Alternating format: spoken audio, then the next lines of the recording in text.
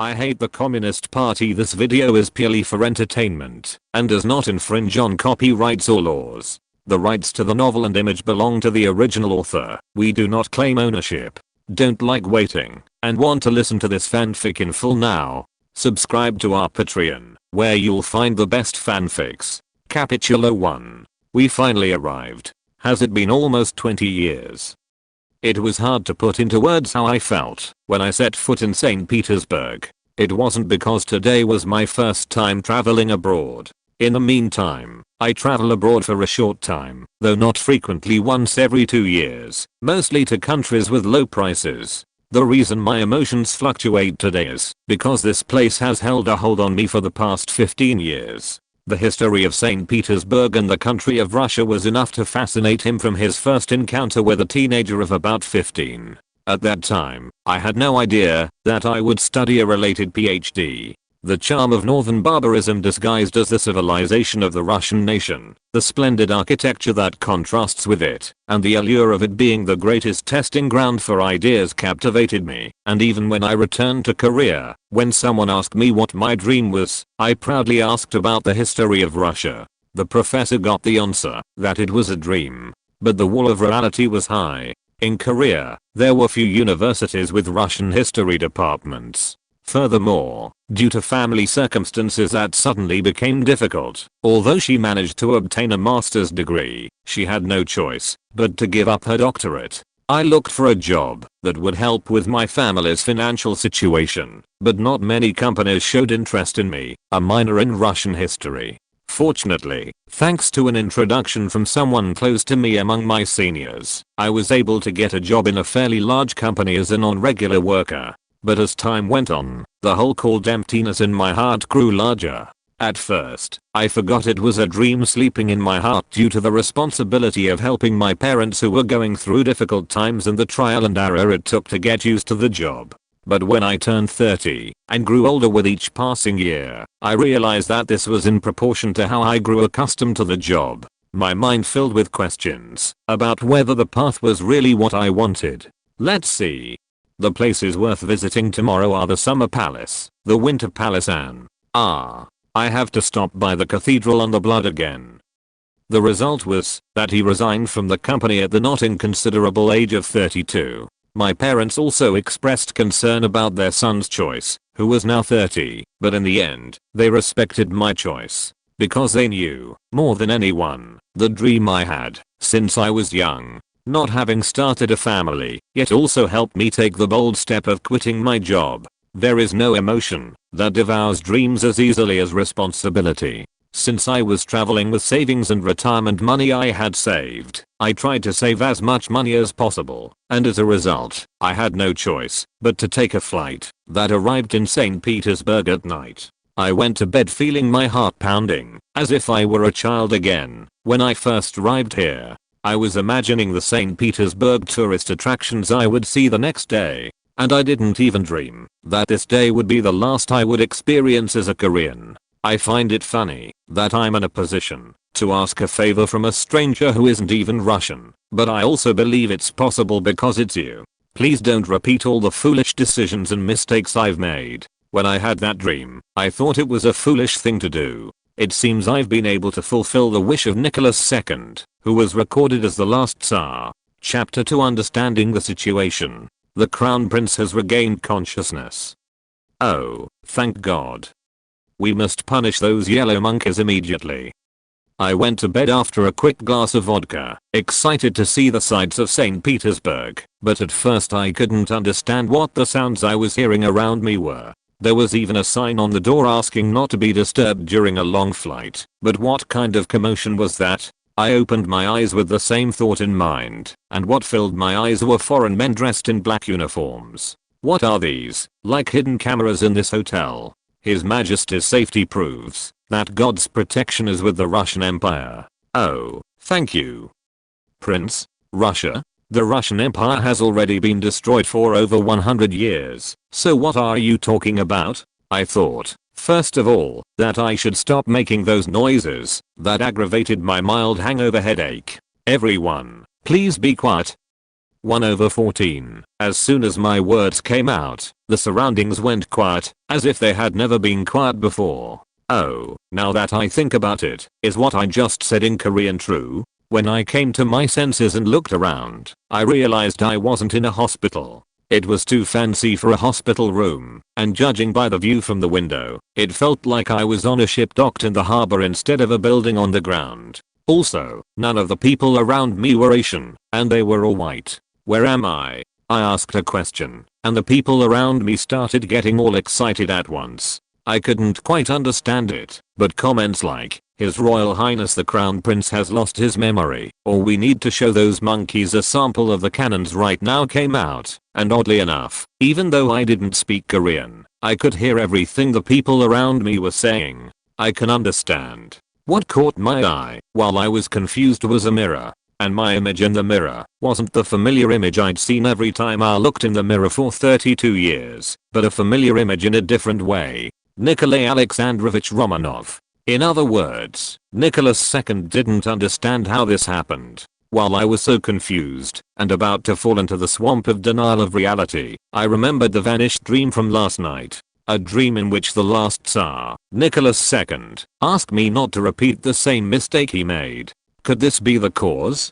This is ridiculous. Is this real? Although I still have doubts about whether this is real or not, I thought I'd find out what the situation was first. First, tell me what the situation is. Summarize and be brief. Then, among the people nearby, a man with a stylish mustache continued speaking cautiously. Yes, His Majesty the Crown Prince. What's the situation now? Listening to what he said, I was visiting Japan on my way to Vladivostok to attend the opening ceremony of the Far East branch of the Trans-Siberian Railway, and while returning from sightseeing in Kyoto, a Japanese police officer suddenly attacked me with a Japanese sword. Unfortunately, I suffered a large wound. Although I wasn't hurt, I suddenly lost consciousness during treatment. This is the Otsu incident, right? To sum up the current situation, it seems like a reality that I have become Nicholas II. It was too realistic to be a dream, and the pain I still felt in my head screamed that this was not a dream. No, isn't this too much? Possessed by Nicholas II. And me, a Korean who has no ties to the Romanov family? My vision darkened at the thought of having to take responsibility for what would happen to the future of the Russian Empire. Your Majesty, HMM. Are your memories still hazy? After hearing what had happened and seeing me with a silent, distressed expression on my face, a person standing nearby, who appeared to be an admiral, seemed anxious and spoke to me cautiously. If I were to lose my memory in a situation where I was in charge, it would be natural, since I would be destined to go straight to Siberia.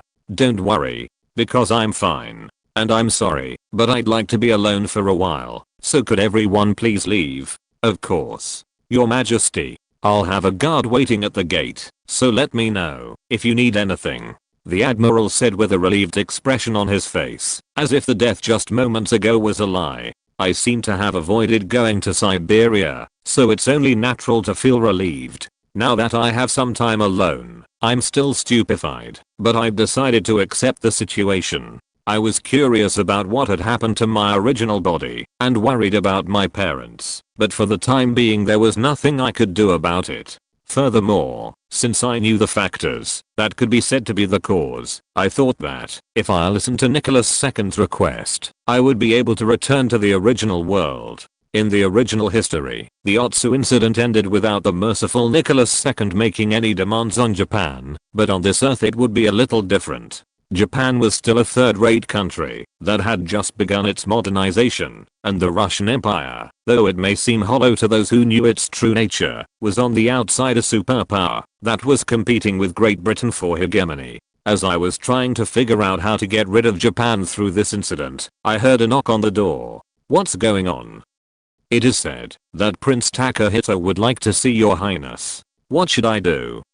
Tell them I'm in no condition to meet anyone right now, because I have a severe headache. And let them know clearly that their country, Japan, is responsible for this incident. Okay. Knowing that a war between the Russian Empire and Japan would break out in the near future, I had to seize this opportunity to completely undermine Japan's growth potential. since we know that Japan, which is currently supplicating to Russia, will soon join the great powers and build a colonial empire. Only by eliminating Japan's power can we change the history of the defeat in the Russo-Japanese War, which later became one of the causes of the Russian Revolution. Fortunately, Japan is now in a flat state, so I was able to happily worry about what to choose for food. Just like someone who goes to a buffet and first thinks about what to eat, I have the right and the power to demand anything from Japan. Asterisk asterisk asterisk the news that the Russian crown prince was attacked by a crazy policeman and lost consciousness was relayed to Tokyo that day, and the city was shocked. Why attack the crown prince and not any other member of a country comparable to England? Isn't Russia using this as an excuse to invade Japan? A sense of fear enveloped Japan, and the leaders, who were supposed to handle the situation, were busy trying to figure out who was responsible. Who the hell is in charge of security for this visit? The head of security is also in charge, but what is the director of public security in Kyoto doing? You selected such a crazy person. Army minister, if Russia attacks our empire of Japan for this, will it be able to defeat it? Of course, our imperial army, supported by the sun god and his majesty the emperor, will not be defeated, but it is expected to be a very difficult fight. When Army Minister Raiweo Oyama replied in a low voice, the room immediately fell silent. They already knew this. This is because Japan, which has just begun its modernization, cannot surpass the mighty Russian Empire. The difficult fight Iwao spoke of meant that the Imperial Russian army could not win if it landed on the Japanese archipelago. What is the Navy Minister's opinion? Masayoshi Matsukata, who served as Prime Minister, asked the Minister of the Navy, Kabayama Skinori. He already knew the answer, but in a situation like this, it was necessary to ask without knowing it. To be honest, Skinori remained silent after saying these words. Even before the war, it was taboo to utter the word defeat, but his soldier's conscience was still sufficient to say that victory was possible. Masayoshi thought as he rubbed his throbbing temples. This was because this unprecedented incident, which occurred just 6 days after he took office, could have gone beyond his political life and cut off the livelihood of the nation of Japan. In the first place, it was Akiyoshi Yamada, the Minister of Justice, who broke the silence and opened his mouth. Wouldn't the first thing be to punish the man who committed this heinous act? I think the Crown Prince's anger will be assuaged to some extent if he is sentenced to death as a token of his love for the Russian Empire. But the problem is that our Japanese laws contain no provisions regarding attacks on foreign members of the imperial family. If harm is inflicted on our emperor or the royal family, the death penalty for high treason can be applied, but I wonder if that shameless old coot, the president of the Supreme Court, will accept a sentence in the absence of relevant provisions. In that case, we should at least kidnap that fellow named Suda and shoot him dead with a pistol. We are not ready yet. Instead of the Prime Minister. What does the Russian embassy, the foreign minister, say? No word has been said yet. I suppose the construction observation team is also awaiting instructions from Russia. Since my goal was to advance toward that vast continent, I thought we would clash with Russia at some point, but I thought it was still in the distant future. Masayoshi felt his headache worsening. He felt aggrieved and wondered what sin he had committed in his past life to be in this situation, having only been sworn in as a cabinet member for 5 days. When I feel like grabbing that bastard by the collar and shaking him. Shortly, the man who had remained silent until now opened his mouth. If the Chief Justice refuses to sentence us to death, shouldn't we just declare martial law and push for its enforcement? Isn't that right, Prime Minister? His name was Ito Hirobumi, a name no Korean would recognize. Although it didn't happen in the present day, he was a person who left a significant mark on the annexation of Korea and Japan, including the Japan-Korea Treaty and the first Korean Residence General, and his words, which had a huge impact. His influence on the establishment of modern Japan had the power to captivate the public. The current situation is a national emergency. It must not happen that a single madman stands in the way of the Japanese Empire, which is about to spread its wings and fly. The independence of the judiciary is only possible when the state remains intact. Therefore, I propose declaring martial law. but declaring martial law as the crowd began to make noise about whether martial law should be declared again, a secretary rushed into the conference room. "Sorry, I made a mistake," while uploading an urgent message. Emperor Takahito, who had just received the Russian crown prince in Kyoto, sent a telegram expressing his hope that His Majesty the Emperor would come to Kyoto. And upon receiving the telegram, His Majesty the Emperor gave the order to urgently arrange a train heading to Kyoto. As soon as Masayoshi received the report, he was quite relieved. Even if this was the case, I felt my heavy shoulders becoming lighter when I thought that the Emperor, not I, would be ultimately responsible for this situation. Masayoshi suppressed a laugh that was inappropriate for this situation and looked around the cabinet he had set up. "I understand. So, instead of imposing martial law, the priority would be to arrange a train for His Majesty to go to Kyoto. And we will have to think together about how His Majesty the Emperor can appease the Crown Prince of Russia. #WRITER''S Note: the Otsu incident is an incident in which a person named Suda, who was a Japanese police officer, attacked Crown Prince Nicholas II, who was visiting Kyoto, with a Japanese sword. Chapter 3: The Butterfly's Wings Beat.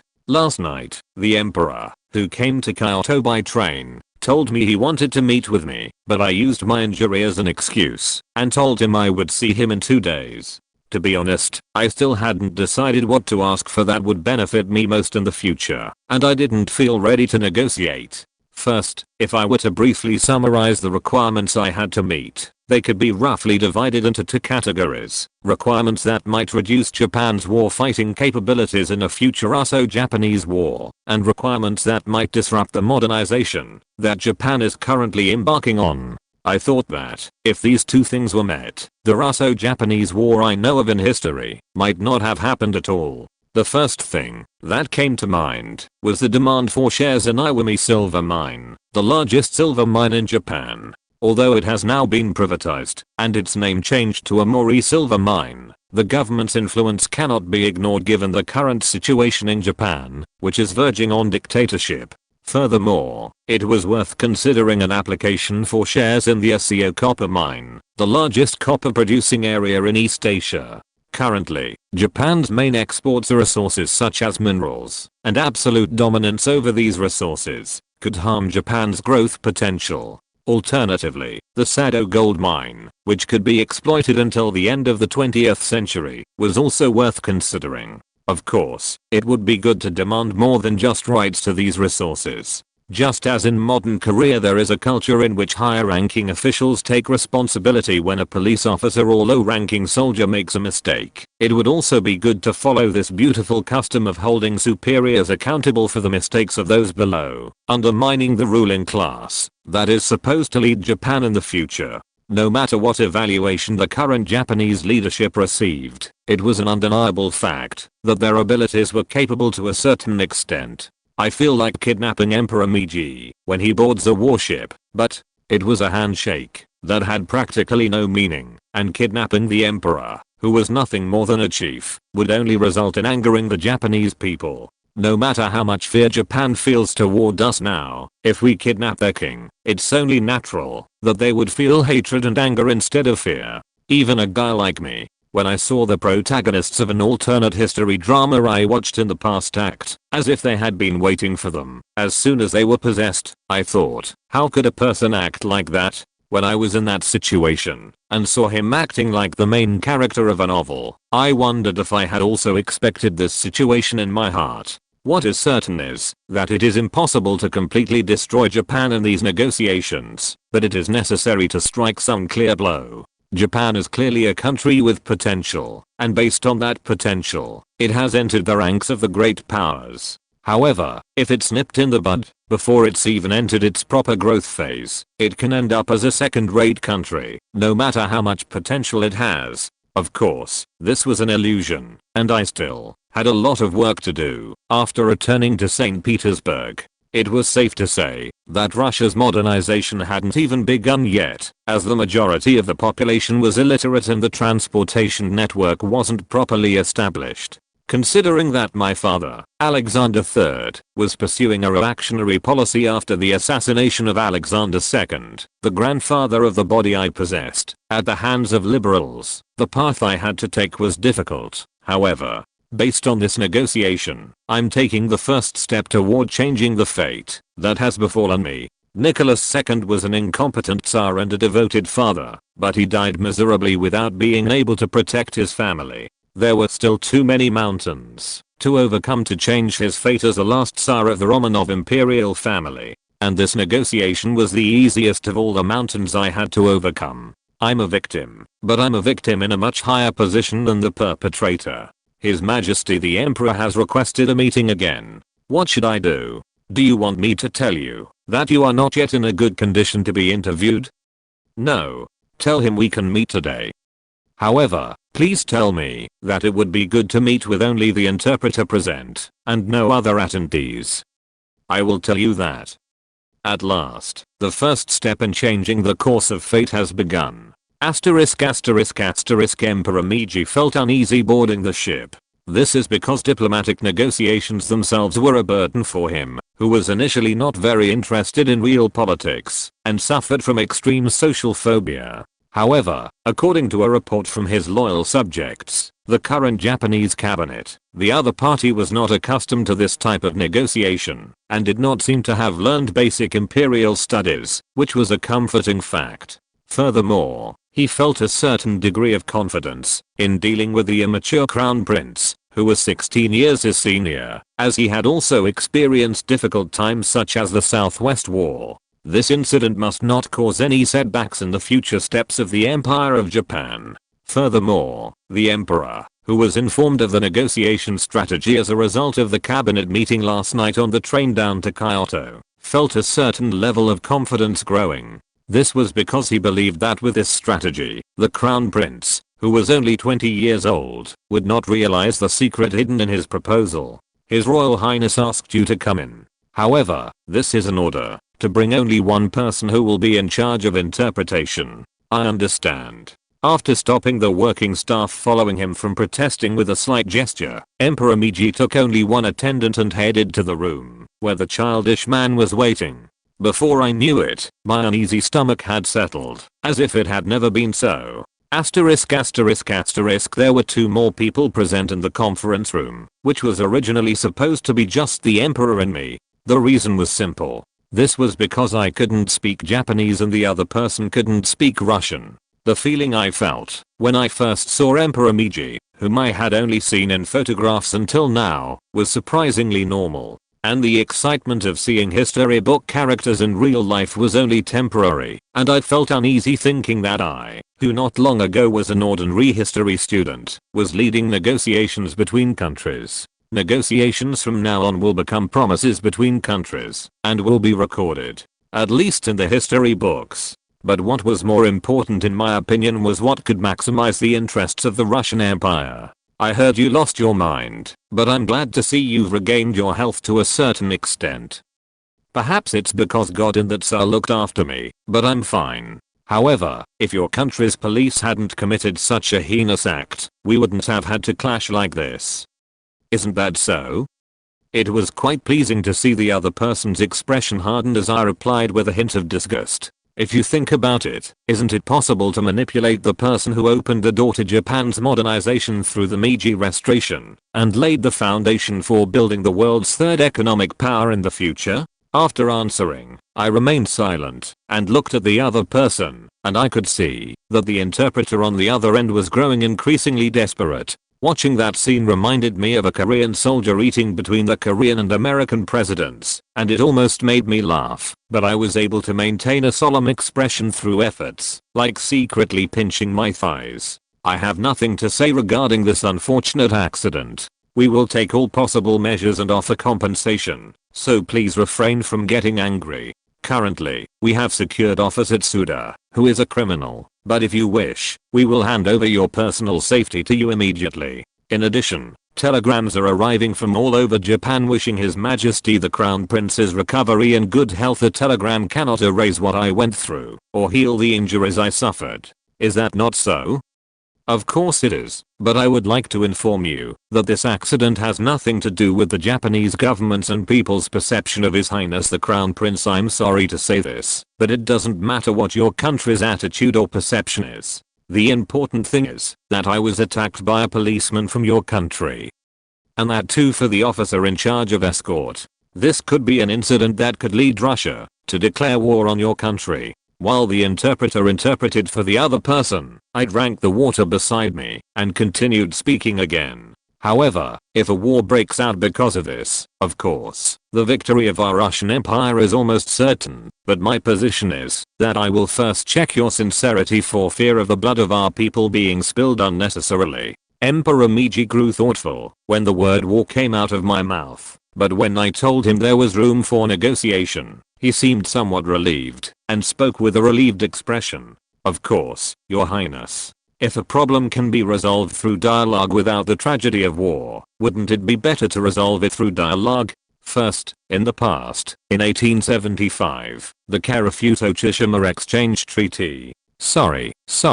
We will return to the baseline of the Kuril Islands, which we took possession of through the Treaty of St. Petersburg, to the baseline of 1855. Furthermore, our position is that we can also consider granting the Imperial Russian Navy maritime rights to Tsushima Island. At first glance, this seems like a very sweet proposal. A proposal that could secure the Kuril Islands, which are a cause of territorial disputes, even by 2020, and also secure the floating harbor that Russia so desired. But I know there is poison hidden in his proposals. Seeing the somewhat triumphant look on Emperor Meiji's face when he told me about his compensation, he probably thought I would easily accept this offer. I said with a smile, "It seems the Emperor thinks I'm a fool." Chapter 4. Yes? What do you mean? The Emperor asked with a surprised expression, as if he didn't understand what I said. You act innocent. The Kuril Islands are nothing more than rocky uninhabited islands with nothing but volcanoes. I think it will probably still be an uninhabited place even after 100 years. And since we have the right to possess Tsushima Island, if we can obtain it, we will not only be able to achieve the floating harbor our ancestors yearned for, but also advance into the Pacific Ocean immediately. If only we, the Russian Empire, could obtain it. Isn't that so? I continued speaking calmly, watching Emperor Meiji's expression harden. Unfortunately, we have many not so close friends in the Russian Empire. This is a natural outcome, because a strong country will have many enemies. Among them, there's no way our British friends, who make and eat eel jelly, will simply watch us advance using Tsushima as a bridgehead. They will surely rush to sabotage the situation in some way, but it's a natural outcome that the treaty won't be implemented as originally agreed. Of course, my German friends, who eat rotten cabbage, will also aid in the process.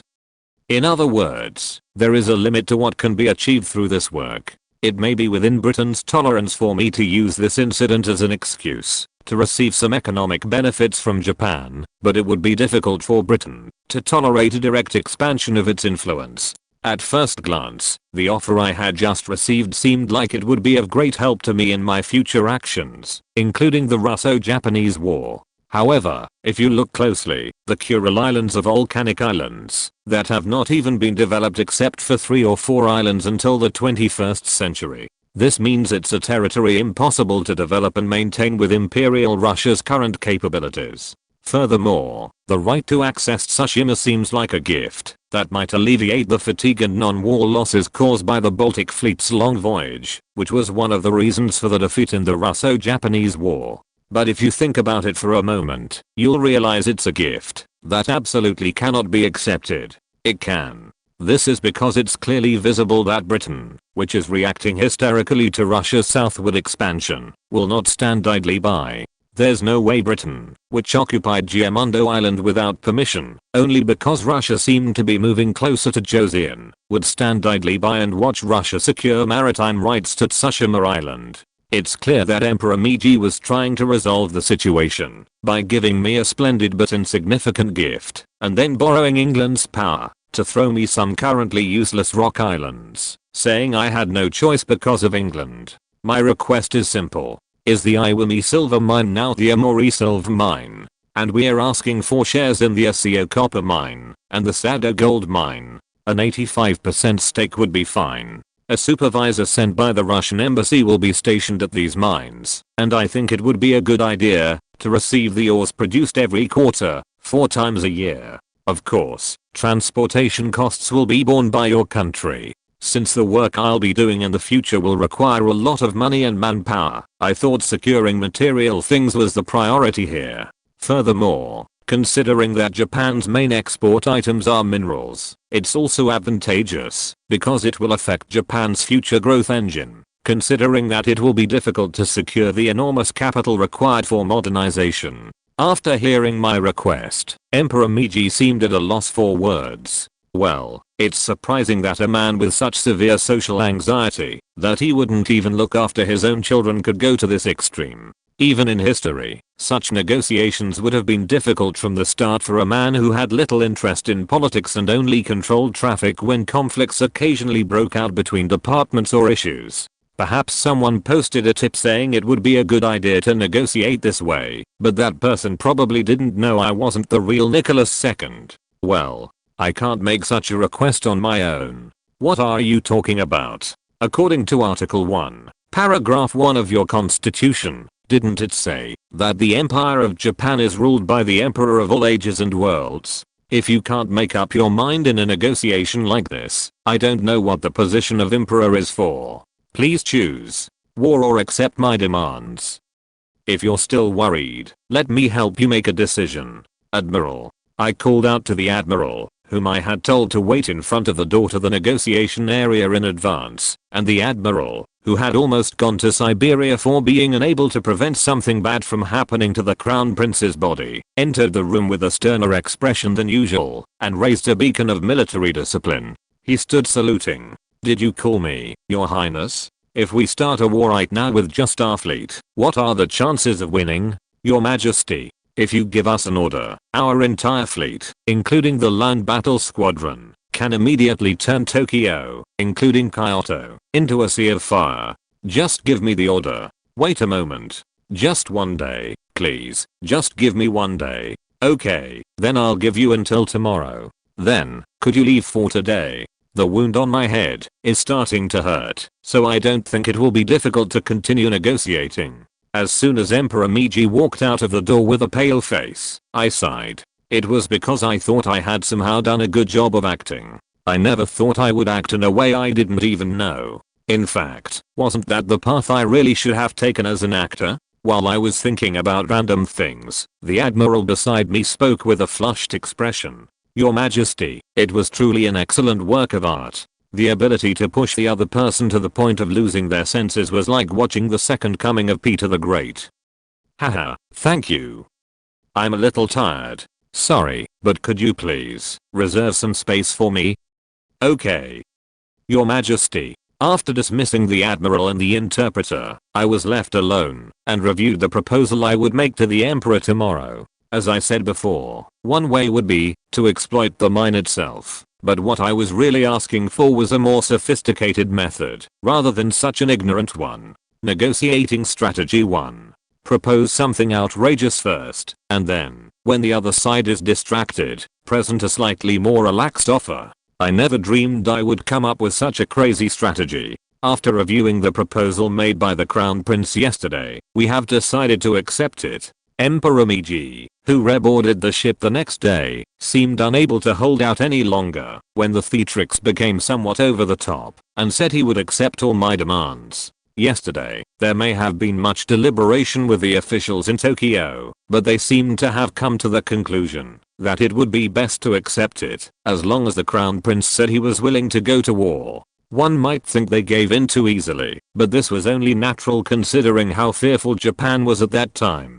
At this time, even in the history I remember, during the Otsu incident, there were Japanese who committed suicide, saying they would apologize with their lives, and local governments that adopted a resolution not to use that pseudonym. Russia is now an object of fear for Japan. Britain wouldn't go to such lengths to oppose Russia, which didn't directly expand its influence or move southward, but even had a simple interest in compensating for the attack on the Crown Prince, so Japan would have no choice. I offered a piece of candy to the emperor, who seemed saddened at the thought of his country's mineral resources being exploited. Giving candy to a crying child makes them easier to handle. I think I was too harsh yesterday. I'm sorry. The emperor looked at me with a puzzled expression. Well, if the person who until yesterday was urging me to go to war or accept the unequal treaty I proposed suddenly said he was sorry, I would wonder why I was doing this. Yesterday, when I thought about it carefully, it was the Japanese who attacked me, but weren't they also the Japanese who helped save my life? Indeed, it was true that the Japanese man pulling Nikolai's rickshaw at that time, when the crown prince attacked, jumped out of the rickshaw and hid in an alley, tripped over Tsuda's leg, and knocked him down as he tried to follow, preventing him from further attacks. I continued speaking, trying to maintain my facial expression like that of a saint who gained enlightenment overnight. Now that I think about it, I felt awkward, because the proposal I made yesterday seemed to impose too much of a burden on your return home. Also, recalling what I did to you, I felt very rude and awkward. Would you please accept my apology? Oh, no.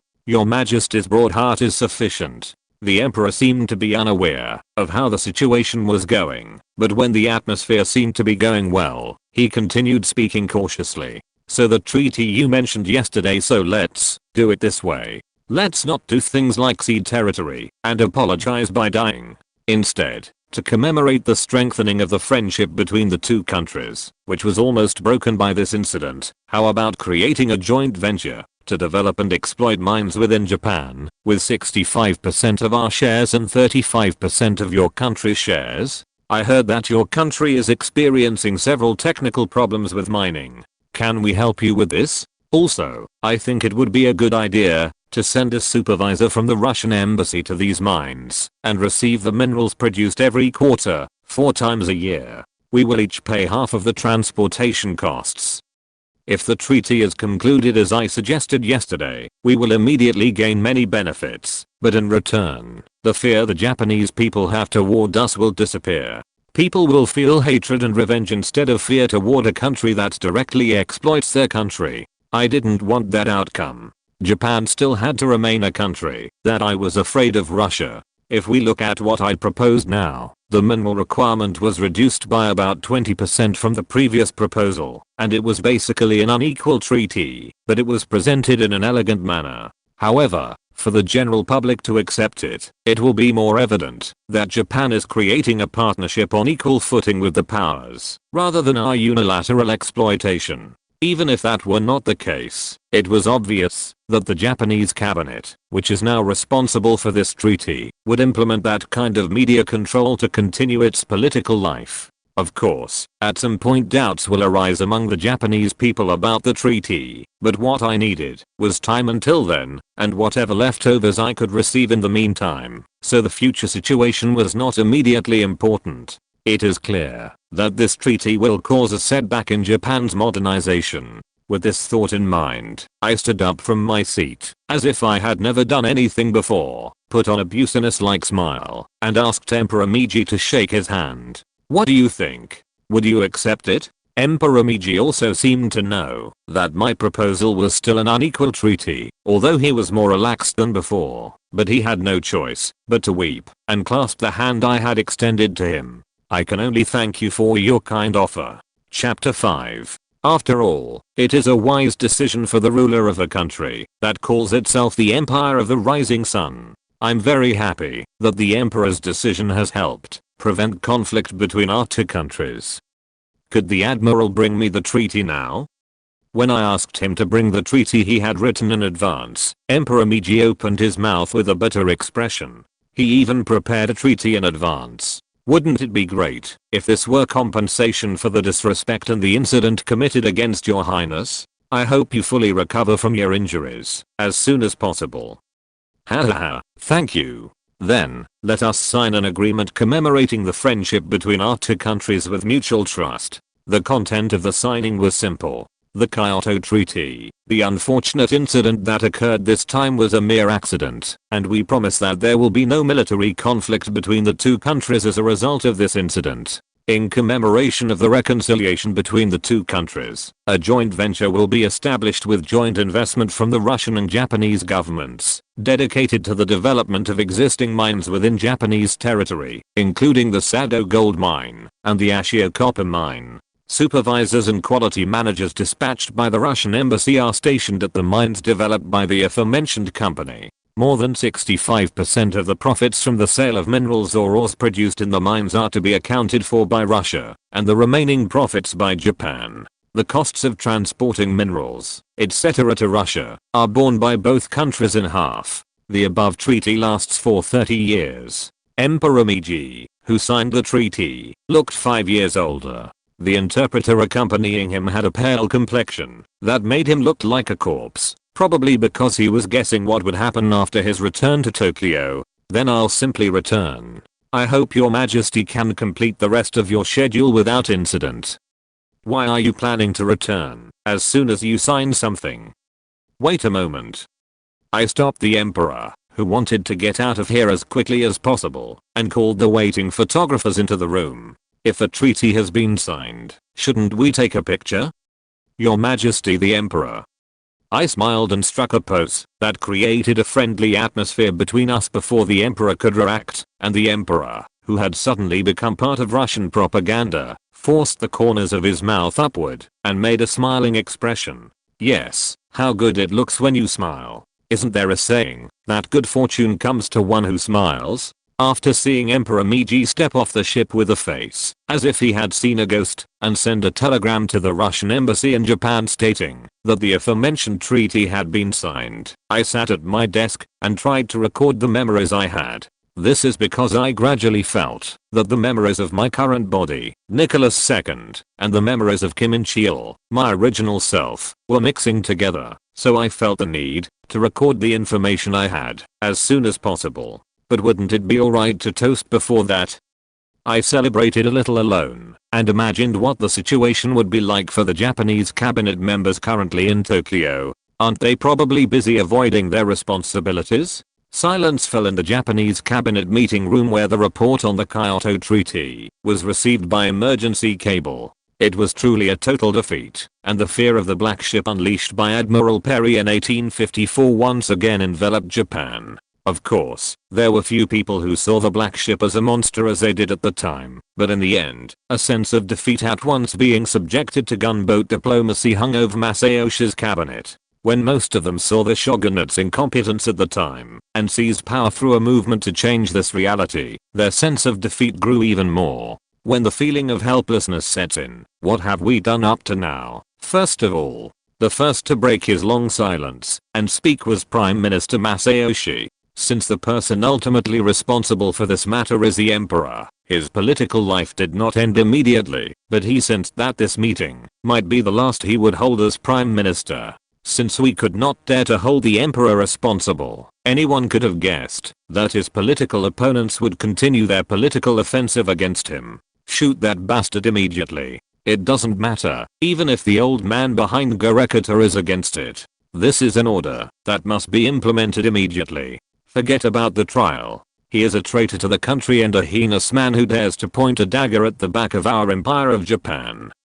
After Kojima Korekata, Chief Justice of the Japanese Supreme Court, issued an order curbing the independence of the judiciary, which he had so desperately wanted to protect, and the expansion of debate and awareness about the separation of powers that would otherwise take place in the future, Masayoshi looked at the audience and continued speaking. As a result of this treaty, it has become inevitable for Japan to review its fundamental tasks of modernization plan and advance toward the Central Plains continent. Although we have already achieved successes such as the Suhajojihu Gangwado Treaty between Japan and North Korea, the road ahead has become more difficult.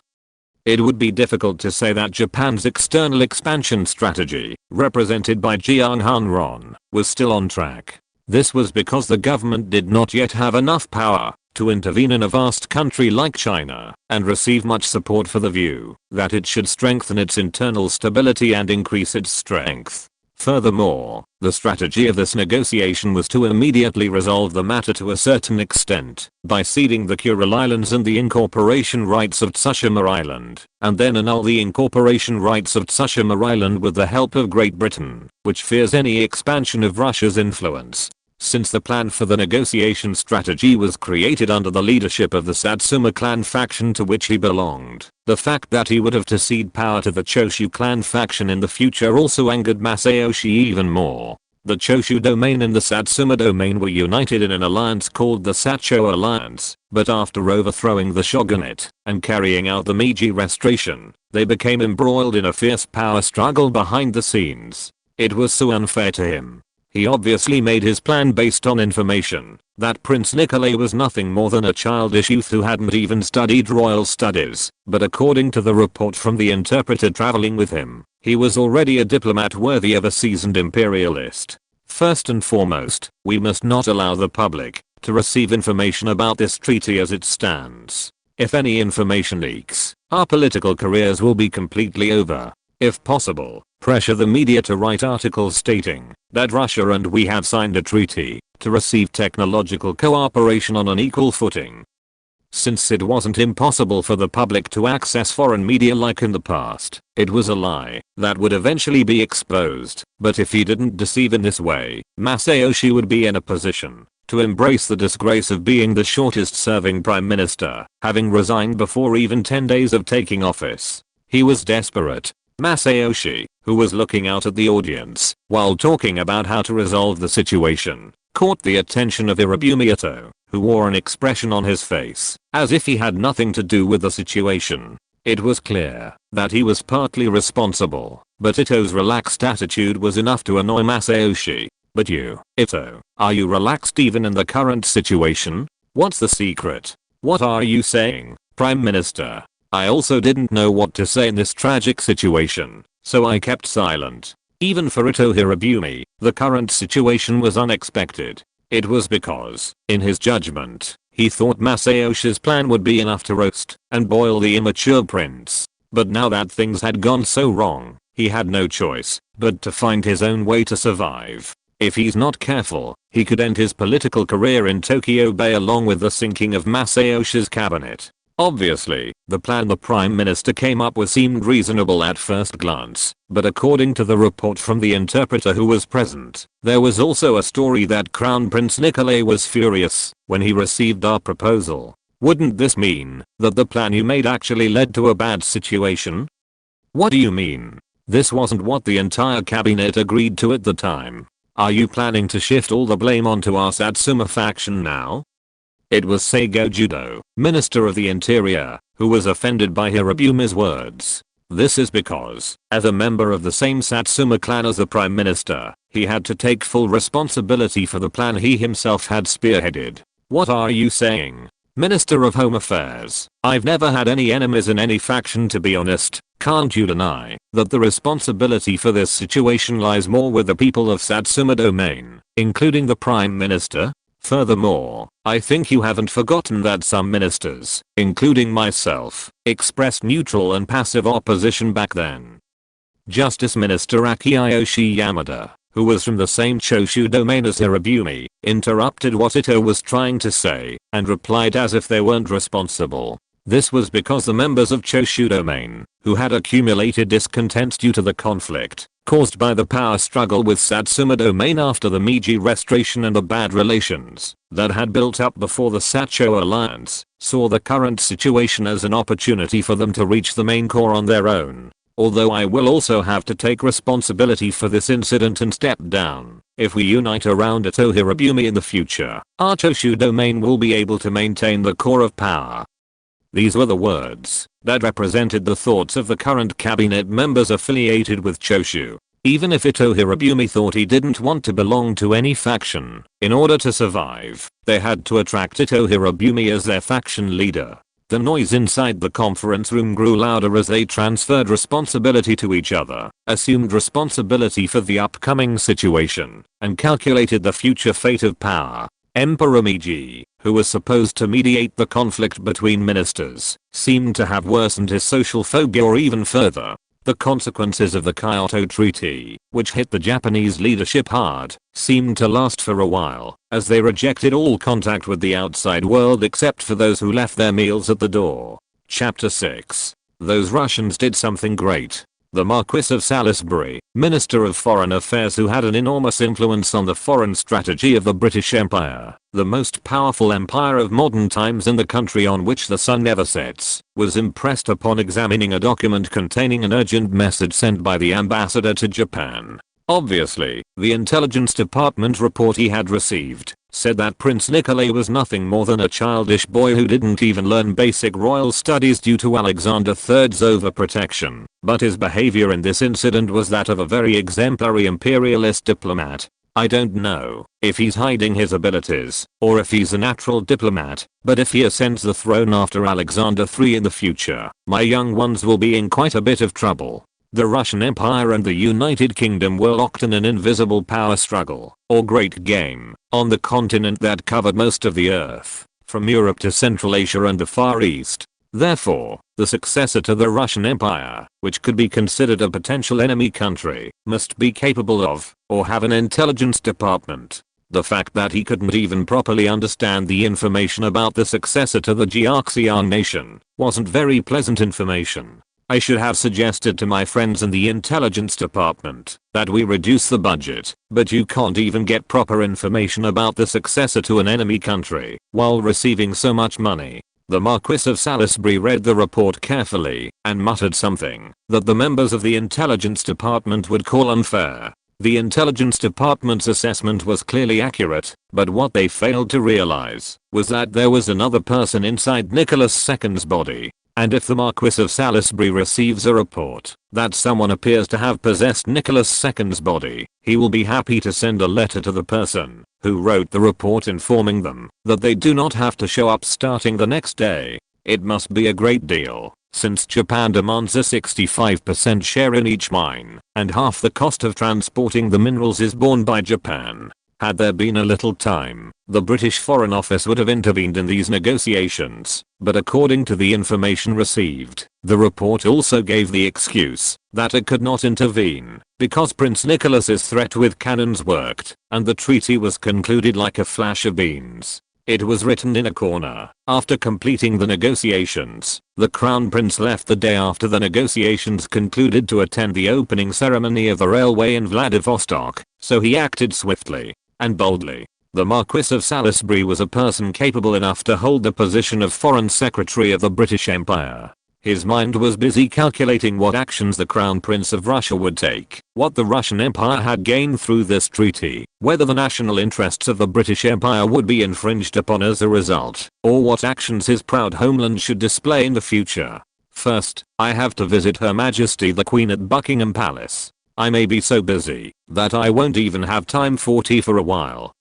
The Marquis of Salisbury drank the tea the housekeeper had prepared for him in one go, and then prepared to leave. The tea had already gone cold. What do you think of what happened in Japan this time?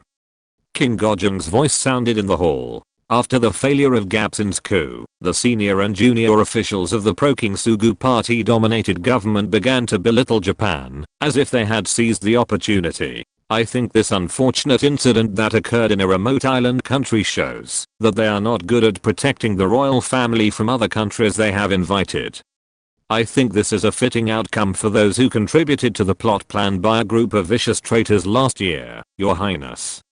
Furthermore, if they had the same power as the Qing dynasty's Beiyang fleet, wouldn't they have been defeated by Russia just like that? I think this shows that their power isn't great. However, the government officials who only made disparaging remarks about Japan without any opinions on what to do when Russia's power turned toward Joseon seemed to show that Joseon's future wasn't very bright. King Gojong felt his head hurt as he looked at the officials who only criticized Japan without any plans on what to do if the Russian fleet, which was headed for Vladivostok, headed for Joseon. Then, does anyone have any opinions on what we should do if a similar incident occurs? When King Gojong asked directly, silence fell in the palace. The ministers who had just been fervently criticizing Japan looked at each other and lowered their heads. Seeing such a scene, at the moment when King Gojong was about to ask the major and minor officials for answers again, Minimum Yan Hwi, Minister of Justice of the Joseon dynasty, the central figure of the Minimum clan family currently in power and the leader of the Sugu party, opened his mouth. What's the problem if General Yuan Seki is with us right now, Your Highness? Although the Qing dynasty showed poor results in previous wars, the 4 fleets it currently possesses, including the Beiyang fleet, are considered unmatched in this vicinity. So what is there to worry about Joseon colluding with the Qing dynasty? Does Judge Li Zhou think so? Then do other scriptures also think so? Your Majesty, I also believe that what Judge Li Zhou said is correct, Your Majesty.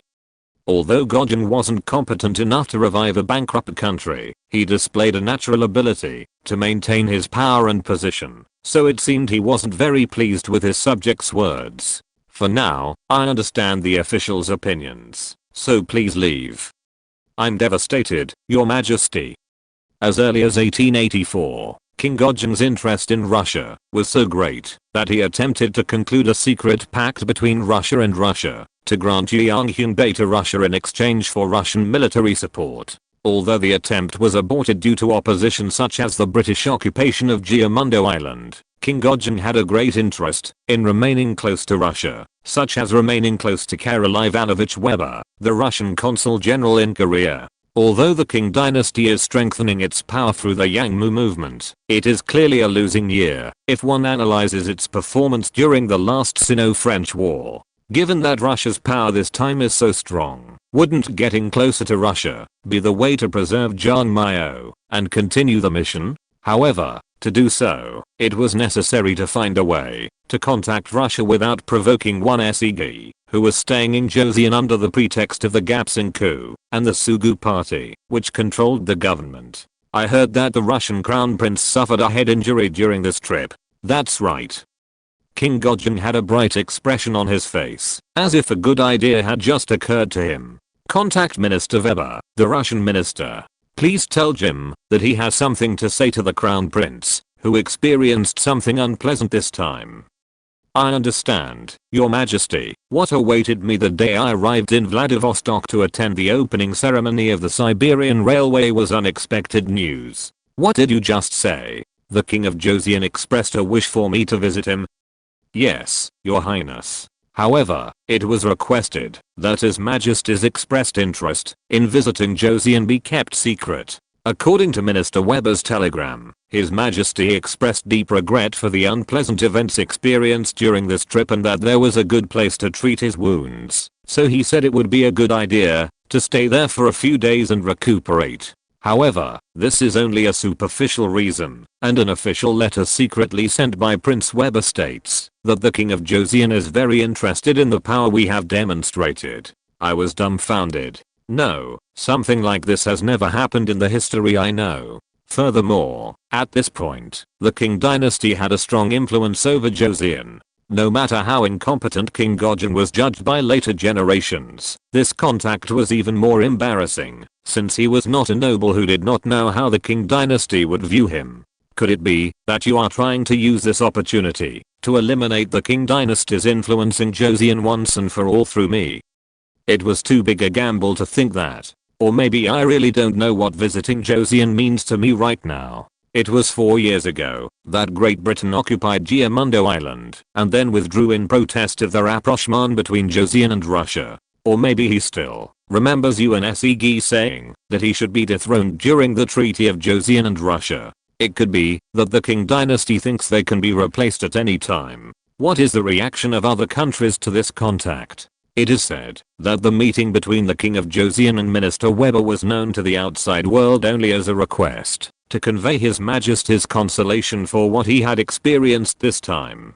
It seems that no information about this proposal has yet been obtained from the Qing dynasty or the United Kingdom. This request could have been a great opportunity for me. This is because we know that, although the fleet that the Qing dynasty created through the Yangmu movement seems unrivaled in the Far East on the outside, it is an empty riverboat on the inside. Although not the strongest of the current generation, the Beiyang fleet, which had 2 aging dreadnought-class battleships imported directly from Germany, seemed to have considerable combat power on the outside. However, if you look inward, it was a fleet that seemed to have great power due to its size on the outside, but symbolized the decadent Qing dynasty on the inside. This was a problem that persisted even before Empress Dowager Cixi stopped investing in shipbuilding in 1888.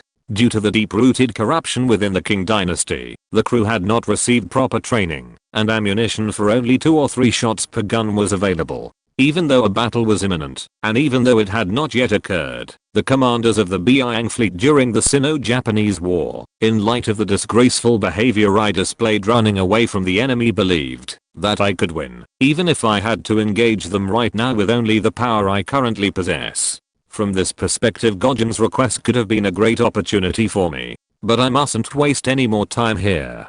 Besides, Great Britain will intervene. England, a great British Empire. Among the jokes circulating in the 21st century, when I was alive, there is a saying that, if we look at the causes of conflicts that exist in the world, more than 90% of them are caused by Great Britain.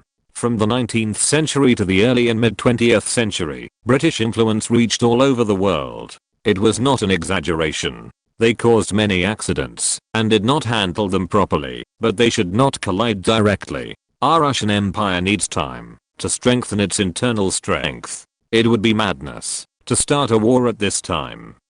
I will tell Prince Weber that I'm grateful for the interest shown by the King of Joseon, and although I have to return to St. Petersburg immediately, I will not forget him. Okay. From 1891 to 1892, the catastrophe that would devastate the Russian Empire was approaching, little by little, silently. The messenger who would reap the lives of the Russian people along the Volga River was waiting for the day to reveal himself.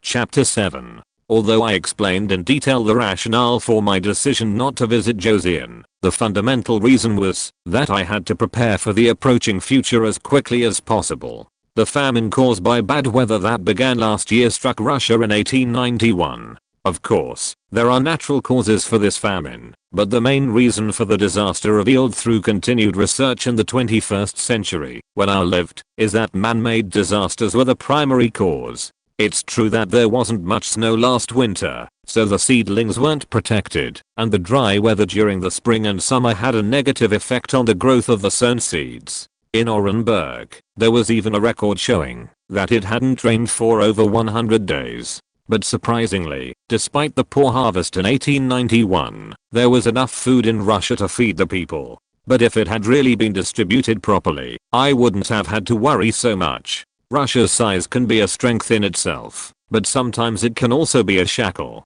Russia's territory was large. This vast territory caused imbalance between regions and transportation inconveniences to the point that there were areas that were not connected by paved roads even in the 21st century. The government, aware of the situation, attempted to solve the problem by building and repairing roads, but this work was not completed until the fall of 1892. The reason was simple. This was because the necessary support did not reach where it was really needed due to the poor organization and management of General Anenkov, who was in charge of the roadworks at the time, and orders issued from a distant location. It is said that the fiscal deficit due to the wasted budget at that time was over 4 million rubles. It can be said that it clearly shows that a national policy that is not properly implemented is worse than not implementing it at all.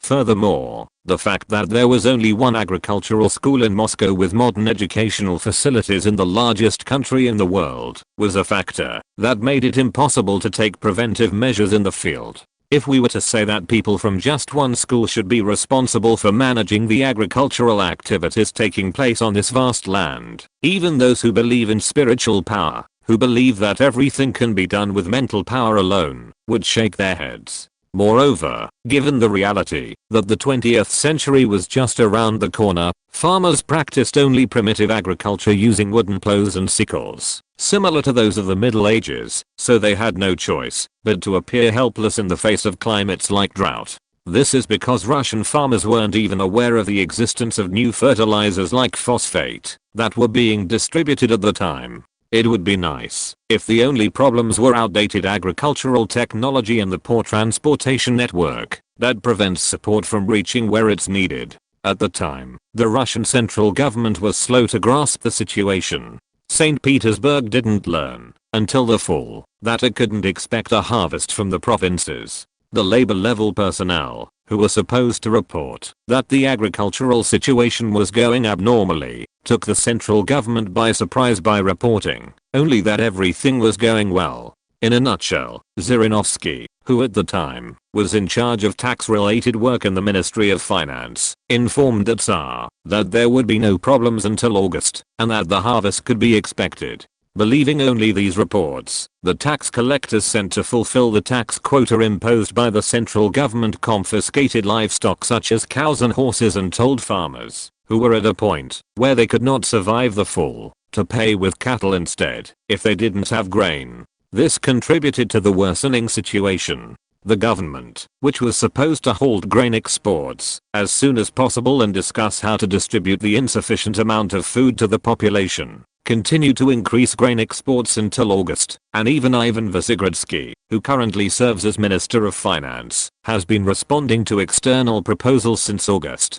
He underestimated the impact the situation would have on the general public to the point of expressing opposition to grain export restrictions. So what I have to do is persuade and lead a bloated and inefficient government organization that still doesn't know how things are going, and build roads in places that need food in a country that boasts the largest territory on earth and doesn't even have proper roads. Alternatively, food should be distributed through waterways, and once the situation has been resolved to some extent, modern farming techniques should be extended to farmers who farm solely with wooden plows or sickles to prevent further damage if the same situation arises, and the relief process should be carried out. We also need to catch corrupt officials and merchants who are looking for an opportunity to make their own profits using materials that should be returned to the people, right? Is it too easy? If I were in a position where I could wield full authority, I would have felt I could subtract 1 from the so-called hellish difficulty level, but now I was the crown prince, not the emperor. He's also a half crown prince who isn't even qualified to attend the ministerial meeting, which can be considered Russia's state council. Based on this achievement, perhaps I can obtain the authority to attend the ministerial meeting, or preside over it myself, but if that happens, it will be too late. I had to race against time. A difficult battle lay ahead, one very few people have won since ancient times. Your Majesty, you must soon step up to the podium. Are you ready for your speech? I understand. Let's go soon. However, before racing against time, I had to give a speech in front of a crowd for the first time in my life. It was the existence of I that clearly showed Alexander III's interest in the opening ceremony of the Siberian Railway held in Vladivostok. The transnational railway was one of the major national tasks of the Russian Empire, enough to send the crown prince to this place, thousands of miles from the capital. And all I had to do was give a speech at the opening ceremony. As I thought about having to speak only with my voice, so the crowd could hear it without any sound equipment, my eyes almost darkened, but when I stood in front of the podium, I felt calmer. I wondered if it was Nikolai's experience that remained in my body that was having an impact. Like a person who was taught from birth that it is natural to dominate others, I could feel my confidence growing as I looked out at the crowd. There was already a written speech praising those who execute the Tsar's orders in this Far East, but I felt it would be best to say something more. Our Russian Empire has a territory larger than any other country in the world, and we have countless loyal people like you. As I began to speak, I felt many people holding their breath and looking at me alone. There are several ways to get from distant St. Petersburg to here, in Vladivostok. You can come by sea, like the method I used to get here this time, or, as you all know, there is also a way to follow the river that leads here like the Cossack hunters. So why are we trying to connect the railroad to this place? This place is thousands of kilometers away and barren. I continued speaking, while naturally feeling my fists gain strength. The reason is simple. This is because the Far East is a place Russia should pay attention to. Reaching here along the river is impossible in winter. Arriving by sea takes too long. Connecting through railways is a way to easily and strongly project the power of our Russian Empire toward the Far East, which is why the Tsar instructed me to send it here to praise you. In fact, Russia's advance toward the Far East was already so old that the Treaty of Nurkinsk existed, concluded in the mid-17th century when Russian fur trappers advanced here and frequently clashed with the Qing dynasty. And you can be said to be the hero shaping the future of the Russian Empire. This is because the task you will accomplish will be the first step toward Russia becoming the most powerful country in the world in the future. We promise that our imperial family, led by His Majesty, will provide you with no support or attention, and will protect this place, no matter what difficulties may arise in the future. The reason is not only because this place is important, but also because we must protect heroes like you. Glory to you, who are building the future of the Russian Empire. Russia Ura. It's Ura. Russia Ura. It's Ura. When I finished the speech, the crowd responded enthusiastically, and I felt my heart warm. Glory to the Russian Empire and to you. Hooray. God help the Tsar. Glory to His Majesty the Crown Prince. Be blessed. I stepped off the podium to an enthusiastic response, and the applause continued for a while, even after I stepped off the podium. After returning to my lodgings, after giving a speech that I could say was successful, I said that I had to return immediately, and was met with both persuasion and opposition from my attendants. Your Highness, what do you mean by that? You will return right away. If you travel on a ship for a long time before your wounds have healed, you may injure yourself. I think it would be best to rest here for about 2 weeks and then leave. That's right, Your Highness. Although you might think this might not be a problem due to your strong body and young age, you should be more careful in such cases. I've already made a decision. I have something to tell my father as soon as possible, but there's no time to rest here. Let's leave the day after tomorrow. The attendants tried to dissuade me from leaving as soon as the opening ceremony ended, but all I could think about was that I had to return as quickly as possible. The way back was different from the one we came, because it followed the river, so it took less time, but even that felt longer. I've already made a decision. 2 days later. Please understand that we will rest for 2 days, and then leave immediately. Because this is an order. I wanted to leave tomorrow, but I also had to consider the tiredness of the attendants and sailors accompanying me, so I had no choice but to compromise and leave 2 days later. Please leave now. 2 days. 2 days. After sending the people trying to persuade me to the bitter end, I thought about how I could persuade my father as soon as I returned. If I don't have the authority, can't I just move someone who does? If my son, who hasn't been raised as a successor, says that grain exports should be banned, it won't work. The reason the current Minister of Finance, as mentioned above, opposed the grain export ban was not because he was incompetent or to pursue his own interests. Rather, one could say that Wysogradsky is a capable administrative bureaucrat. However, grain currently accounts for a large portion of Russia's exports, and as finance minister, who manages finances through this sector, he had no choice but to oppose it, as he was unaware of the seriousness of the situation. I didn't sleep well last night either. As the night wore on, my concerns grew. If you're listening to this novel on a channel other than Fanfic World, it means they downloaded and uploaded it without effort. We cordially invite you to visit our channel, Mundo Fanfic Novelos. There you'll find the original version of this story and you can explore many other novels of various genres. We're waiting for you to immerse yourself in a world of incredible novels. Caption 8. After thinking about it for 2 days, the solution I came up with was to pass through an area that was in trouble due to famine on the way back, gather information about the place, and then personally report the situation to my father. Although it would take more time, this was felt to be the only way to immediately convey the seriousness of the situation. If it's not just my son's words, but something with some basis, I believe that, as a father, I will listen to it as well. Alexander III is known to be a very loving father, and is recorded as having never used violence against his children, even in an era when domestic violence and corporal punishment were common. So he wouldn't blindly ignore my words as his son, but my son could simply follow the national policy currently in place. It was a choice I made, because there was no way to change it, just because I suggested it.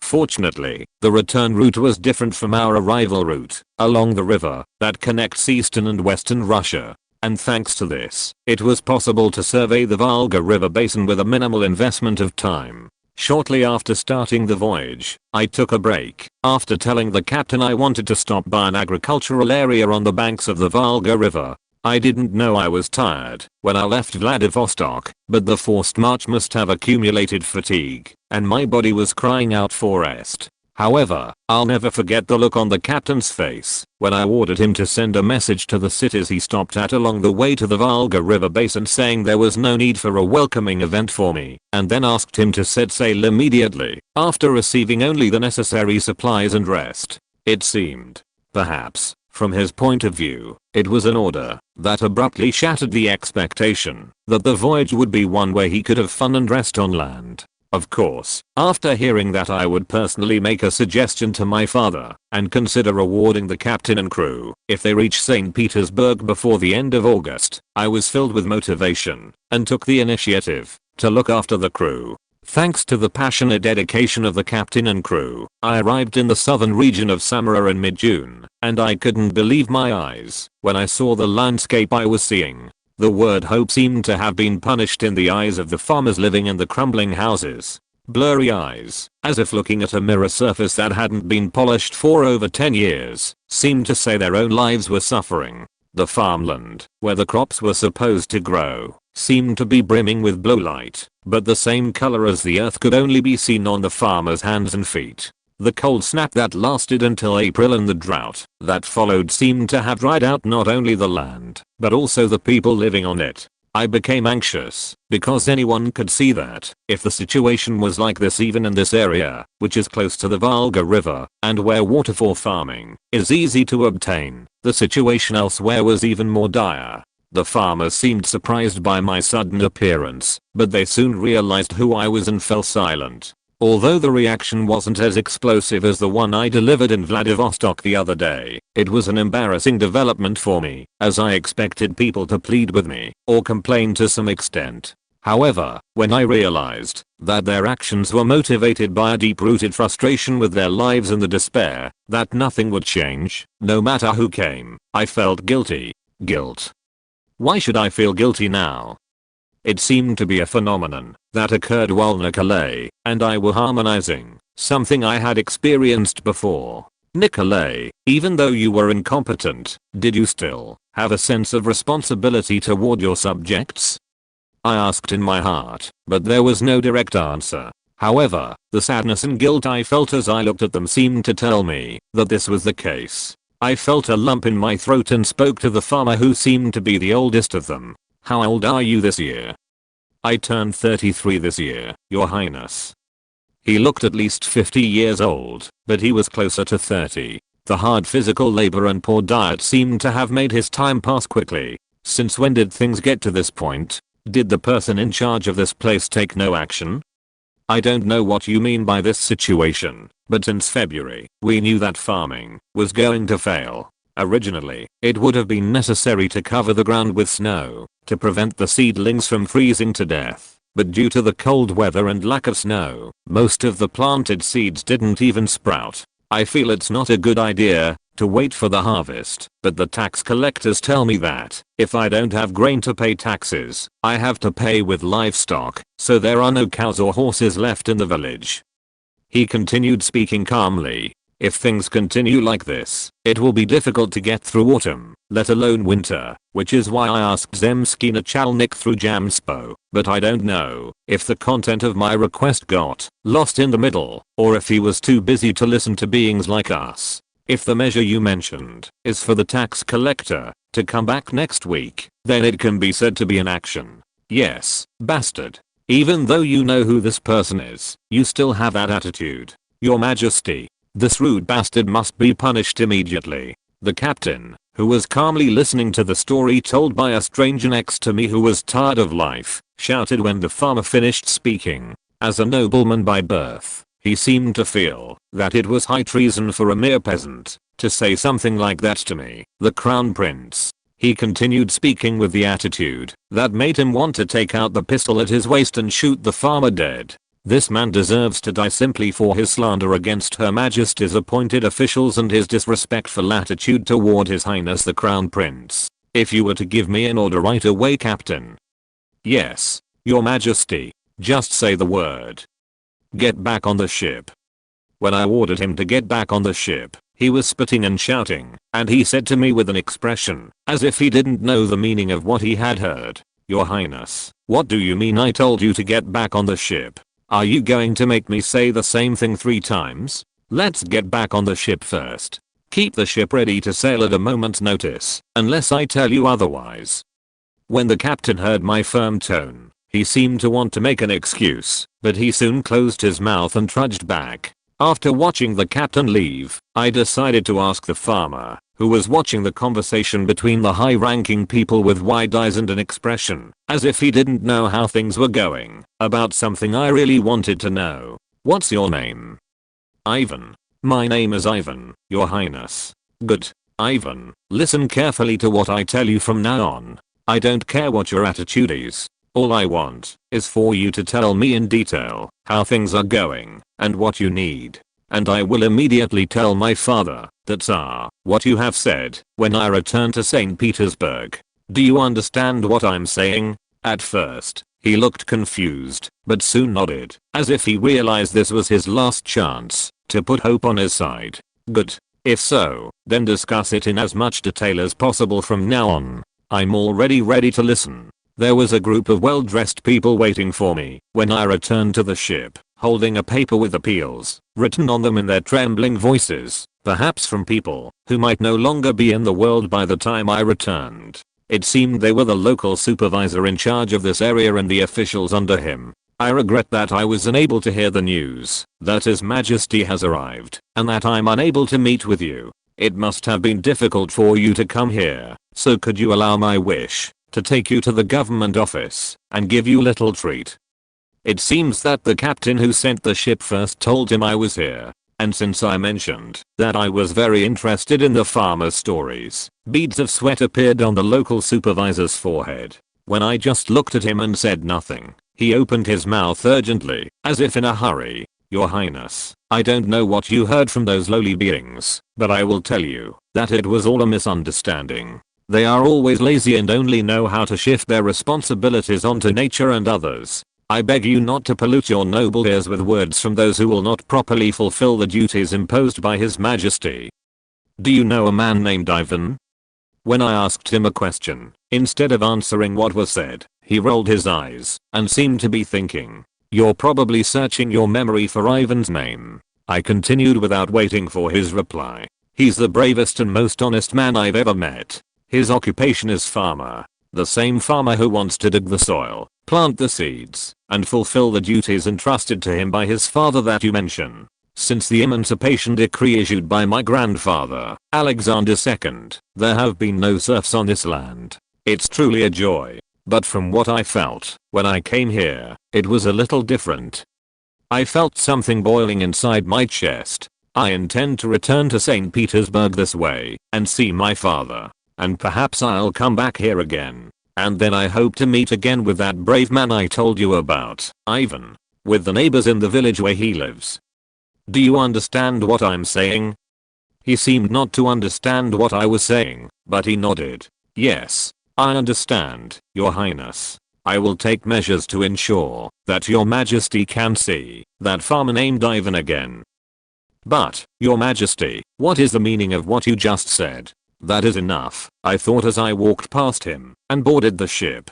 To me, it was just a few lines of phrases recorded in a history book, but the stories of countless people who lived in that era were not written in the ink that wrote those phrases. "Captain, we will pass through the city of Samara on the way back to St. Petersburg."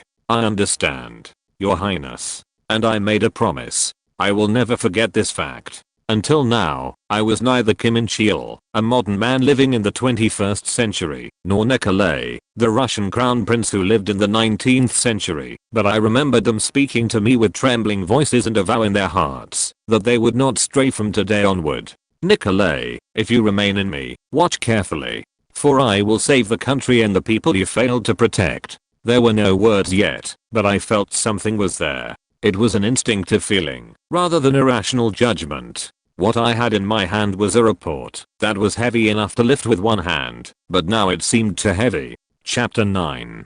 After inspecting the flour mill and grain exchange in Samara, I returned to St. Petersburg, recalling a conversation I had with Ivan, whom I had met before. "Are you sure you don't have to come with me?" "Your Majesty, how can I live comfortably alone while my wife, children, and other relatives remain here?" Actually, I already had a feeling for what kind of answer he would give. and I could guess the city's response, saying that relatives can also go together. If you wish, your wife and children can also go with you. Your Majesty, I thank you for the generosity and mercy shown toward a lowly being such as myself. However, wouldn't it be possible for you to take along other people and their relatives who, like me, have made requests to your Majesty? I will be waiting here quietly for your highness. I understand. I promise. The only thing I could do for Ivan, who responded to me with a determined look in his eyes that was different from the emotionless look he had had when we first met, was to give a warning-tinged order to the local supervisor in charge of the area. This was because the fundamental solution couldn't be implemented on site, but only where I was headed. Knock, knock, knock. What broke my thoughts was the sailor's voice coming from outside the door. What's going on? Your Highness, we'll be arriving in St. Petersburg soon. I understand. Thanks for letting me know. Let's get ready. St. Petersburg is the capital of the Russian Empire and the site of the flag emblazoned with a double-headed eagle, the symbol of the Romanov imperial family that currently rules the Russian Empire. It is so beautiful that it will be selected as a UNESCO World Heritage Site in the future and is a place where lavish parties for the nobility are held all the time. However, on the other hand, instead of providing warm bread and listening to the stories of people marching to beg for mercy from the benevolent Tsar, a place soaked in the blood and tears of countless workers suffering from low wages and high-intensity warfare, and one of the direct causes of the Russian Revolution. It is also the site of the Bloody Sunday incident, which was responded to with cold lead bullets and charges by heavily armed cavalry. And from now on, this is a place where I must change things to paper and ink instead of guns and swords. The ever-expanding Russian Empire, he needed some time to catch his breath and strengthen his internal strength. If the war is won to gain a larger territory and more people, it will be an opportunity to increase the empire's assets immediately, but eating food without preparation or the ability to digest it will ultimately bring pain to the person. When I thought that this was the real beginning, I suddenly felt sweat coming out of my hands that were clenched into fists. Alexander III was very happy to see his eldest son's recent achievements in the East. In my heart, all the people I know say, did you hear the news that the East recently dealt a blow to the Yellow Monkeys, who were trying to join the compatriots of the British island nation? It got to the point where I wanted to boast, the man who dealt that great blow is my son. Looking at my son, who demonstrated his abilities, even though I did not educate him separately, reminded me of my older brother, Crown Prince Nikolai Alexandrovich, who passed away from tuberculosis. His older brother, highly regarded and loved by his father, Alexander II, who was strict to the point of indifference towards his sons, was a well-groomed monarch unlike him. Whenever Alexander III thought about his older brother, he felt frustrated. When he thought about his accession to the throne that no one wanted, he sometimes thought that it would have been better for him to stop his older brother, who was fighting at the time, and to get injured while he was fighting himself. There is evidence that Alexander III said that no one wanted him to ascend the throne, so there were few people who were unhappy about his ascension to the position of emperor due to the sudden death of his older brother, who was the legitimate successor. Even members of the imperial family often doubted whether he could handle the position of Tsar. These events may have manifested as Nikolai's determination to wait until he was 30 and then educate his successor. This is because doubts about whether he, who ascended the throne unprepared, would be able to properly train a successor to lead this enormous empire, may have been buried deep within his heart without him knowing it. This is because an education provided by an unprepared teacher was considered worse than nothing. However, the news of the return of his son, who had achieved unexpected results during this trip, was such to Alexander III that it completely swept away such thoughts. Although it was a shame that they could not personally hang the disgusting bastard named Suda who had scarred his son's body, they had gained quite a bit from the Eastern pagans, who had recently shown signs of trying to climb up to them in the Far East. No father would feel bad about his son's achievements, even if the father is someone who oppresses liberals abroad and mercilessly sends those who threaten the system to the gallows. In that sense, when his son, returning from his visit, said in a private meeting that he had something to ask for, Alexander III was willing to grant him anything. He planned to consider him positively, even if he said he wanted to preside over a ministerial meeting, or conduct state affairs on behalf of someone who recently felt the need to pay more attention to his health. However, the first thing he said his proud son was somewhat unexpected. Should we immediately ban grain exports, or at least cut them in half? Yes, father. Even if it is unreasonable to ban exports at this time, grain exports should be cut to at least less than half.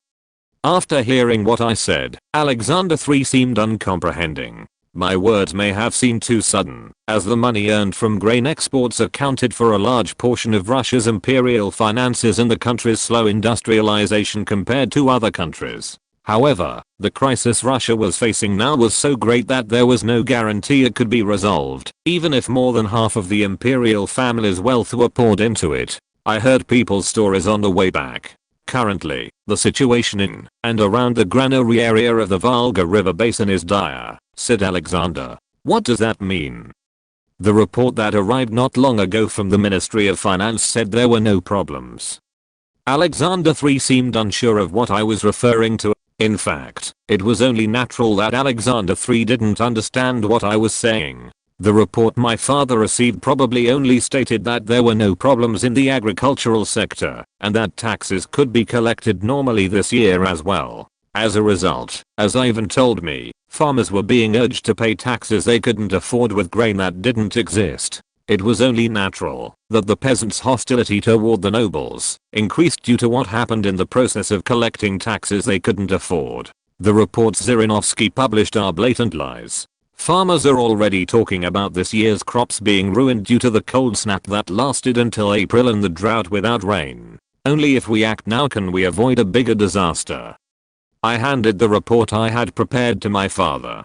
It contained the farmers' heartbreaking pleas and their cries for mercy in every sentence. In addition, the testimony of those involved in Samara, the center of grain trading in the Volga River basin, added credibility to the previous testimony. Although we can't save everyone with this interview alone, we had to do whatever was necessary to create a slightly better future. This is a little embarrassing. Don't you know that running the government and managing finances can't be done on a whim? Of course.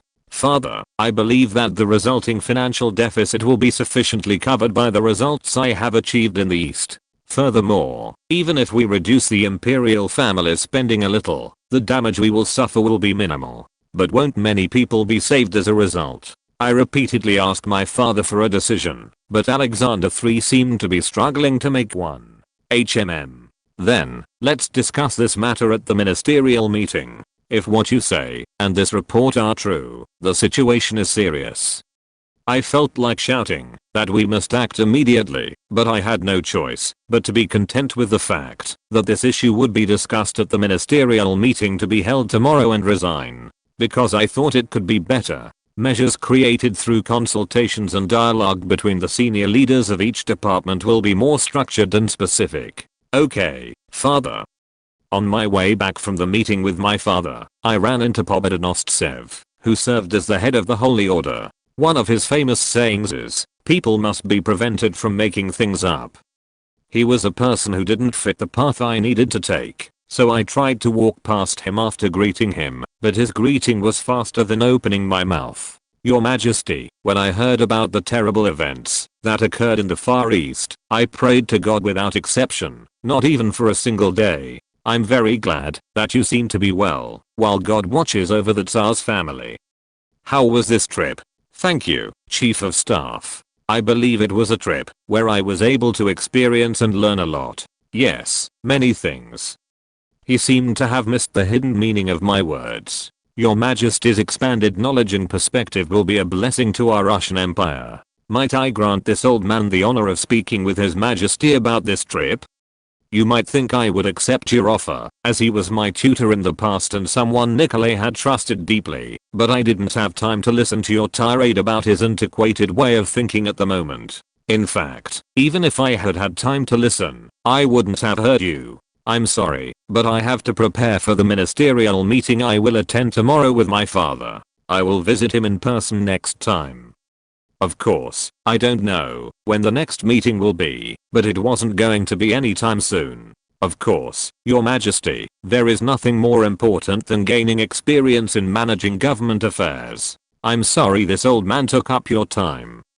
No, Chief of Staff, conversations with you always broaden my perspective to new areas. After finishing the meeting, where we had different feelings, I returned to my residence and was organizing the cabinet members I had to persuade. The first to be persuaded was Vishnegradsky, the current Minister of Finance. It was essential to persuade him, as he was a person who opposed the ban on grain exports until mid-August, when the central government realized that the situation was serious. It is clear that he is a capable economic bureaucrat with a natural ability to create export policies and balance budgets, but in this case, he had to be proven wrong. Other people I had to persuade were Ivan Dernalvona, the Minister of the Interior, and Nikolai von Bunge, the Chairman of the Council of Ministers, but the first person I had to persuade was the Minister of Finance. And this meeting will be an opportunity to demonstrate that I'm not just a prince, but someone qualified to lead this country in the Russian Empire. Chapter 10. The first ministerial meeting, held since the Crown Prince returned from his trip to the Far East, had a slightly different atmosphere than usual. This was because it was the day that Tsar's stubbornness against allowing the Crown Prince to do any work related to state affairs before his 30th birthday was broken, despite the advice that he should gain practical experience now. Although they had hoped this day would come someday, it was surprising that the Crown Prince, who had undergone a long journey, expressed his intention to attend today. As the Tsar was satisfied with the results in the Far East, it was expected that the Crown Prince would participate in state affairs relatively soon, but did he participate the day after his return? Although the Crown Prince is a healthy young man in his 20s, it was thought that he would express his intention to go to work after having time to relieve physical and mental fatigue while completing a long journey of more than half a year. It can be said that the fact that His Majesty the Crown Prince is so passionate is a blessing from God for our Russian Empire.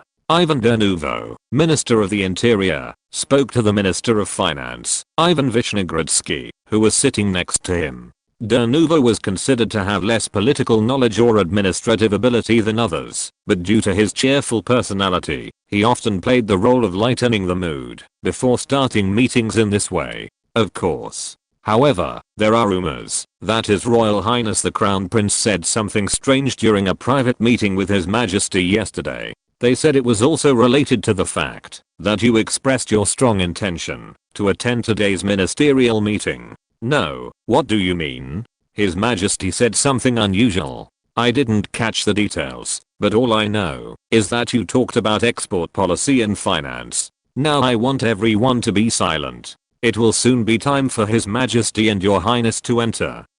It was Nikolai von Bunge, President of the Council of Ministers, who interrupted the small talk between the two men. Vishnegradsky's predecessor was a capable financial official, but while carrying out reforms such as the abolition of the poll tax and the establishment of a peasant land bank, he was forced to resign from the post of finance minister under pressure from conservatives. Development requires sacrifice. Instead of running a fiscal deficit and delaying industrialization while helping farmers, we must raise capital through a strong export-oriented policy, even if we have to endure some damage. That is the way for our Russian Empire to become rich and strong. Vishnegradsky, who had different political leanings than Bunge, was uncomfortable with him, but didn't show it, and waited for his monarch to enter. But why did His Royal Highness visit the Volga River basin on his way back? A small question appeared in his mind, but he stopped thinking about it when he heard a voice and rose from his seat to straighten his uniform. Enter His Majesty Alexander III, the legitimate monarch of the Russian Empire, and his legitimate heir, Crown Prince Nicholas. With the words of the guard guarding the door to the conference room, the door opened, and the ministers rose to greet their monarch. The Tsar and the Crown Prince advanced to the seats prepared for them. In this conference room of the Summer Palace, a meeting was held to determine the direction of state affairs in Russia, which has the largest territory and population in Europe. The matters discussed at the Council of Ministers are very extensive. Things like the recent progress of construction related to the Trans-Siberian Railway, which interests my father. According to reports from those who went to inspect the area where the current railway line will be laid, it is reported that construction near Lake Baikal will likely face many difficulties. Reports related to soldiers still being recruited throughout the country. The discrepancy between the number of soldiers scheduled to be recruited this quarter and the number of soldiers needed is reported by the War Department. Furthermore, the direction of each country's foreign policy is decided at the ministerial meeting here. We must respond to the newly renewed Triple Alliance by improving relations with France and fostering friendly relations. Both France and we have been looking for an ally since William II refused to renew a guarantee treaty, so I believe our interests will align. It was a place where many other issues were discussed and decisions made, but as it was somewhat far from the objective I had to achieve today, I remained silent. The ministers who had looked at me curiously when I attended the ministerial meeting for the first time soon lost interest in me and became absorbed in reporting to my father, except for one person. Since I sat down, I have only been observing the Minister of Finance. At first, he didn't seem to know I was watching him, so he simply appeared to be waiting his turn and organizing the report, but soon he seemed to sense my gaze and found himself looking at me as well. He seemed perplexed, as if he didn't know why I was looking at him so passionately, and he seemed to be trying to remember what mistake he could have made with me. Soon it was the turn of the Minister of Finance to report, and he wiped the sweat from his face. He covered his forehead with a handkerchief and began his report. Thanks to the hard work of His Majesty's loyal subjects and our fertile land, I believe there will be no major problems with food production and exports this year. Furthermore, given that the recently implemented export stimulus policy is showing great effects on industrial infrastructure construction and economic growth, we suggest increasing the amount of food exports this quarter. Bang. The sound of someone banging on the desk echoed loudly in the conference room, which until now had only been filled with the voices of the minister reporting and his father responding.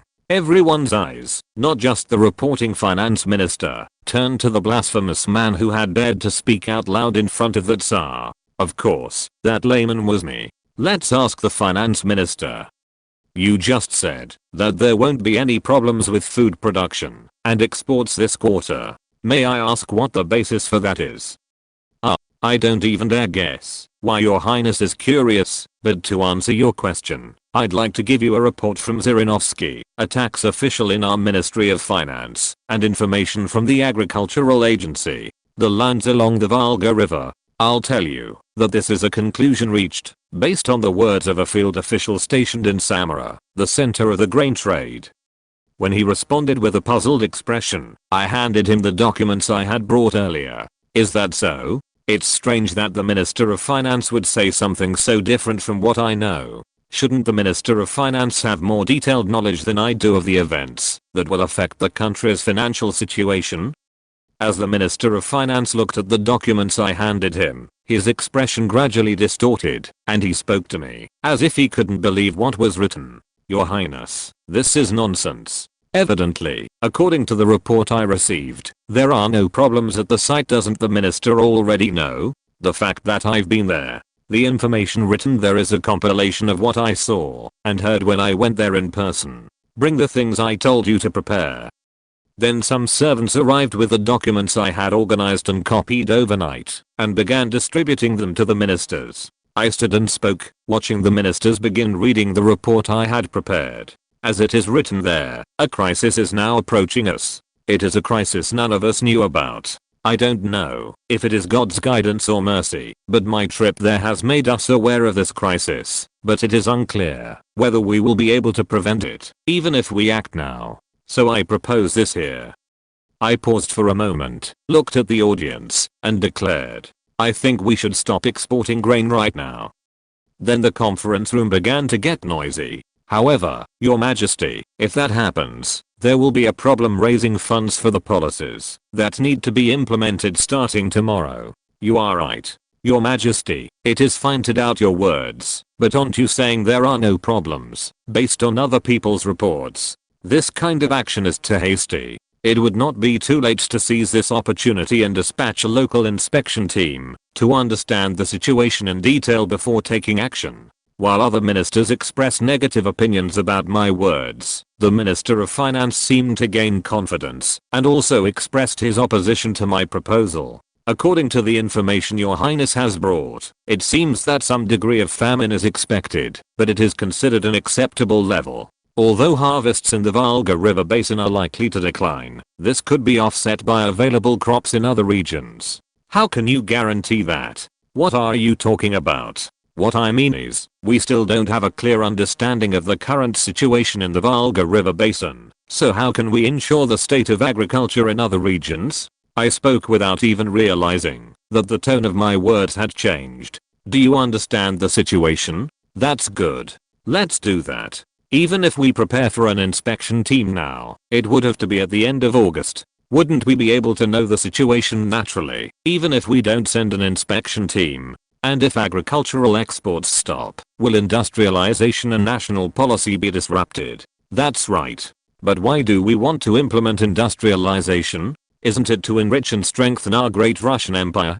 But is there anyone who can answer what the meaning of industrialization is when the people who support this Russian Empire are starving? It was an incredible experience. Anger clearly boiled in my heart, but the words that came out of my mouth were because my emotions were controlled. We must do the right thing. It also has to be done in the right place and in the right way. And I think the Summer Palace is the right place to do the right thing I'm talking about. Stopping grain exports in the right way. Because I don't think the tower built on people's corpses will last long. When I finished speaking, the conference room fell silent. And the eyes of everyone in the conference room naturally turned to the one who makes the final decision, my father. I was like, oops. As someone who doesn't yet have real power, I was worried that this action might be seen as an act of defiance of the Tsar's authority. Did I suddenly get too excited and go too far? Nikolai, this is all thanks to you. In my mind, I shifted the responsibility to the crown prince within me and waited for Alexander III to open his mouth. Everyone except the crown prince should leave for a while.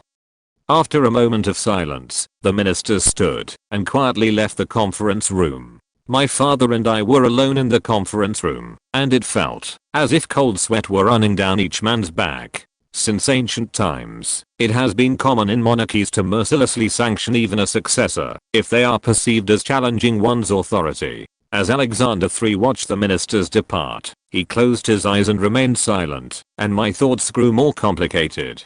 Should I simply apologize for going too far now? No, but if I hadn't gone so far as to do so, I wouldn't have been able to find the point in attending this event. It's better to be proud here.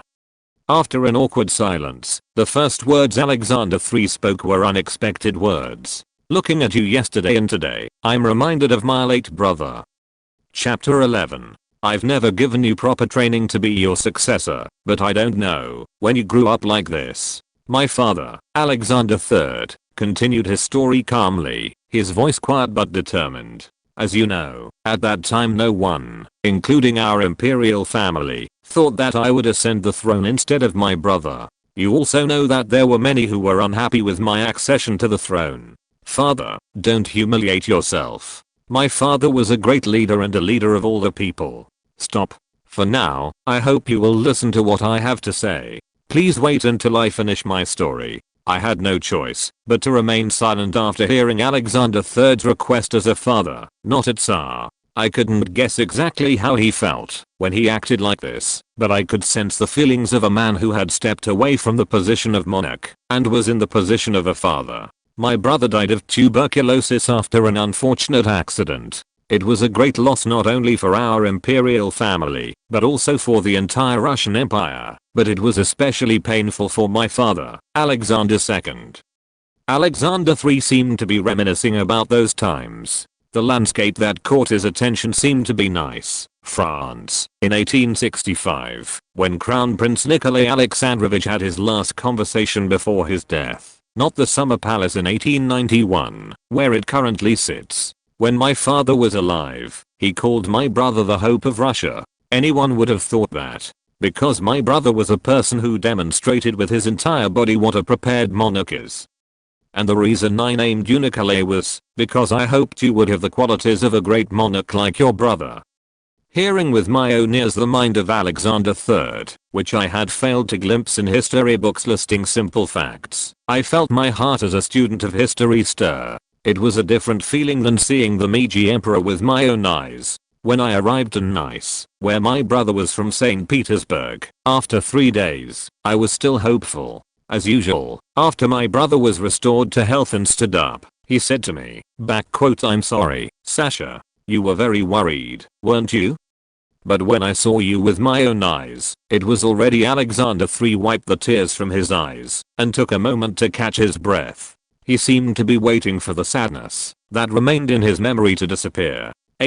Sorry. It's been a busy series of days since my brother passed away.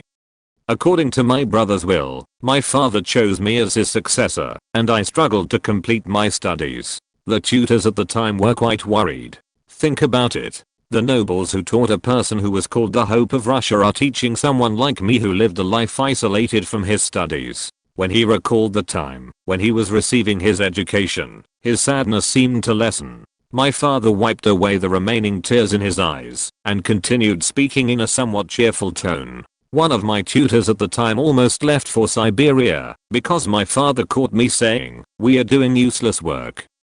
My father's aunt, Grand Duchess Elena Pavlova, even said that her younger brother, Grand Duke Vladimir, should be chosen as his successor instead of me. However, my father kept the words left behind by his successor, my older brother, and I have risen to this position, following in my father's footsteps. However, when my father finished speaking, he stood up and looked at me. When he stood up, his face and eyes resembled those of Alexander III, who led and ruled the Russian Empire, rather than the father who had just told his son the story of his past. Listening to your story was like listening to populists speak. Those heinous traitors who responded to all the devotion and benevolent policies of my father, Alexander II, with bombs. It is no exaggeration to say that my reign has been tainted by fights with those worthless. And I fought that fight with great joy. To protect the imperial family and the Russian Empire. Even though I was not the direct target of the empire's leaders' anger and hatred, I felt a cold sweat running down my back. Is this the kind of atmosphere a person can have when reigning over others? So let me ask you, do you think mercy and sympathy for those who do not know the grace of my father are more important than enriching this country? I felt my mouth dry. I had an instinctive feeling that the answer to this would affect the Tsar's decision on this matter. Countless thoughts came and went, but before I knew it, I was bowing my head and answering matter-of-factly. My thoughts are not very different from what I told the ministers before. In my opinion, Your Majesty, an empire built on the blood and sacrifices of the people will not last long because of the blood shed by the people. Also, please understand that there are not many traitors like him among the subjects who support the empire. That the majority of the people are still like Your Majesty's children who are loyal to us. I felt it during this trip. In fact, the Russian people's loyalty to the Romanov imperial family was so deep that even on Bloody Sunday in 1905, crowds marched carrying icons and portraits of me, the Tsar at the time. I ended up turning my back on the team due to repeated own goals, but depending on how I behaved, the existence of the Soviet Union may not have been born at all. Although my answer was over, the amount of cold sweat running down my back increased as Alexander III remained silent. A pressure that was 100 times stronger was pressing down on me, that when I looked at my professor, who was reviewing my graduation thesis with a frown. Raise your head. After what seemed like an eternity, I looked up, and what caught my attention was my father's grinning face. Even my brother would probably have answered that way. I will leave all authority over this matter to you. We will make sure that I can utilize the necessary budget and manpower as needed, so show us your skills. Then shall we call in the ministers who are standing outside and listening to what is coming from inside? Alexander III, who had suddenly reverted to being his father, winked playfully at me and called the ministers into the conference room. My father declared, after ordering the ministers to suspend grain exports starting today and establish a relief committee to resolve the situation. The head of the aid committee will be Crown Prince Nikolai, and all authority to deal with this incident will be delegated to Nikolai. Will all ministers understand that they will approach this famine with the attitude that Nikolai's order is my order? I understand, Your Majesty. Among the ministers who responded, Finance Minister Vishnegradsky's expression did not seem very bright. He seemed to think that, since he was to some extent responsible for this famine and I publicly reprimanded him for not properly understanding the information, he should take responsibility for it. Of course, such words were out of the question for me, who did not regret a single official. Before the ministerial meeting ended, I first gave an order to prohibit grain exports as soon as possible and secure food surpluses existing in other regions, and then I summoned Vishnegradsky separately. Although he made a mistake in this matter, he was a competent administrative official, and his skills were needed. When I told him I would speak with him alone, he stood there with an expression on his face that indicated he had decided something. He looked like he thought I was going to fire him. When I approached him, after telling the other ministers to prepare detailed reports for tomorrow, he opened his mouth before I could speak with a solemn expression on his face. "I'm responsible for this, Your Majesty. I request that the Ministry of Finance not punish the practitioners who merely listen to my orders. The only thing they are guilty of is having faithfully followed my instructions as minister." "What do you mean, Secretary of the Treasury?" "I was going to say that I would like you to take an important role in this aid committee." He seemed puzzled when I spoke with a smile. "Your Highness, what is that? As you know, my ability to keep track of every document is lacking. We need a lot of help from talented administrative officials like yourself." "While it is true that you failed to properly judge this incident, shouldn't the responsibility fall on people like Zhirinovsky, who published false reports?"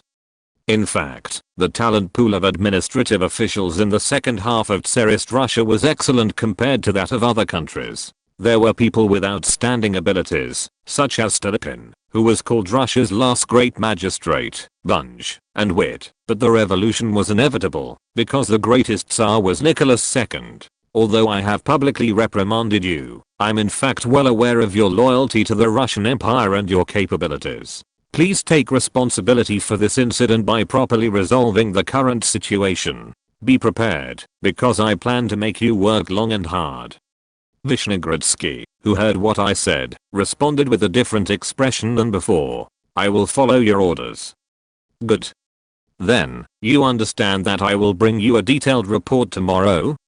"I understand, Your Majesty."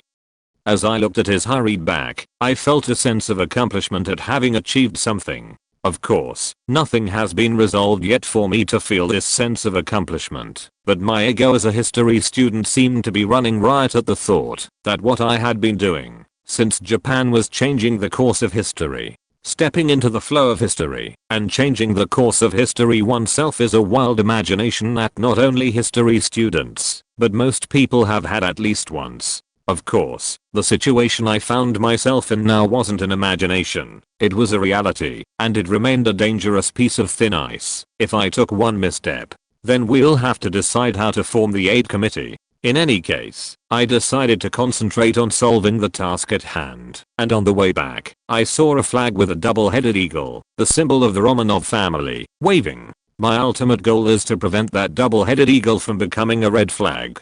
And this work will go a long way toward achieving that goal. As I walked back home, I felt as if I could hear the roar of a double-headed eagle in my ears. Chapter 12. Due to the very low harvest expected this year and concerns about famine, grain exports will be completely prohibited starting today. Relief Committee. The merchants of Sevastopol were shocked to see the official letter from St. Petersburg. No, a place that until yesterday urged people to sell as much grain as possible now issues an order prohibiting exports. It was a decision that made no sense to them. Since when does this country care about its serfs when it comes to concerns about hunger? Although the existence of serfs had already disappeared, to them, farmers seemed no different from serfs. Lowly beings who live in filthy houses and earn a living by digging in the earth. Ivanov, one of the merchants exporting grain from Sevastopol, scoffed at the official letter sent by the Relief Committee, an organization he had never heard of before. Totally ban exports? Lo. This may seem obvious, but in light of his experience so far, such an order wasn't a piece of paper-sized obstacle that could be solved with just a few cents for the local customs official. Of course, He'd have to oil the person in charge a little more than usual, but since he realized there was no way he'd give up the good income due to his greedy nature, the unpleasant feelings after seeing the official letter seemed to disappear. It was a much more lucrative business to ship the goods today, even if it meant paying a little more in bribes rather than blocking exports altogether. Since 3 grain ships were scheduled to leave the port today, Ivanov decided to conduct an on-site inspection for the first time in a long time. Under normal circumstances, he would have received the income report and planned to drink vodka and relax at home, but since the situation was this way, he needed to take some measures himself. How much money did I give you, and you didn't tell me beforehand that I'd be sent an official letter like this? You swine. As initially planned, they would have been informed in advance that it seems that such and such an order is expected from the central government. However, since the person in charge, crazed by alcohol, was often late in providing relevant information due to a hangover from drinking vodka, Ivanov left his office without a second thought and headed to the port, where his cargo was being loaded. The Sevastopol port we reached by carriage was quieter than usual. Normally, the port would be filled with workers loading cargo, sailors preparing for departure, and children begging or doing odd jobs. But excluding the crews of their own ships and the workers who would be loading the cargo, it was difficult to find anyone. Even then, the laborers who were supposed to be carrying their own cargo weren't moving, because they were queuing up in front of a man they'd never seen before instead of carrying the cargo they'd been told to carry. A sparkle flashed in Ivanov's eyes when he saw the workers standing around. Hey, you bastards. What are you doing now? Do you think I'm paying you to stay still? Aren't you moving fast? Despite Ivanov's shouts, the workers just stared at the man in the black uniform and didn't move. While he was considering whether he should at least take a whip out of the carriage, the mysterious man opened his mouth. Are you the owner of the ship that's loading this grain today? Yes, sir, but who are you? Based on Ivanov's many years of experience, this mysterious man seemed to be in a fairly high position. I could tell from the casual way he spoke to others, or from the atmosphere that arose from his demeanor, and I instinctively felt that if I roasted and boiled this man, I could send him away today. Normally, the pig-like customs officer would have shone with covetous eyes, but from the moment he stepped down from the center to the official gate, it seemed that this high-ranking man had replaced such a lowly person. However, Ivanov thought, everything can be solved with money. Therefore, he believed in the eternal and immutable truth. It seems they are trying to export this grain today. Could it be that they didn't receive an official letter? Fortunately, the man's tone was friendly, and Ivanov had the feeling that things would work out well. Of course I received the official document, but don't you know that too? The field sometimes works differently. If I can't send it today, I'll lose a lot. Well, you shouldn't take any losses. For merchants, financial loss is something they want to avoid more than anything else, no matter the price. Isn't that right? Oh, of course. I've never met anyone who understands our merchants as well as Neri. This isn't much, but it's my small sincerity toward my lord, who has completed his construction. Ivanov was inwardly delighted when a smile grew on the man's lips as he bent down and pulled out the pouch he'd taken from his pocket. Okay, that's great. That's too much praise. Then can we resume shipping now? Although Ivanov's out-of-pocket expenses were higher than usual, his face lit up at the thought that he wouldn't suffer any losses if he could send it back immediately. When he raised his head, what he saw was the face of an executioner, as if the smile he had just smiled was a lie. It was a man who had done it. Ivanov, you are under arrest for being a traitor who violated the Emperor's order. Yes. In addition to ignoring the imperial order despite receiving an official letter, he also attempted to bribe the Tsar's eyes and ears, which is especially cruel.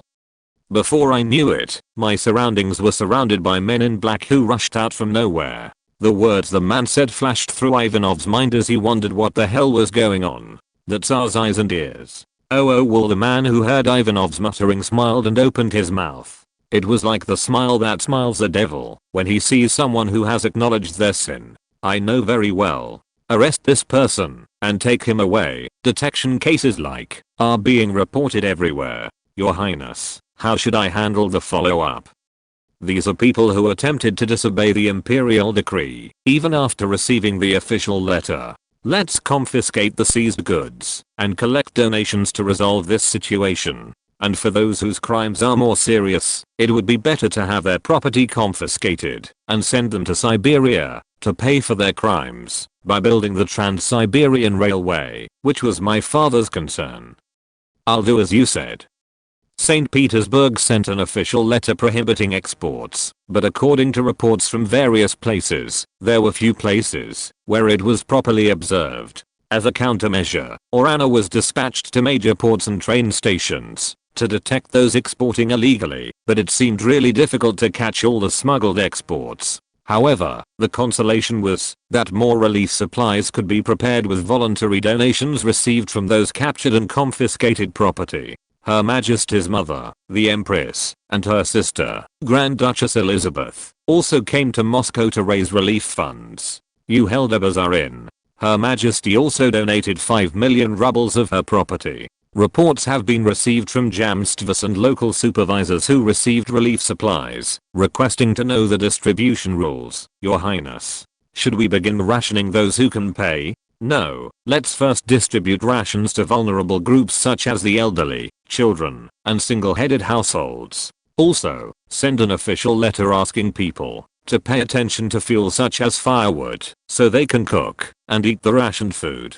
We must prevent people from eating raw wheat. In the real story, rations were distributed only to some workers or landowners who had the capacity to repay the aid, and the elderly, children, and widows died because they didn't receive adequate support. When a social disaster strikes, the first to be sacrificed are the socially disadvantaged who lack the ability to overcome it on their own. Thanks to your efforts, we have been able to ascertain the local situation in the Jamstvos of each province, but the problem is how to send grain to areas where famine has occurred. There are too many places that don't have access to rivers that can be transported by rail or water. We need to take measures against this. What is the opinion of Finance Minister Vishnetgradsky and Railway Director Witte on this matter? Currently, trains are being assigned on all available tracks to transport goods to resolve this situation. First, bases must be established at each major station, and then aid must be delivered around those bases. It is very inefficient to distribute goods one by one from the center, Your Majesty. The railway director was right. In these times, trying to control everything from the center was a difficult task. Even though we are in the 21st century with advanced communications and transportation, this is an era in which everything is lacking. That would be a good idea, but if you do it, it would be better to ask each region to report the amount of aid supplies they think they will need, and then compare it to the registered population before sending the supplies. There may be people who request more aid than necessary and try to extort you. Your Majesty, what he said was the Minister of Finance and the Ministry of Revenue will have to make a great effort.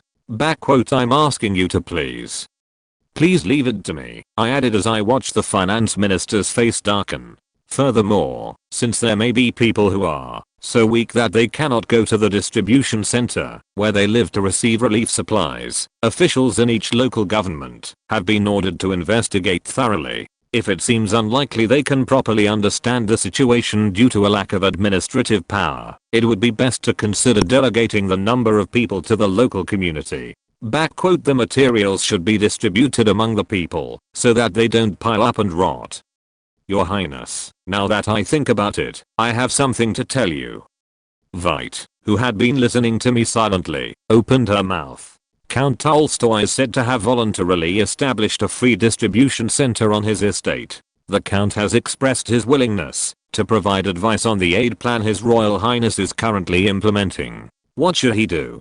Tolstoy. Are you really talking about Tolstoy, who wrote War and Peace and Anna Karenina? Originally, in the story, I received a warning from the Minister of the Interior for publishing an article critical of the incompetent government in the face of famine, but now, seeing that I was actively working to provide relief, it seemed there was hope. In his old age, Tolstoy showed a desire to separate himself from the great nobility and become a farmer, so Tolstoy had a paternalistic disposition toward farmers. In fact, since Tolstoy had been studying famine relief measures since 1873, it was clear that his advice would be useful to me. Tell the Count that I'm willing to listen to any advice. I understand, Your Highness. Of course, there was also a slight desire to meet the great Russian writer in person. Chapter 13. The Tolstoy I knew in person resembled the one I saw in photographs while living in the 21st century.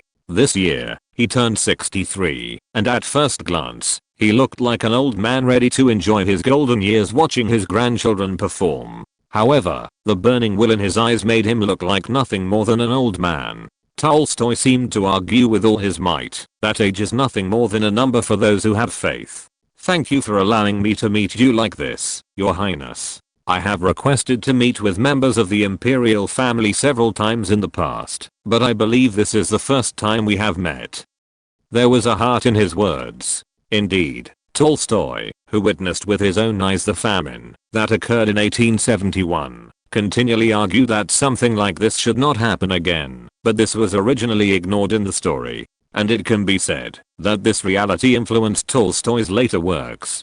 Tolstoy, who criticized Russia's aristocratic society by publishing a series of works criticizing the greed of nobles such as What Do Humans Live On, and Ivan the Fool, and praised the aspects of hard-working farmers. He was in the true sense an outsider, you might say. He even wrote A Theory of Life in 1887, and although he was unable to publish it immediately due to censorship by the authorities, he was a practical intellectual who renounced his aristocratic status and chose to work as a farmer after completing the work. It is also an honor for me to know the renowned Tolstoy. I think the last publication ban was unfortunate. As you know, aren't the censorship authorities a bit tight-fisted?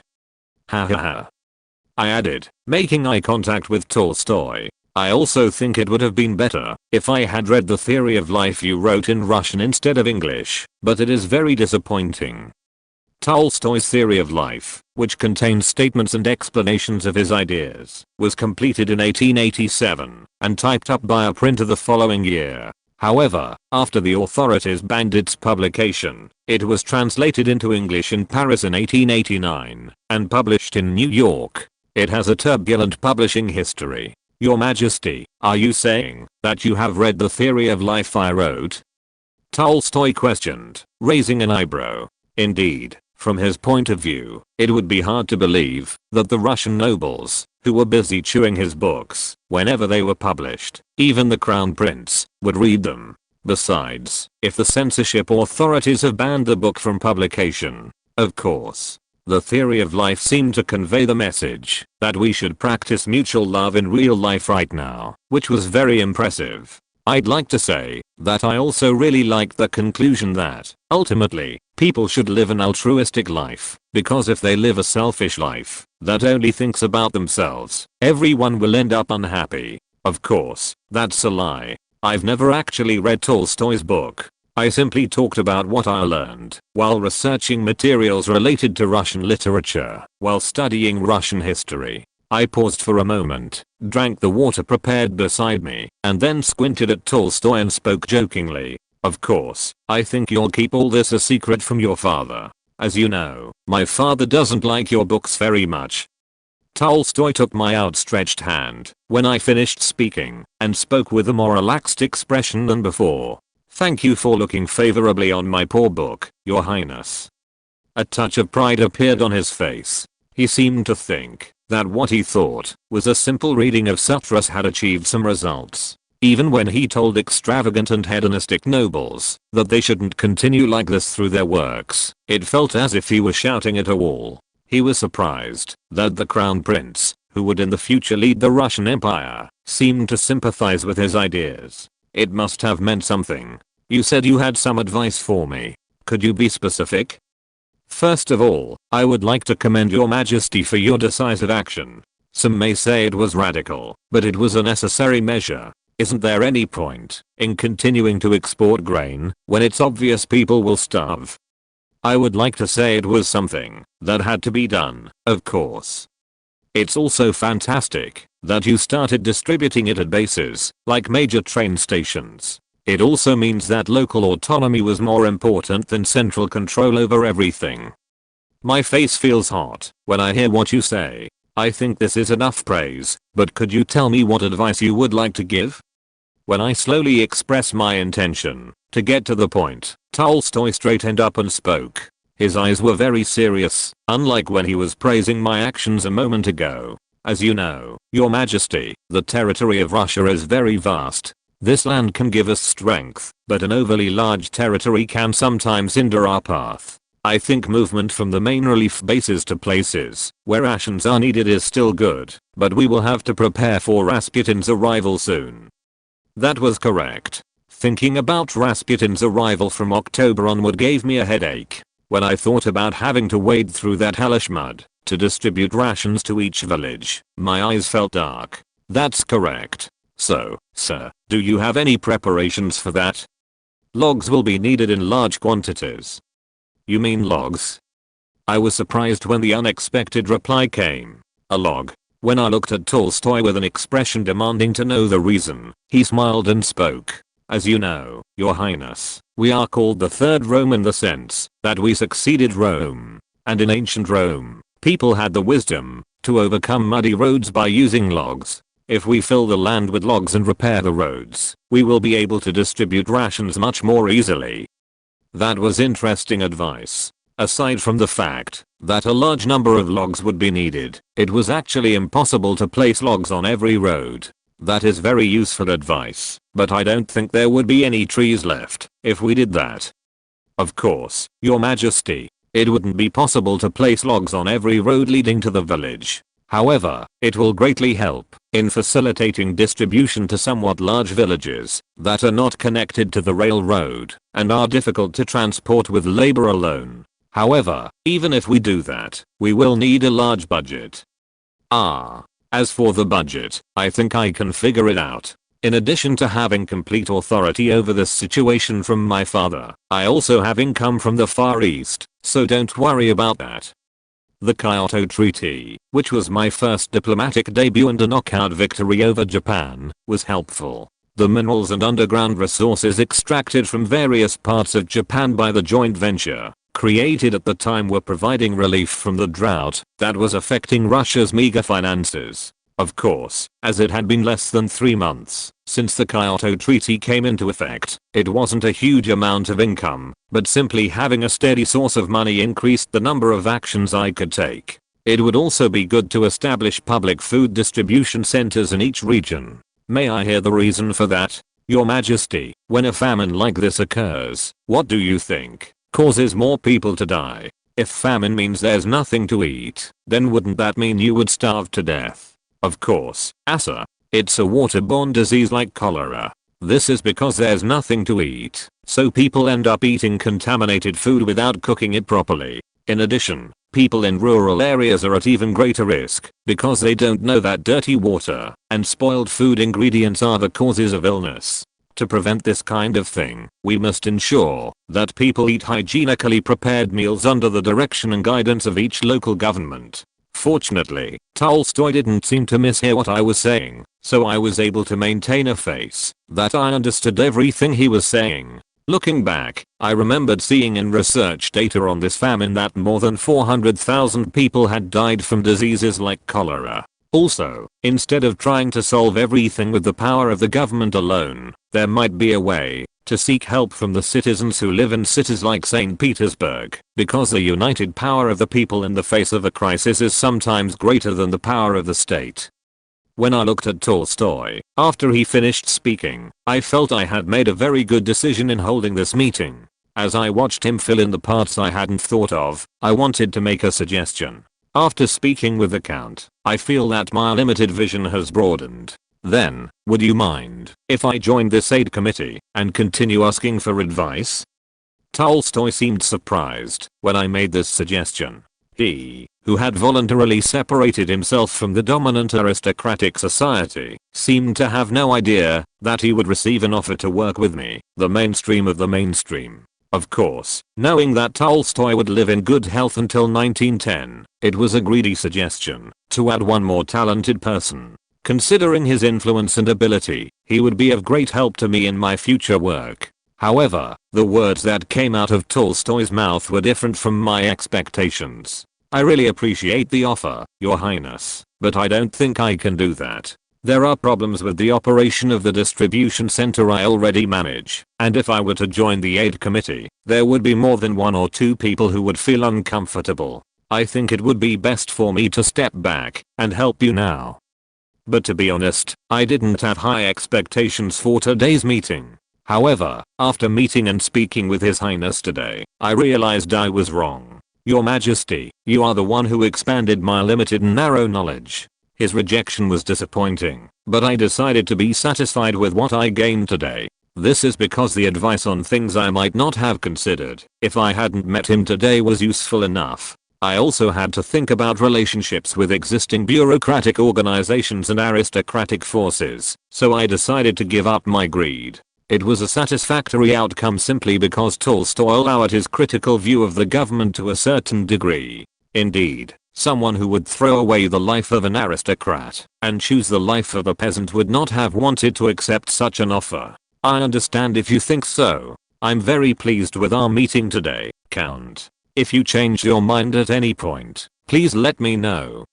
I will also forever remember this day I met you. I had to return with regret. As I had more than one task to attend to, I hurried back. As this is a relief operation requiring a large budget, measures were also needed to prevent corruption that would occur along the way or to reduce inefficiencies that would occur on the ground. I don't know if I'll be able to sleep 4 hours a night for the next few months. The only consolation was that this kind of abuse wouldn't happen only to me. Tolstoy remembered the meeting that took place today. When he first requested a meeting, he had no expectation that the meeting request itself would be accepted, so he thought he would be satisfied with having a meeting with the Crown Prince today. This was because they thought they would at least communicate better than the nobles who only knew about them. But today's meeting exceeded his expectations. If the Crown Prince who will lead Russia in the future has such an open mind, there is an expectation that he will clean up the current reactionary politics and lead the Russian Empire with the people in mind. However, there was one thing that bothered him. Clearly, when His Highness the Crown Prince asked me to join the aid committee earlier, the look in his eyes was not that of a person. I cannot put it into words, but I instinctively felt that if I accepted this offer, my future life would not be comfortable. Tolstoy instinctively felt that a life harder than that of a farmer doing manual labor was about to befall him, and when he recalled that moment, his skin crawled again. However, since I have seen that there is hope in the future of the Russian Empire, I will have to wait and see a little longer, but it would not be a bad idea to slightly revise the content of future books. Chapter 14. Time flows on endlessly. They say time moves at the same speed for everyone, but I felt I could tell them that was wrong. At least for me this year, time seemed to pass 3 times faster than for others. Is it December yet? Today, while I was still processing the documents piled precariously high on my desk, I looked out the window and saw it was snowing. Despite this massive amount of reports being organized and processed by working level personnel, there seemed to be no end to the documents that needed to be processed. As I looked at it, I remembered that at first I was fed up with the amount of documents I had to pay for. At that time, I really wanted to kill the future of the Russian Empire and the Crown Prince. Now I have plenty of time to make up these kinds of jokes. Due to the desperate relief efforts undertaken since the beginning of August, the situation in Russia is now much more relaxed than it was originally. However, it was impossible to completely avoid all damage due to pre-modern administrative and technological capabilities. It was very common that when a problem was resolved in one area, another problem would arise in another area. However, it was heartening to see that, thanks to the dedication of the relief committee members, local workers, and central officials, the damage was significantly reduced compared to the original story. If you look at the deaths reported so far across the country, there are around 8,000 people. About 8,000 people was also the number that represented the limits of the current Russian Empire. When I thought about the casualties that occurred despite knowing the future and being prepared for it, I felt bitter. Most of the dead were vulnerable groups such as the elderly and children. I issued a code of conduct telling them to pay special attention, but unfortunately, due to the limitations of the time, it was not possible to completely prevent the damage. In addition, various incidents and accidents that occurred on the ground had a negative impact on the relief efforts. After all the workers who misappropriated relief supplies that should have been distributed on site, the smugglers who couldn't catch them all, the problems with the log supply, and the food poisoning that occurred in some public cafeterias. When I really think back, I don't even know how we got here. Furthermore, when the construction managers at the time were on the verge of rioting, when workers mobilized for construction but received no wages or rations due to the construction managers personally embezzling the allocated budget for road work, I took it upon myself to send all the corrupt officials to Siberia. It got to the point I wanted. Fortunately, thanks to Orana's report, which obtained information about the situation for the first time, we were able to resolve the situation before it worsened further, but thinking back on that time still made me feel dizzy. However, it wasn't just the problems that arose one after another. After reading a newspaper article by Tolstoy following my interview, wealthy citizens in large cities such as Moscow and St. Petersburg voluntarily opened their wallets and volunteered their services. Thanks to this, problems that could not be resolved solely through administrative power were resolved before it was too late. I said I would like to meet Tolstoy in person to express my gratitude, but I feel I'm too old to live up to his expectations. I received a reply saying they would politely decline the visit. I don't know why he declined my visit. Thanks to these efforts, we can say that we are now in a situation where we can catch our breath to a certain extent. At first, I had to give detailed instructions on such basic issues as the policy for distributing relief supplies, but now, unless an unexpected situation such as the one mentioned above occurs, the relief committee's activities have slowed down to the point that no related reports will be sent to me. I was on my way. Instead, I eventually took over other administrative documents. It seemed that my father was planning to use this incident to expedite my training as a successor, which I had put off for a while. Otherwise, there would have been no need to have anything on my desk but documents related to the relief committee. At first, I resented my father for not giving me a chance to rest, but recently I felt even more grateful. If I weren't so busy, I would think about the people I couldn't save. Rather, I felt that my current daily routine of working non-stop from morning until night and then diving into bed before any idle thoughts crossed my mind was better for me. Someone might say this to me. Hey, that's enough. There are far fewer deaths than there should have been, right? People should know how to be satisfied sometimes. This may be true, because it's clear that obsessing over goals I can't achieve will have a negative impact on me. However, I still can't accept the figures in the report as mere numbers. As Stalin said, the death of one person is a tragedy, but the death of 10,000 is just a statistic. It didn't seem to apply to me. This feeling wasn't just because I felt sympathy for them. It was also a sense of responsibility as a monarch who had to lead them. When they called me, they used the words merciful Father Tsar, because I was their emperor and father. Furthermore, my goal is to prevent anyone from being removed from the throne by your hands. If there's one thing for sure, it's that thanks to this incident, I've distanced myself a little further from the terrible end of the Russian Revolution. Some scholars have assessed that the mismanagement of the empire in 1891 ultimately became the spark for the 1917 revolution. However, I wasn't yet at the stage where I could relax. In real history, due to abnormal weather, proper harvests couldn't be grown in the breadbasket areas, including the Volga River basin, until 1892, so I was still about a year away from reaching the goal. No, it should be called the starting line, not the finish line. The famine that occurred this time was just one of many trials I would have to face in the future. If history continued as it is, we would have to prepare in advance how to intervene in the Sino-Japanese War that would break out 3 years from now. I put a leash on Japan with the Kyoto Treaty, so Japan, under increasing pressure, can take different actions and not clash with the king 3 years later as in the original story, but that will happen someday. Someday, a conflict would erupt between Japan, which wanted to expand into the mainland, and the Qing dynasty, which wanted to protect its influence. And the spark for that conflict was the Donghak peasant movement in Joseon. In addition, we had to pay attention to the start of negotiations on the terms of the Russo-French alliance, which began in earnest that year, and the resulting changes in the political situation in Europe. No matter how important the Far East was to the Russian Empire in the future, Europe was where the important cities and key facilities of the Russian Empire were located. Considering these things, I had to process the documents piled up in front of me immediately. But I suppose I'll still have time to see the first snowfall. I decided to enjoy a little more of the snow I had seen for the first time in my life. It was snowing in the village where Ivan lived. Everyone has been through difficult and cruel times this summer, but winter promises to be especially harsh. The coldest weather blew its cold breath into the cracks of their dilapidated house. However, it was fortunate that Crown Prince Ivan did not forget their appeal and implemented relief measures, such as sending rations. Although they had met the Crown Prince in person, they didn't think their sincere request would be accepted. I just begged, as if I was clutching at straws.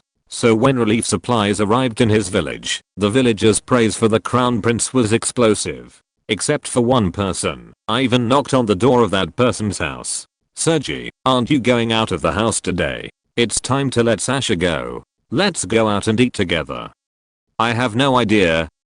Sasha was a cute little girl who resembled her mother, who died during childbirth, with her blue eyes. From a young age, she was a child with great expectations for the future, so much so that the neighborhood children fought over who would play with Sasha. Sasha, who was sickly because she resembled her mother, was the only treasure Sergey had left. Sasha's tiny body was laid in the cold ground 3 months ago. This was because rations were not provided when Sergey went out to work reinforcing the road. Later, Ivan discovered that it was the result of a trick by one of the local administrative officials who had fallen into disgrace during the Crown Prince's visit. The adults could somehow endure it, but it was an extremely hard time for Sasha, who was only 8 years old. Of course, the administrative official was captured by Orana and disappeared under penalty of death, but the treasure of Sergey, who had already passed away, did not return. And after that, Sergey seemed to have changed somehow. It was as if his daughter's death was not the responsibility of the official alone, but of the Russian Empire itself. Ivan did not feel comfortable looking at his friend who was hanging out with suspicious people. In the opinion of Ivan, who dropped out of university and returned to his hometown after becoming disillusioned after the university practically closed in 1884 due to the reactionary policies of Alexander III, Sergey's friends were people who held very dangerous ideas, which he knew about. After Alexander II was assassinated by populists under the name People's Will, Alexander III, who became Tsar, carried out an exhaustive repression and hunt for the terrorists, who abandoned the cities and moved to rural areas where the Tsar's attention was less visible. They went underground. Of course, in the process, many were turned over to the police by peasants, like the university students who participated in the movement. Narrowed in the past, but some were able to settle safely in rural areas. And Sergey, mourning the loss of his daughter, left with them and returned to the Russian Empire. This seemed to be replaced by anger toward him. "God, please grant my friend peace." At first, Ivan pretended not to have seen Sergey's actions because he knew how great his friend's sadness was, but gradually he began to worry. This was because Ivan still remembered what happened after the assassination of Alexander II, who showed a strong push for reform, although it was an incomplete reform. Watching the process of resolving this situation, the people's trust in the Crown Prince increased, but as the light grows stronger, the shadow also grows stronger, so it was obvious that the Crown Prince would be a thorn in the eye of the populists who might not tolerate the very existence of the Tsar. If the situation arises, I will take Sergey. Ivan's mind became complicated as he left his friend, who was trapped today at home. It was because he thought he might have to personally denounce the friend who helped him adapt again when he returned to this village. Situations like this didn't only happen where Ivan lived. Although we did our best to provide assistance, it wasn't important to those who lost their relatives immediately. And what filled the void in their hearts was the sweet message that all responsibility lies with those who live a luxurious life in St. Petersburg. Slowly, the seeds of a conspiracy grew in the shadows of the Russian Empire. If you're listening to this novel on a channel other than Fanfic World, it means they downloaded and uploaded it without effort. we cordially invite you to visit our channel, Mundo Fanfic Novelos. There you'll find the original version of this story and you can explore many other novels of various genres. We're waiting for you to immerse yourself in a world of incredible novels. Caption 15. The Marquis of Salisbury was concerned about the appeals disguised as petitions that had been arriving over the past few months. They were sent by merchants who imported grain from Russia and lawmakers associated with them. If we focus on the main point, excluding the detailed content and all kinds of rhetoric, the content was simple. We are asking the government for help, because we are suffering enormous losses due to Russia's sudden cancellation of the agreement. If the government's relief is unreasonable, at least express our intention to protest against Russia, and allow us to claim compensation from it. At first, he ignored it, thinking it was caused by a famine in Russia, and that Russia was exercising its right to self-rescue. But when even members of the Conservative Party to which he belonged hinted at the story, he had no choice but to summon the Russian ambassador. There was no outside. We need to find a cannonball that will shed blood for us. Due to the actions of Wilhelm II of the German Empire, who deposed Bismarck as soon as he ascended the throne, and then renewed the Triple Alliance, and displayed a warlike attitude, public opinion grew within Great Britain that an alliance should be sought. Of course, Wilhelm II personally showed affection for Great Britain, and emphasized the blood relationship between himself and the British royal family, but in the 19th century, that alone did not make the relationship between countries trustworthy. Although the political stance of glorious isolation was still maintained, a sense of crisis gradually began to take hold among the British leadership. We needed to find allies among the countries of the continent, but it was difficult to find suitable countries. At this time, France do not have a very good historical relationship, and are still competing for colonies, and with Russia, they are immersed in an underwater war called the Great Game. It was a difficult situation for Great Britain, which had to consider its relationship with the United States across the Atlantic. Damn, I wonder since when did an honorable nobleman start acting like this? While the Marquis of Salisbury was lost in thought, his secretary learned that Ambassador Igovich, whom he had requested to meet, had arrived. Ask them to come in.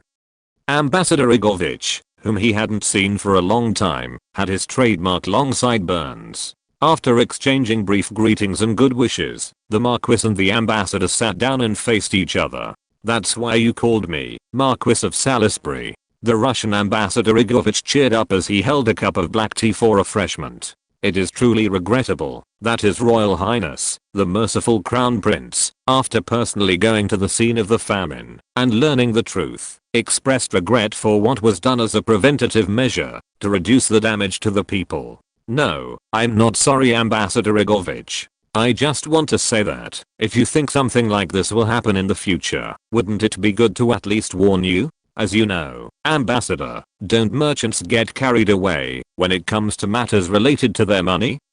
For the Marquis of Salisbury, who had strong aristocratic tendencies, merchants were always considered shallow servants who were only out for money. Seeing them choose gold over values like honor seemed to have lowered the dignity of the British Empire.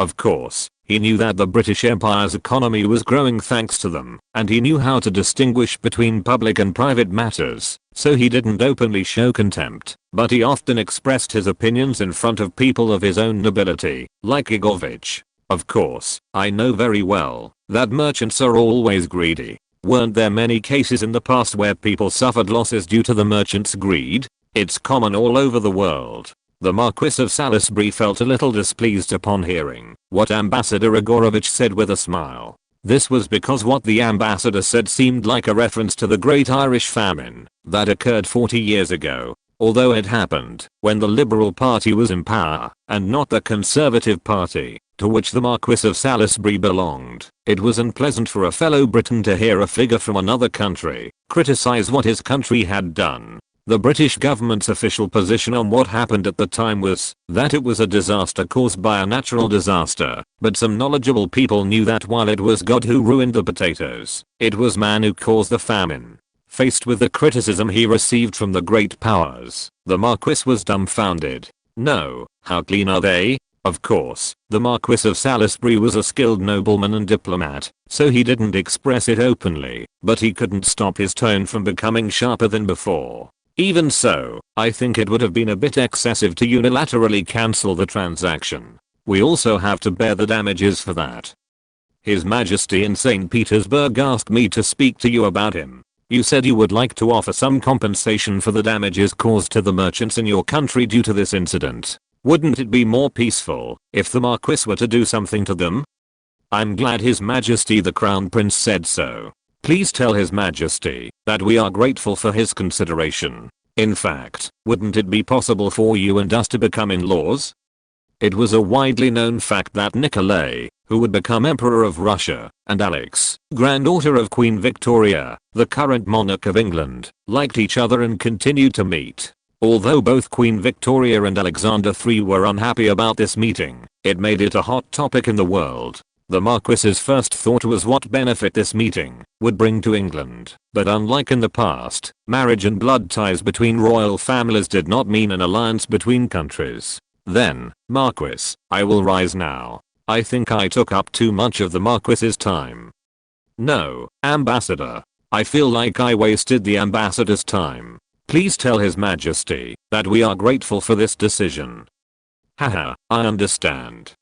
After the ambassador left, the Marquis thought about the Russian Crown Prince's actions in this situation. Although it was a very drastic and radical measure, it must be acknowledged that it was effective. If it had been a country with an established capitalist class, like the United Kingdom, this would have been a strong reaction, but it was possible, because Russia still had strong feudal characteristics. Is it possible they calculated this before making their moves? I suppose we need to re-examine our foreign policy toward Russia. He was looking at a letter lying on the desk. It wasn't because the letter's content was serious or bad news. The letter's content was simple. Oh my love, I was cautious about contacting you after hearing you were busy. However, I'm sending this letter after hearing things are somewhat good now. I miss you. The sender of the letter was Princess Alex, who became my wife in the original story. Looking at it objectively, she was the perfect wife for me at this point. The mere fact that I could look forward to better relations with Great Britain was enough to give it political courage. Only if there's something bothering you. Because he possesses the hemophilia factor, and it became one of the causes of the fall of the Russian Empire. The hemophilia factor inherited from her maternal family brought tragedy not only to her family, but also to the Russian Empire. When her son, whom she gave birth to after suffering, contracted hemophilia, she resorted to eccentric travels, trusting a strange monster named Rasputin, and as a result, people's antipathy toward the imperial family grew. Investigations have revealed that Rasputin's tyranny during World War I was not as severe, but his mere presence poses a great danger to the Russian Empire. Of course, if I were that person today, I wouldn't have let Rasputin exert his authority over the imperial family the way Nicholas II did at the time, but I couldn't help but feel uneasy. If only the mother has the hemophilia factor, there's a 50% chance that she'll develop hemophilia when she gives birth to a son, but it's too much to risk my son's life. One obstacle was the Russian Empire's succession law, which didn't recognize the succession of daughters. Even if I could change this after my ascension to the throne, it would be a headache to think about the problems that would arise in the process. First of all, it would be best to send you a reply saying that I won't be able to contact you for a while. After much thought, I began to write a letter to send to her. I still needed to think more about whether to maintain a relationship with her. Chapter 16. 2 weeks after I sent the letter, the new year arrived. Normally, St. Petersburg would have held a grand New Year's celebration, but this year, due to the disaster that befell the country, it was decided not to hold any special ceremonies and instead hold a small meal attended by members of the imperial family. While people were starving, events like extravagant parties and large-scale review ceremonies organized by the imperial family were distasteful and pointless, with no real merit. If we can find an advantage, we can boast to other countries, saying, we are rich enough to be able to hold an event of this magnitude even under these circumstances. However, it was obvious that it would be an event full of bravado that anyone could understand, since I had imposed a ban on grain exports. Fortunately, the members of the imperial family accepted my words, and I was able to walk with a light heart to the banquet hall celebrating New Year's Day. To be honest, I was excited because it was the first New Year's since I joined this body, and I was also looking forward to the Russian imperial banquet, which was the ultimate in extravagance. However, one thing I didn't expect was that, regardless of the time and place, discussions about employment and marriage always arise when the family gathers. After arriving at the dinner venue, I saw that the table, where the meal was to be served, had less decoration, such as elegant silverware, than I expected. Well, one of the characteristics of Russian table service was not to place many ornaments such as ceramics on the table. As I was seated, members of the imperial family arrived one after another, including my brothers and sisters. When my father, Tsar Alexander III, and my mother, Empress Maria Fyodorovna, who arrived last, took their seats, the small talk among the imperial family members disappeared, and silence fell at the table. It's like witnessing a New Year's celebration for the family that owns a large 21st century company. Although I haven't actually seen it, I thought the atmosphere would be similar to it now, when I saw the Cheebles in the movie. The difference was that the royal family I now belong to is a group that actually rules the country. Before the meal was served, my father stood up holding a glass full of Smirnoff vodka.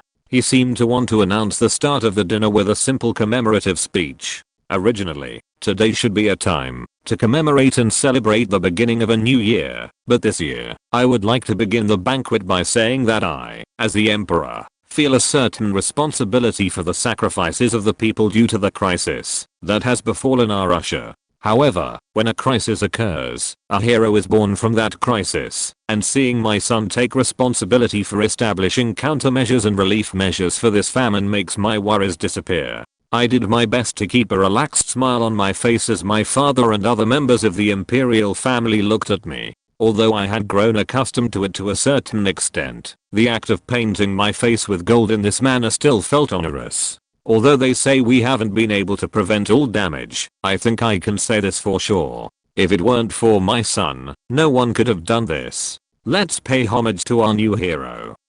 Clap clap clap, applause followed, and I felt the corners of my mouth twitch as I struggled to maintain a smile. I also responded to their cheers by raising a full glass of vodka, and when the applause died down, the first meal finally began to be served. After I finished the pre-dinner prayer led by my father, and began to eat, I felt much more at ease. After the food was served, people's attention shifted from me to the plate in front of them. A hero of our time. Hey brother, you're amazing, aren't you? The last truly enlightened monarch of this age. It's noisy, mishap, concentrate on your food. Meanwhile, my younger brother, Mikhail Alexandrovich, who was sitting next to me, started making jokes, but I firmly dismissed them. My younger brother, who will be 14 this year, knew I was burdened by excessive praise, so he sometimes made jokes like this. As I ate, ignoring the laughter of my younger brother next to me, I wondered if this was why people wanted to gain power. Although it was said to be a simpler dinner than usual, to me it was nothing short of extravagant. It's not that I haven't thought about Korean food since entering this body, but this dinner was enough to make my nostalgia disappear completely, at least as far as food was concerned. The dishes arrived one after the other according to the Russian order on the table, and when dessert arrived, my father, wiping the sauce from his mouth, asked me, "Come to think of it, I heard about the letter you sent to Princess Alex." For a moment, the lively atmosphere of the dinner venue froze. This was because it was publicly known that Princess Alex and I kept bumping into each other with romantic feelings, and that my father and mother didn't think highly of this encounter. I barely swallowed the meat stuck in my throat and cleared my throat. Of course, I thought he would know I was sending him a letter, but I didn't expect him to even understand the contents. As I cleared my throat and wasted time, I could feel the eyes of the imperial family, who had just been eating and talking among themselves, darting back and forth between my father and me. I felt like I was the second generation Cheeble in a Korean drama, a character who shouts, "I love her," despite their parents' opposition. Good thinking. I'm so glad you finally listened to your mother. How about we meet the girl from the Orleans family I mentioned last time? As for her I know what you two are thinking, but I'd like to tell you that the situation isn't what you two expect yet. My letters between her and me were intended to explain my current situation and ask for your understanding, mother. When I interrupted my mother's sentence and replied in a stern tone, my father and mother looked dissatisfied. They seemed to have decided that their eldest son would finally break up with the woman they didn't like and go out with a woman they recommended, but I had no intention of making a decision on that yet. There's still plenty of time to decide on this matter. For now, let's focus solely on the relief efforts and matters related to the Siberian Railway. Since there were still more than 2 years until 1894, when the event that led to their marriage actually occurred, I decided to think more deeply about this matter. When the atmosphere became awkward, Grand Duchess Elizabeth, who was sitting opposite me, helped me. That's right. Her Majesty thought, well, in the current situation, seeing your highness more interested in the affairs of the country than in love, it seems that the future of the Russian Empire is filled with God's grace. I will also explain to my sister what your thoughts are. When Princess Alex's elder sister spoke this way, my mother, who seemed ready to say something further, turned to me, and my father opened his mouth with a dissatisfied expression. So, you're saying that you have no intention of meeting the person we introduced until this matter is resolved? Yes, father.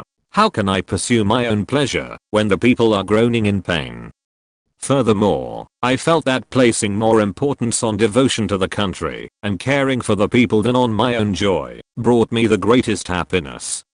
It was something that pricked my conscience even as I said it, but I decided to come out brazenly. It was one of the things Kim Il-sung learned from his life in the 21st century. It was also a technique I used when meeting relatives every holiday when I studied history. If you have no other choice, put an iron to your face and come out with confidence. While it's true that the relief work is going well and people's lives have stabilized, the crisis facing our Russian Empire is not over yet. Father, I think my first priority is to fulfill my duties as a proud member of the Romanov family and as a member of the Russian Empire. Fortunately, my father seemed satisfied with my answer. My mother beside me still seemed a little dissatisfied, but she seemed to feel pressured to push me further when I introduced myself like this. You always surprise me. Yes, you're right. It's not yet a safe stage. Seeing you put the country's security before your personal happiness reassures me greatly. Now everyone raise your glasses. Let's drink to the great Russian Empire, to God who watches over us, and to my son.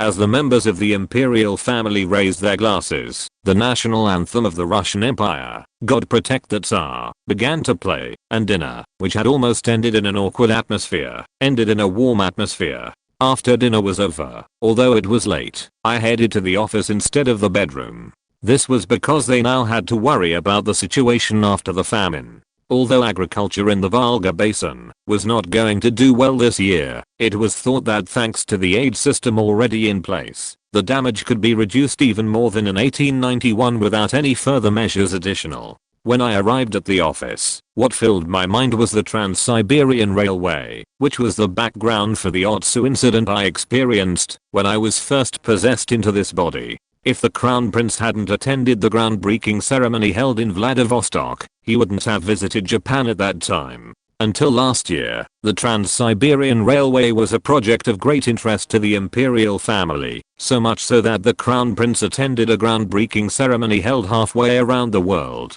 However, in the actual story, the budget allocated for the railway's construction was cancelled in 1892. Of course, it was a redistribution of the budget for the famine relief project that happened at the time, but now that there was some leeway, it seemed like the budget could be distributed to the railway project as well. However, if there is a problem, how do we build a line near Lake Baikal? Lake Baikal, located between the lines running from Vladivostok to Irkutsk, was one of the first and biggest obstacles to Russia's Trans-Siberian Railway project. In modern history, the Russian Empire spent an enormous amount of time and effort overcoming Lake Baikal, which was surrounded by mountains. When it was built, the railway ran over the lake. It was a last resort measure because the terrain south of Lake Baikal was very rugged. In the summer, train ferries were operated, and in the winter, temporary railways were built and operated over frozen lakes, but their efficiency was low. This time, it would be better to start from scratch without wasting time or budget. Fortunately, I already knew the answer. Making this a reality and carrying it out required dedication and effort on the part of officials, including Witte, the current director of the railway. I decided to discuss this issue at the aid committee meeting the next day. I smiled at the thought that it would be a welcome encouragement to the bureaucrats, who had recently had some free time and were handling things in a conventional manner. Chapter 17. The atmosphere of the relief committee meeting, held for the first time at the beginning of a new year, was very different from that of 3 months ago. At that time, it was difficult to see composure on the faces of the people entering the conference room, but now the atmosphere was relaxed enough to exchange simple jokes with the people sitting next to us before the meeting began. As the reports coming in from all over the country improved, the minds and attitudes of those in charge here in St. Petersburg seemed to have relaxed somewhat. By the way, have you seen the editorial Count Tolstoy wrote in this Moscow Gazette? Backquote, for some reason, that fellow wrote only good things about us. Let's get this straight. Isn't most of the praise paid to His Majesty, and not to us? In particular, I felt embarrassed when I saw the sentence, His Royal Highness Prince Nikolai is worthy of the title of the last enlightened monarch of this era. I wonder if you don't know that His Majesty finds such praise burdensome. After working with their Crown Prince almost every day for nearly 5 months, the members of the aid committee also had a rough idea of the prince's tendencies. One could say they were cruel bosses who constantly gave out work and assignments, but the Crown Prince himself always led by example, so they had no particular complaints. Even as Crown Prince, he never gave them impossible tasks and then criticized them for being unable to complete them, but most of them made justifiable comments, such as asking them to make up for what he considered inadequacies or parts that officials hadn't thought of yet. Of course, since they are used to a strictly hierarchical society, that may not be the case. However, I'm worried that His Highness the Crown Prince will be upset by what happened at this year's New Year's event. Oh, you mean Princess Alex's story? Backquote, I personally hope that Your Majesty will listen to the words of His Majesty and the Empress. Her story naturally turned to what happened at this imperial New Year's ceremony. Although it occurred at a banquet attended only by the imperial family, there were many ears within the imperial palace. Furthermore, as it wasn't considered a secret, the difference of opinion that occurred at this New Year's event, which could even be described as a conflict between the Crown Prince and the Emperor, was the most talked about topic in Russian aristocratic society recently. I have a slightly different opinion on the process. Princess Alex is the person who best suits your plane. Also, aren't you too famous already? Furthermore, considering the question of a noble marriage, it is difficult to find a bride who has borne him.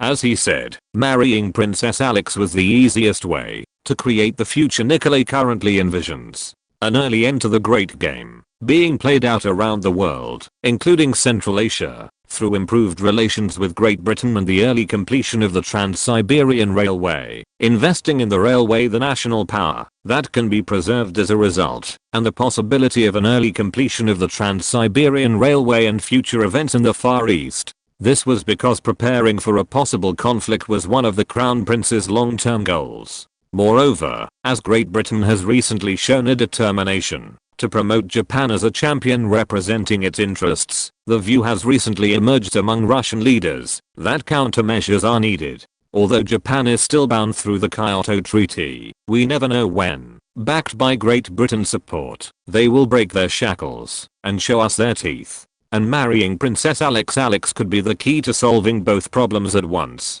Although the monarch's influence was less than before, everyone knew that Queen Victoria, who currently rules England, cared for Princess Alex. Although the value of marriage alliances was less than before, the union of noble blood held much symbolism in itself. However, there were many people who didn't think so seriously about Japan. What are you saying? That the yellow race located in the eastern corner and those who live on an island can dare to do anything to our great Russian empire? Sometimes I wonder if His Majesty overestimates Japan. At most, they are compatriots from an island country in the Far East. Wouldn't Your Highness go to Japan, see it for yourself, and feel some of that experience? Sometimes I shudder to wonder what the outcome of this famine would have been if it hadn't been for you. However, thanks to the skills and results the Crown Prince has demonstrated so far, the outlook of some of them is changing from before. The question was, if His Majesty is on guard, there must be a reason. His Majesty is entering. When the voice of the guard guarding the door was heard, the ministers stood up and prepared to greet their superiors. The topics to be discussed in today's meeting, such as who adjusts their clothes and who reviews the report one last time, were the same as before, but due to the prince's nature of occasionally preparing surprise tasks, we cannot guarantee that nothing special will happen today. There wasn't. Jump, jump, jump, jump. And the man destined to become your monarch entered the conference room, sat down in his seat, looked at the officials, and he opened his mouth. Then let's start the meeting today. At this point, the status of the relief committee was similar to that previously held by the cabinet. Although it was a temporary organization, it was possible, because I was the chairman, as my father had given me full authority, and most of the cabinet members belonged to it. It's a situation similar to that of a non-buy answer. The difference is that once this famine is over, I will take the initiative to dissolve the committee. As someone who knew the negative effects of a temporary organization established for emergency measures becoming a permanent organization, it was something I had to be careful about. Furthermore, as there were reports that the ministers who were not part of the relief committee were unhappy, we had to think of ways to appease them. Of course, there's still a long way to go. Now I have to focus on the meeting. I watched the cabinet members report as usual. Fortunately, according to what was reported at today's meeting, there didn't seem to be any major problems during the relief process despite it being winter. It was a moment when the strengths of the enormous organization called a nation were revealed. It has been clearly demonstrated that, if the initial response and related policies are established properly, they will function adequately, except in special circumstances. I will conclude this report. As the cabinet minister finished his last report, the eyes of those sitting at the table turned to me. I looked each of them in the eye and praised their hard work. Thanks to your dedication and efforts, I believe we will be able to end this famine with minimal damage. Of course, there is God's grace, but the Lord does not help those who do not help themselves. BO pays tribute to your hard work. Thank you. I bowed my head slightly to show them my utmost respect. Your Highness, you should not lower your head carelessly. Your actions carry a certain weight. We simply fulfilled what His Majesty said. That's right, Your Highness. Count Tolstoy also seems to know that his guidance, not ours, played a decisive role in resolving this situation. Have you seen the editorial published in this Moscow Gazette? A light chuckle spread across the table. Just a few months ago, it was difficult even to find time to relax, let alone laugh, but now they and I were able to maintain a positive mindset to the point where we could even make jokes like this. But that's why Miss Ha kept making fun of me today. I suppose I should have appointed Count Tolstoy to the relief committee at all costs. Isn't that right? Ha ha ha, that's right, Your Highness. Although the Count is old, isn't he qualified to dedicate himself to the country? That's correct. Although I know how strong the Count is in body and mind, I regret not having allowed him to sit next to you.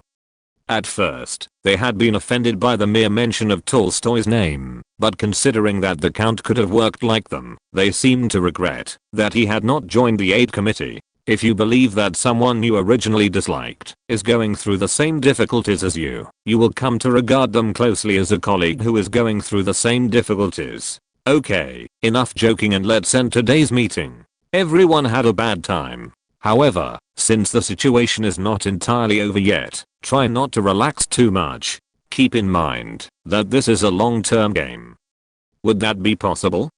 When I announced that the meeting was ending, each official stood up and began to return to their departments. Oh, I forgot to tell you. Will the Director of Railways, Sir J. Witte, be around for some time?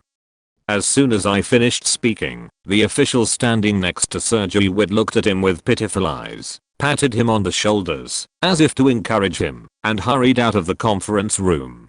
Beate, who was the one receiving encouragement, seemed to have darkened tenfold. No, I'm not the one eating it, so why am I reacting this way? I decided to start the conversation with a light joke to lighten the mood. Come to think of it, my relationship with Sir is quite unique. I still vividly remember 4 years ago, when you stopped the train my father was taking on vacation. At the time, my father was very angry. In September 1888, Tsar Alexander III took his private train to Crimea for a family vacation, but he had no choice but to stop in Odessa. This was because a brave railway worker who raised an issue about violating regulations issued a stop order. The brave railway worker's name was Russo-Japanese Witte, the man sitting in front of me, and one of the great men who supported the late Russian Empire. There were two reasons why he stopped the emperor's train. First, my father, who enjoyed high speeds, connected two steam locomotives together to drive at high speeds, but connecting two locomotives together to operate them was prohibited due to the risk of derailment due to the impact of interference. Second, since it was the emperor's train, the train was larger than other trains, and it had more wheels. At that time, the number of wheels was 42, but my father's train had 64, which exceeded the limit. I was simply following the rules, Your Majesty. There's no need to be humble. I also believe your actions were correct. If I had followed your words, the train accident wouldn't have happened. At the time, my angry father ordered disciplinary measures against the reckless railway worker and went ahead with the operation, but the consequences of not heeding his warning were severe. Barely a month later, in October 1888, the emperor's train returning from vacation derailed due to excessive speed, as Witte had warned. At the time, 21 people died and dozens were injured, but fortunately there were no fatalities among the imperial family. However, this accident led to kidney disease, which was the cause of Alexander III's death, and one of my sisters, heir, ended up living with a hunchback. I regularly tell my father to pay attention to his health, but with current medical technology, there is no clear treatment method for kidney disease other than nursing. After that, your father appointed you director of the railway. It's simply an undeserved position. Witte seemed nervous as I rambled on, not getting to the point. I looked at him and said with a smile, so, shouldn't we be thinking about a post-famine policy now? Chapter 18. Witte seemed to have guessed what I was going to say. Seeing his eyes turn serious, I could sense once again how valuable a competent bureaucrat is. Your Highness seems to think that our Russian Empire should pay more attention to the Far East from now on. It's similar. The only difference is that I believe our future lies in the Far East. It would be even better if we could stop the dance that is currently taking place with our island friends from Central Asia to the entire Eurasian continent. From 1813 until the conclusion of the Anglo-Russian negotiations in 1907, a no-shot war between Great Britain and Russia unfolded around the world, and at times, the power of a proxy war in which bullets were not directly exchanged, but rather each side used proxies for the other. The fighting was a great burden for Tsarist Russia. Of course, the process was not without success, such as seizing oil-producing areas like Azerbaijan, but for Russia, which has traditionally had poor finances and a broken economy, this kind of power struggle was no different from living with constant hemorrhage. Come to think of it, the arms race resulting from systemic competition with the United States was also a cause of the collapse of the Soviet Union. Looking this, is it Russia's tradition to collapse due to a fight over the capital with the world's number one? The moment I thought of this kind of profane joke in my head, Witte responded to what I said in a low voice. It seems that His Highness looks far beyond the reality in front of him. After hearing his words, I smiled. Why do you think that? It was because, while I and other officials were only thinking about providing famine relief, His Majesty seemed to be looking ahead 10 years after the famine. Are you going to make my face blush with Count Tolstoy and even the Commissar? Then tell me what made you think that way. When I asked him a funny yet serious question, Witte looked me straight in the eyes and answered. First, this is because Her Majesty paid special attention to the British merchants among foreign traders who suffered losses due to this grain export ban. In the case of other countries, the ambassador did not directly announce the damage repair plan or send a direct letter to that country's foreign minister. That's an interesting assumption. Keep going. Yes. Second, from the speech you gave at the opening ceremony attended by Her Majesty during this trip to the Far East, it's clear that Her Majesty considers the Trans-Siberian Railway project important enough to send Her Majesty to such a faraway place. But if it hadn't been for Her Majesty, the budget for the railway's construction would have been cut in this year's budget. Based on your interest in the Trans Railway project budget and the content of your speech at the time, I would venture to assume that you believe the development of Siberia is closely linked to the future of Russia. I listened, nodded, and gestured. Finally, I wanted to know what made you understand my thoughts. Finally, I made an assumption, based on what you just said, and the attitude you have recently displayed toward your beloved Princess Alex. Unlike before, the way you treated her was not as a mistress, but as an object of political strategy. Aren't you looking for a way to resolve the war of nerves our Russian Empire is currently waging with Great Britain? I suppose I lack discipline. The director has learned everything. That's right.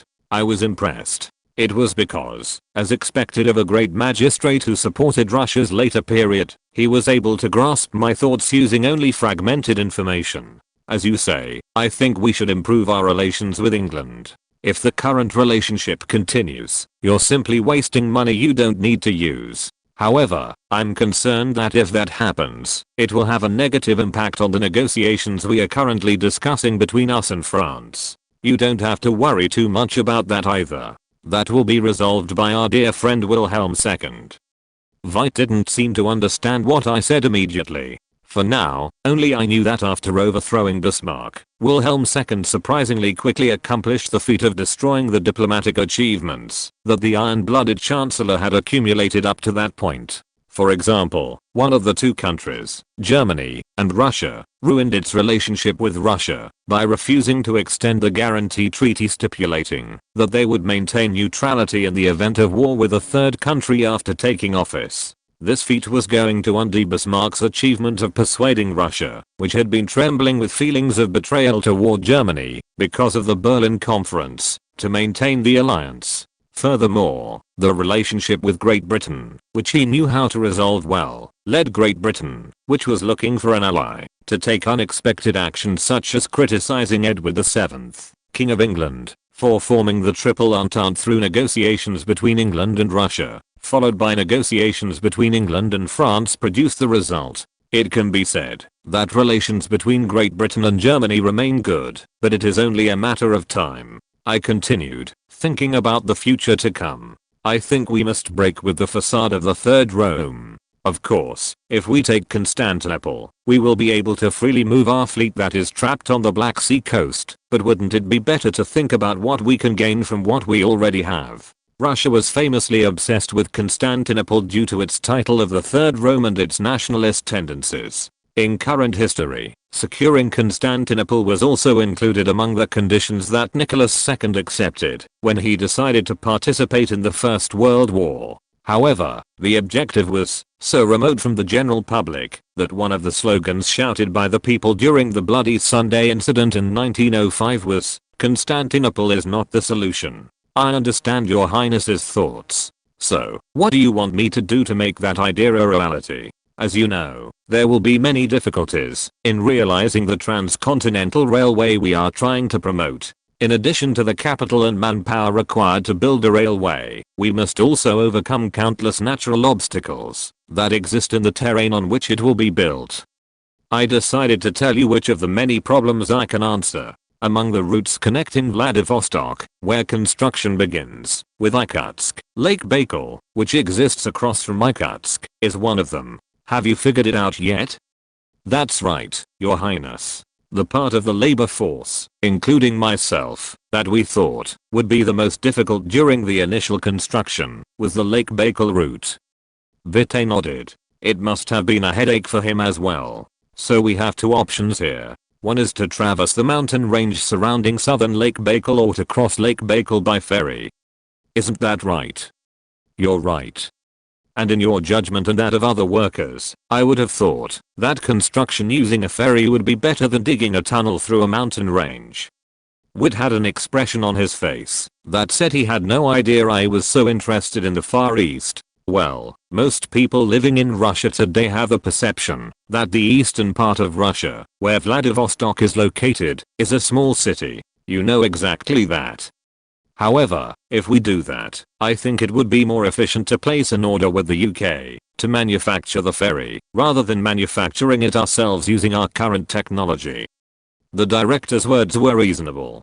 Building a tunnel through a mountain range using current technology was a task that seemed to require an enormous amount of money and time. However, as someone who knew what happened at the time, I had to choose a method that seemed reckless instead of the one they had prepared. No, I think differently. We have to build a tunnel. Witte seemed surprised when he heard my statement. He seemed to think I was trying to do something reckless with the energy of youth. However, Your Highness, if that happens, the construction cost will be at least 6 times higher. Furthermore, we don't know how long the construction will take. Don't worry about the budget. Our Japanese friends will help us. Also, we are not saying to start construction right now, but rather after this situation is resolved. There are also cases where a railway tunnel through the Alps has already been completed.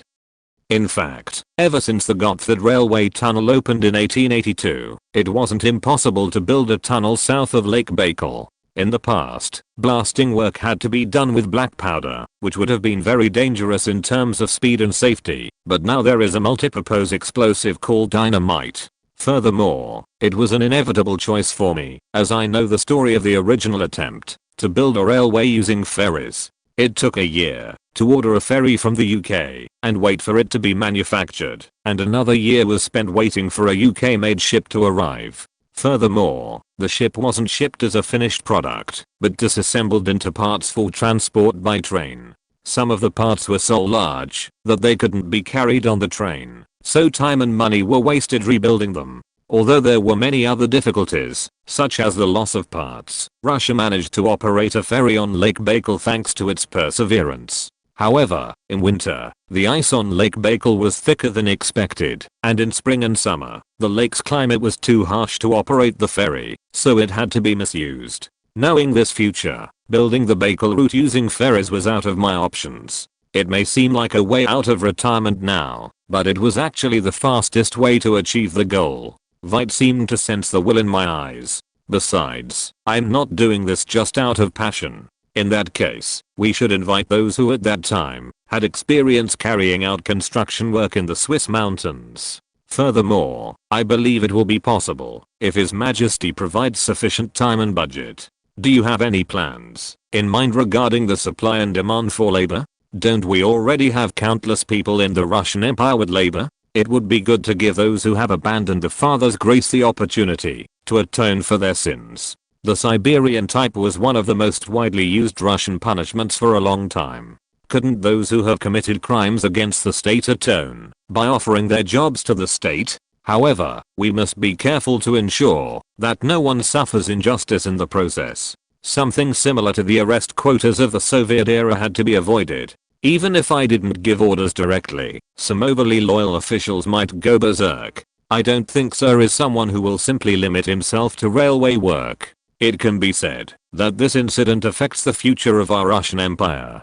Vishnetkritsky was still serving as Minister of Finance, but since his life, as recorded in the original history, was not long, I had to appoint a successor in advance. Considering his health, it was necessary to allow him to return to his hometown and enjoy his retirement once the famine was over. I believe that from now on, you will be the key figure of our Russian Empire. I'm sure you know what I'm talking about. After hearing what I said, Witte had an honored expression on his face. It seemed he couldn't even think about what would come in his future at this moment. For someone loyal to the Russian Empire, it was a moment of recognition from the future emperor. I'm simply grateful that Your Majesty thinks so highly of me. The smile on my face deepened as I looked at him, my head bowed. Chapter 19. The people who had upheld John Huangyang's banner through the dismemberment movement realized the reality and changed their stance to Yang Gai. And in 1892, 24 years after the engine of modernization was set in motion by his decision to pursue enlightenment on a massive scale, the atmosphere at the cabinet meeting, held in Tokyo, Japan, to welcome the new year was tranquil. At first glance, the New Year's events proceeded as usual, but there was a common feeling that this year would be a difficult one for the literate class, to the exclusion of the general public. For the Empire of Japan, the incident that occurred last spring was like breaking the wings of a baby bird that was about to take its first steps toward heaven. The brown bear's rage driven by a psychotic man left deep festering wounds in Japan that were not visible from the outside. Although the lunatic paid for what he had done with his life did not pay for this. It was out of the question to let things slide. What he did to the country of Japan was no different than a relative he'd never met handing him large gambling debt and escaping to the underworld. In modern times, it would have been possible to avoid inheriting debts by renouncing the inheritance, but at the end of the 19th century, in the context of a relationship between a country belonging to a great power and a country that was just taking its first steps, it was an act of less equality than the examples described above. Ito, who took over as prime minister from Masayoshi, who resigned after assuming responsibility for the Kyoto Treaty, was in trouble. This was because, in his view, he could take responsibility for the economic crisis that could soon affect the Japanese economy and follow in the footsteps of his predecessor, who would go down in history as the shortest-lived prime minister. I can't believe I have to go through this with these idiots. After the dissolution of Masayoshi's cabinet, the newly established Irabumi cabinet had some differences with the previous cabinet. Previously, figures from Choshu domain and Satsuma domain had occupied cabinet positions equally, but this time, the majority were filled with figures from Choshu domain. This was the result of the miserable failure of the negotiations with Crown Prince Nikolai, arranged by Masayoshi, who had been prime minister in the previous cabinet, and figures from Satsuma domain. Originally, it would not have been the result of the Satsuma clan members being alienated to this extent when Prime Minister Masayoshi announced his intention to commit seppuku by taking full responsibility, but the outcome reflected the intentions of Meiji Tenno, who held a grudge against him for putting him through such a terrible ordeal. Right now my head hurts thinking about the sales profits, including minerals, that must be delivered to the Russians this quarter, and the repayment of the loans taken out from Great Britain. The Choshu clan figures, imbued with the consciousness of having won the fierce struggle for central power following the Meiji Restoration, seemed unable to face the harsh reality. Then I will wish His Majesty the Emperor a long life, and begin the cabinet meeting. If you have anything to say to the Minister of the Navy, do so. The Minister of the Navy, who was almost the only member of the Satsuma clan cabinet, responded in a straightforward tone.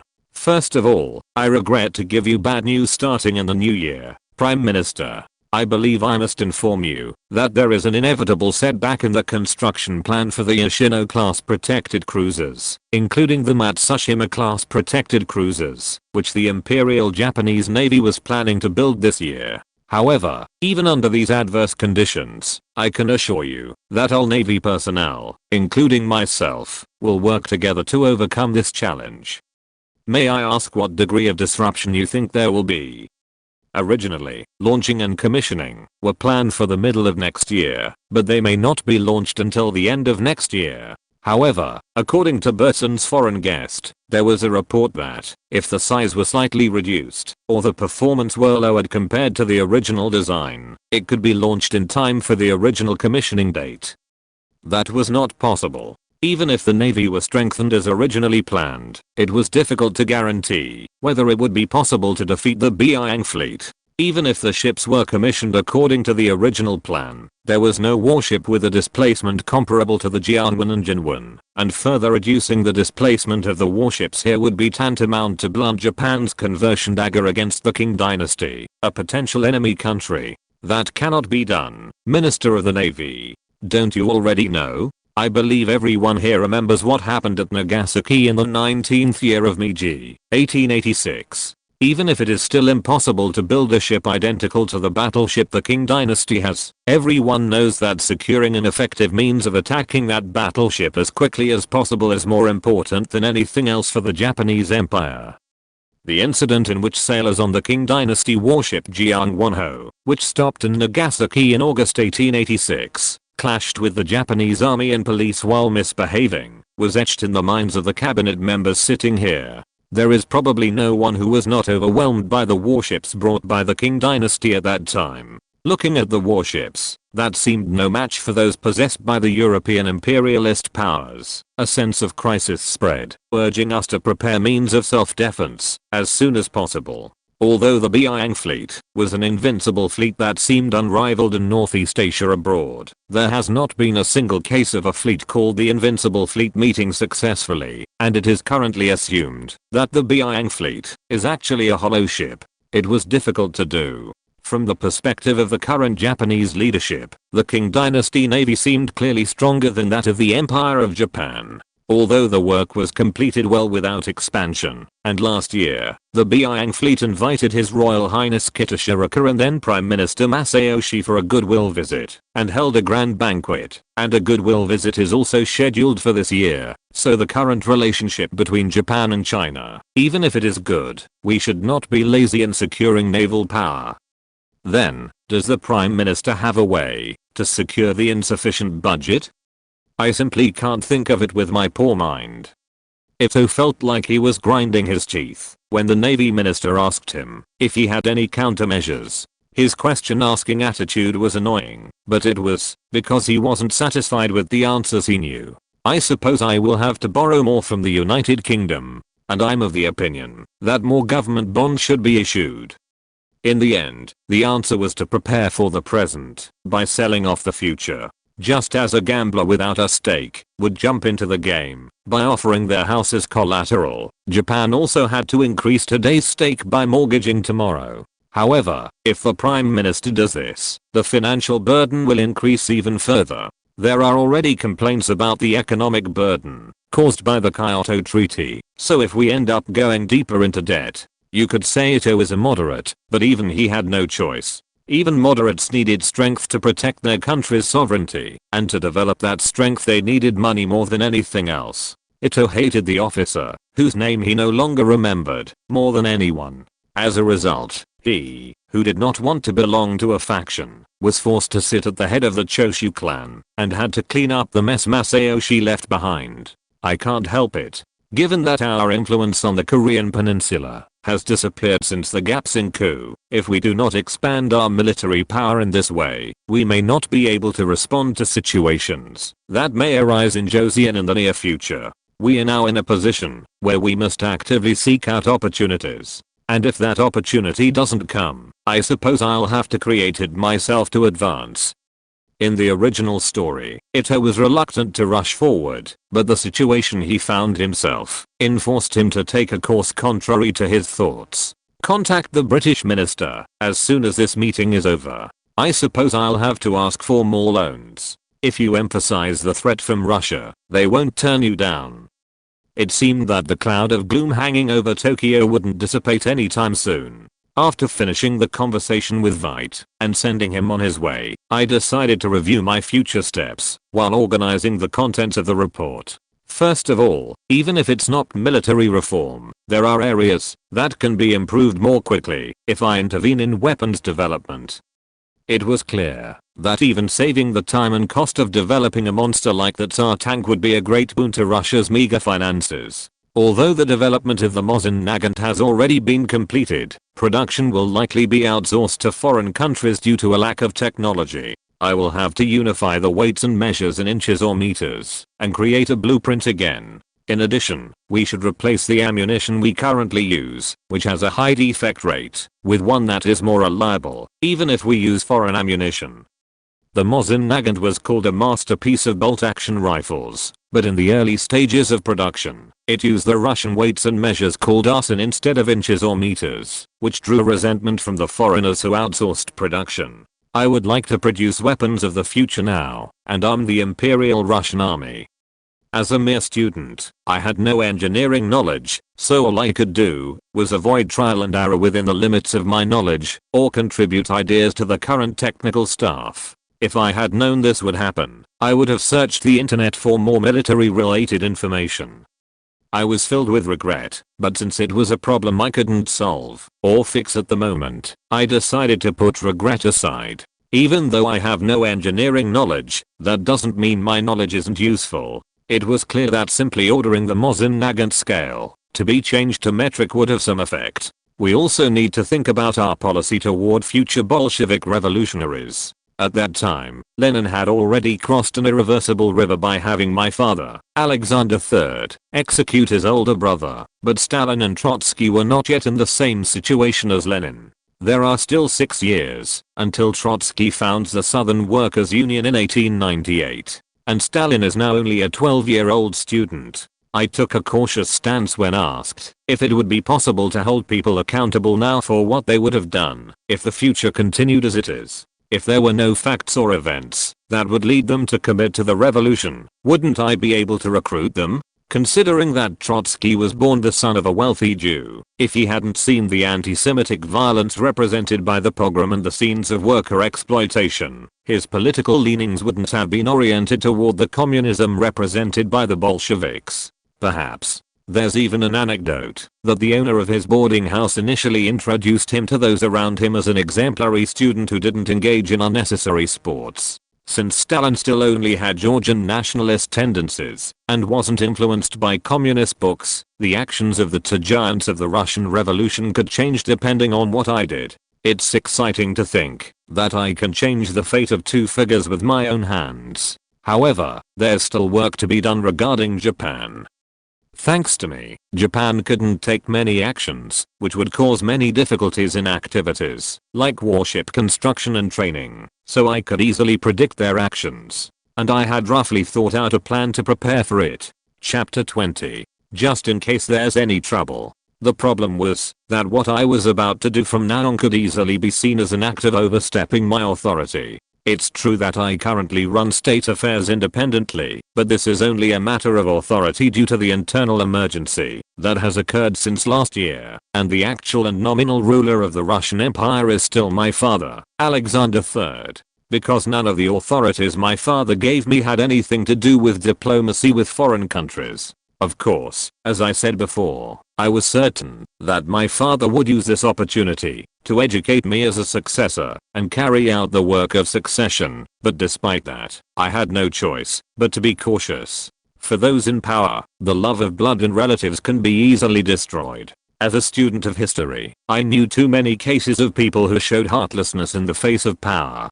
And, interestingly, many of those cases occurred between the legitimate successor and his father. For people who had been in power since birth, the reality of losing power could be difficult to accept. Even if the person being transferred their power is their son, who can be considered their alter ego. Even if it's a little late, it would be best to definitely ask my father's permission or at least his opinion on what I've prepared in advance before carrying it out. Since it was still a little after lunchtime, I decided to visit my father later. There were still documents to organize, and it was necessary to review what should be done in the future.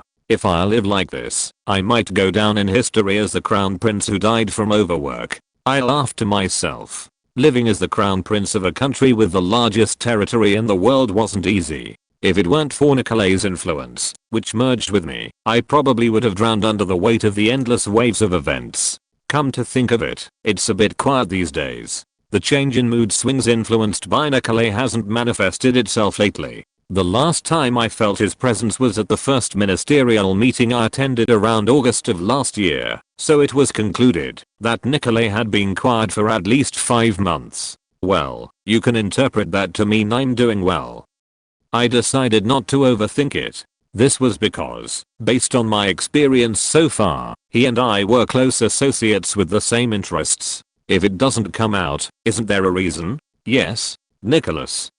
The Nikolai inside me still had no answer. Around 4 in the afternoon, I left the conference room and set off to see my father, where a meeting awaited me with a person I didn't much like. Oh, aren't you Your Highness the Crown Prince?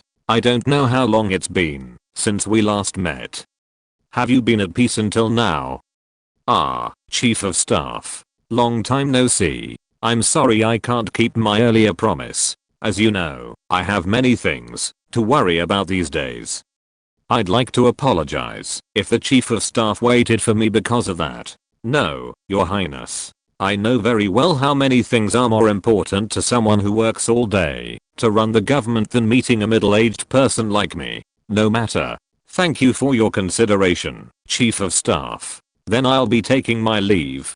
For me, who had only had a formal conversation and was about to move on, the director's next words were words I couldn't easily ignore. However, I'd like to tell you that there are many opinions mixed with concerns about His Majesty's recent actions. What do you mean? Chief of Staff, may I ask you to explain in detail? The Chief of Staff turned his head to look, and he had the often seen kindly grandfatherly expression. He looks like an abominable nobleman. Oops, I guess my mouth was to blame again.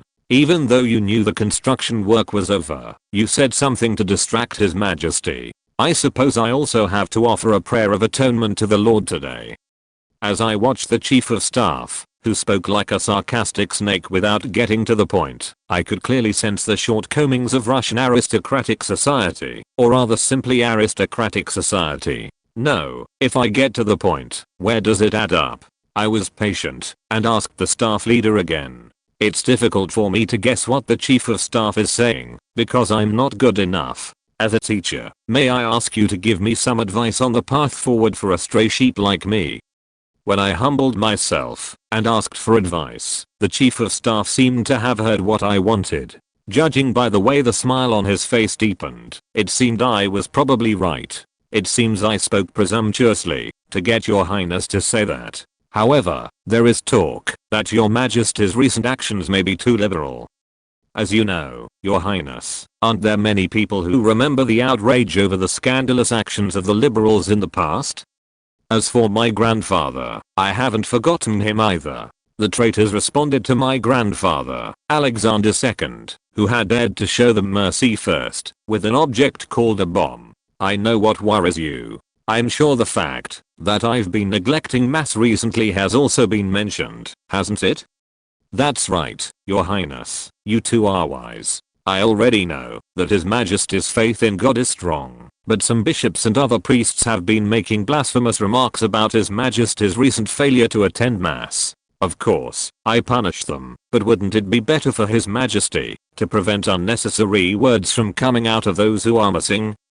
The religious fanaticism of the Russian Empire was shocking even to Europeans who believed in the same Christian religion. A diplomat from another country, who had been posted to Russia, left a comment in their file that read, "These people must be praying all day long." Even under Alexander III, there was an initiative to force conversion to Orthodoxy through discriminatory policies against Catholic believers. And this anachronistic trend further complicated the already noisy hinterland of the Russian Empire with its diverse ethnic groups and religions. These were just one of the many obstacles I had to correct. Even if the Orthodox Church had a negative attitude toward what I was doing, I couldn't immediately purge them. This was because they were deeply rooted in the minds and lives of the people of the Russian Empire, and their existence aided the existence of the imperial family. Their conservative attitude could have been an obstacle to the reforms I would later implement, but depending on how I acted upon assuming the throne, their influence, which extended to all corners of the Russian Empire, could have been of great help to me.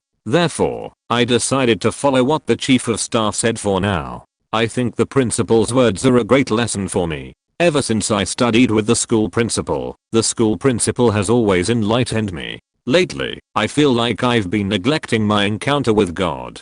I'm willing to attend worship this Sunday. And I decided to throw him some bait. Bait that might work for someone who still sees me as a child and thinks of himself as a teacher. And when the time comes, I'd like to make a confession. The Lord will also be pleased. May I ask the head of the service? The only person I can ask something like that of is the head of the service, who is my teacher. Please accept it with a generous heart. At first, he looked embarrassed, but soon he responded with a triumphant expression. I'm truly honored, Your Majesty. I will be happy to await your visit. I walked quickly, leaving behind the head of staff who seemed satisfied with getting what he wanted. Meeting him was always unpleasant, but I still had to use him. Because I couldn't purge the Chief of Staff, a leader of the conservative faction within the government, including the Russian imperial family. But if that day comes sooner or later. I swore in my heart again. The meeting with my father, which took place after an unpleasant encounter, began with scolding. Come to think of it, Chief of Staff Pobedonostov recently expressed concern for you. I heard you've been neglecting your religious life lately, so be sure to attend Mass this Sunday. I realized again what I was lacking through a conversation with the chief of staff along the way. After this mass, I decided to confess to the priest. Yes, as it should be. Good work. Since my father was famously devout, he seemed pleased that I had chosen to follow the chief of staff's instructions. In fact, there was no member of the Russian imperial family of this era who wasn't a devout Orthodox Christian. Even people who already believed in Catholicism had to convert to Orthodoxy in order to marry into the Romanov family. This custom also impacts the marriages of members of the Russian imperial family, but we'll talk about this later, when we have the chance. Anyway, Papa, I have something to tell you. Even so, I also had something I wanted to tell you. It seemed my father also had something he wanted to tell me. I thought about what he wanted to say, aside from the inconvenience, but nothing came to mind. I'm sure you know that my health isn't what it used to be. Although his father was healthy enough to be nicknamed Hercules, the scars from the previous train accident remained and affected his body. When the train overturned, he saved the lives of the imperial family by holding up the collapsing roof with his body, but the back injury and subsequent kidney disease he suffered at the time couldn't be cured with current medical technology. Following that, I consulted my doctor, and he said what I needed was medical treatment. You probably know this too. The accident that happened the other day during my vacation in Crimea is still bothering me. Father, what you said. Of course, I won't hand over the throne to you right now. I'm sorry if you were expecting it. But, as you know, there will be a lot of talk about abdicating the throne during your lifetime, and I thought it would be tiring for you, so I thought this would be the best method. My father smiled mischievously and continued. Although the Crimean Peninsula and St. Petersburg are close together, it's natural that, if the leader of the country is absent, there will be disruptions in the administration of state affairs. So, while I enjoy my vacation, you should take care of what I normally would do. I came to this conclusion after observing you since last summer, so don't get too angry. My father added with a serious expression at my side, at a loss for what to say. Of course, since you manage state affairs as an agent, keep in mind that I can intervene at any time. I'll keep that in mind. Okay, then I guess I'll have to prepare for the holidays. I also need to address your mother's displeasure with me since our last dinner.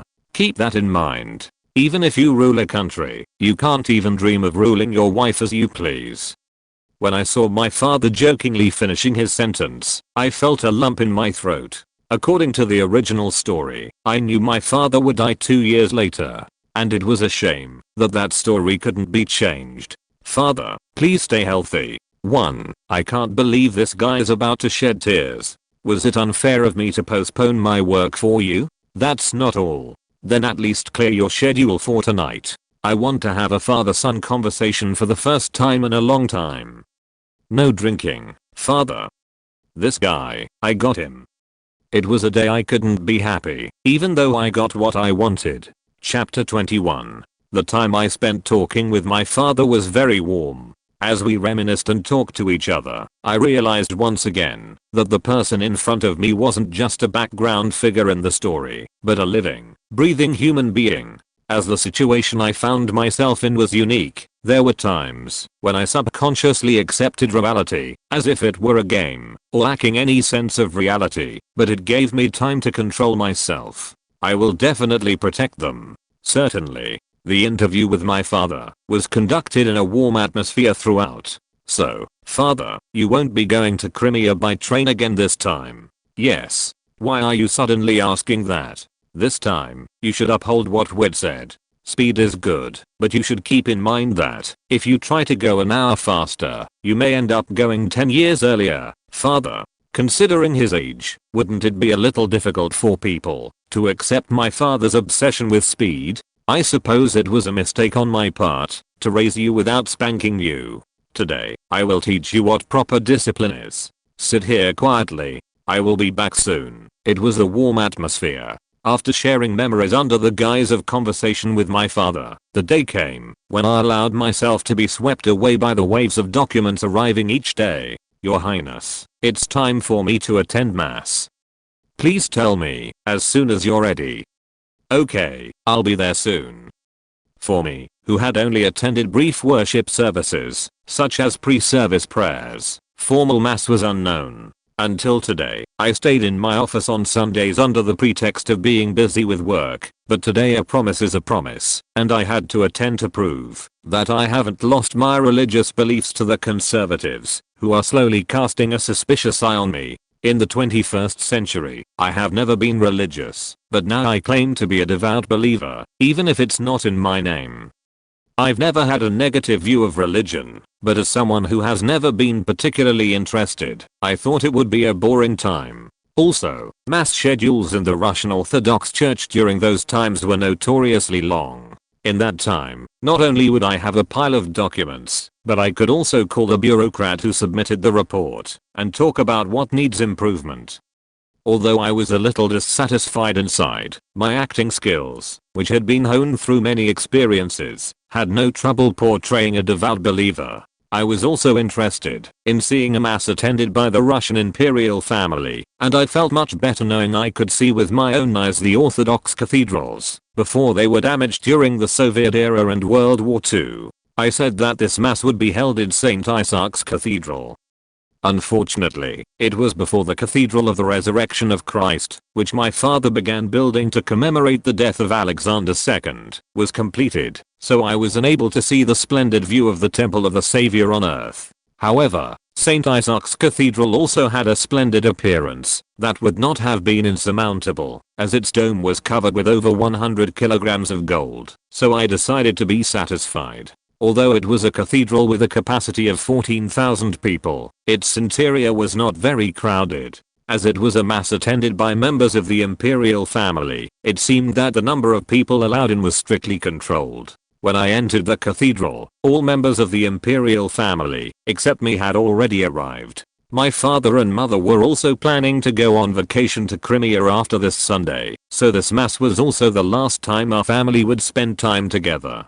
Oh, His Royal Highness has also arrived. Well, since it seems everyone has arrived, let's begin mass. Your Majesty, I would be grateful if you could remain in the designated place.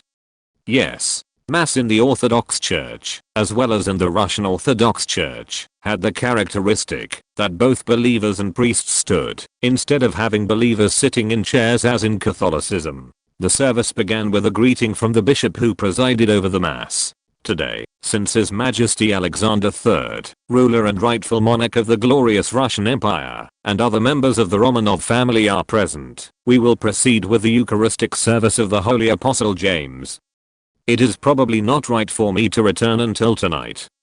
I was tired of Orthodox masses, which lasted a long time and had cumbersome ceremonies, but I couldn't show that I was bored when my younger brother Mikhail, who was only 14 years old, was standing next to me with a solemn expression. After 7 hours, that I don't know how they passed, my legs were stiff like a piece of wood, not like part of a living body. I thought that tomorrow morning he would complain to me, the owner of his body, complaining of pain like the one he felt in his legs, after receiving physical therapy.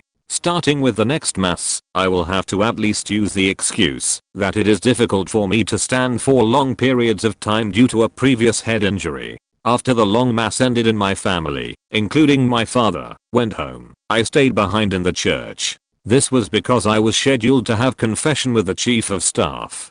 Originally, I should have received the sacrament of confession before attending the Holy Communion service, but it was the result of a coincidence between my position as Crown Prince and the interest of the head of the religious order in wanting to have a conversation with me. Besides, there was a reason why others should not know about this sacrament. As I was massaging my throbbing leg, the chief of staff approached. He looked at me and smiled. "Your legs look sore, perhaps because it's been a while since you attended mass."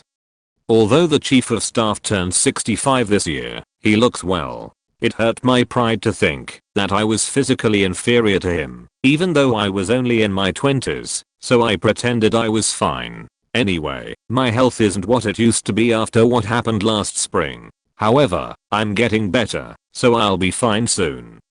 That's a good thing, Your Majesty. Then, may I take it this means that from now on, you'll attend mass every week? When I didn't say anything, the chief of staff spoke to me with an expression on his face that said he knew that would happen. Originally, it's true that your majesty was supposed to go to confession before the Eucharistic service, but today we'll do it in a special way. Could you please come here in front of the icon?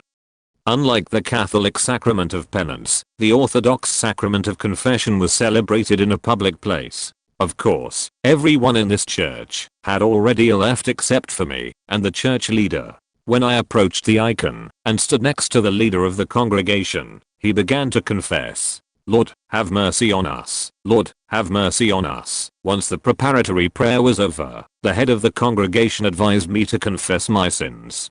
Christ is here, invisible, to hear your confession. Don't be shy and speak. You are not confessing me, but Christ who is here. I've been putting off attending mass, which can be considered an encounter with the Lord, with the excuse of being busy. What happened that made you have to postpone mass, your encounter with the Lord? It was to spread the Lord's mercy and glory throughout this land. The chief of staff didn't seem to like my answer. The attempt to establish Christ's kingdom on this earth should be commended, but we must be cautious in our means and methods. Can you say with certainty that what you have done is nothing shameful before Christ?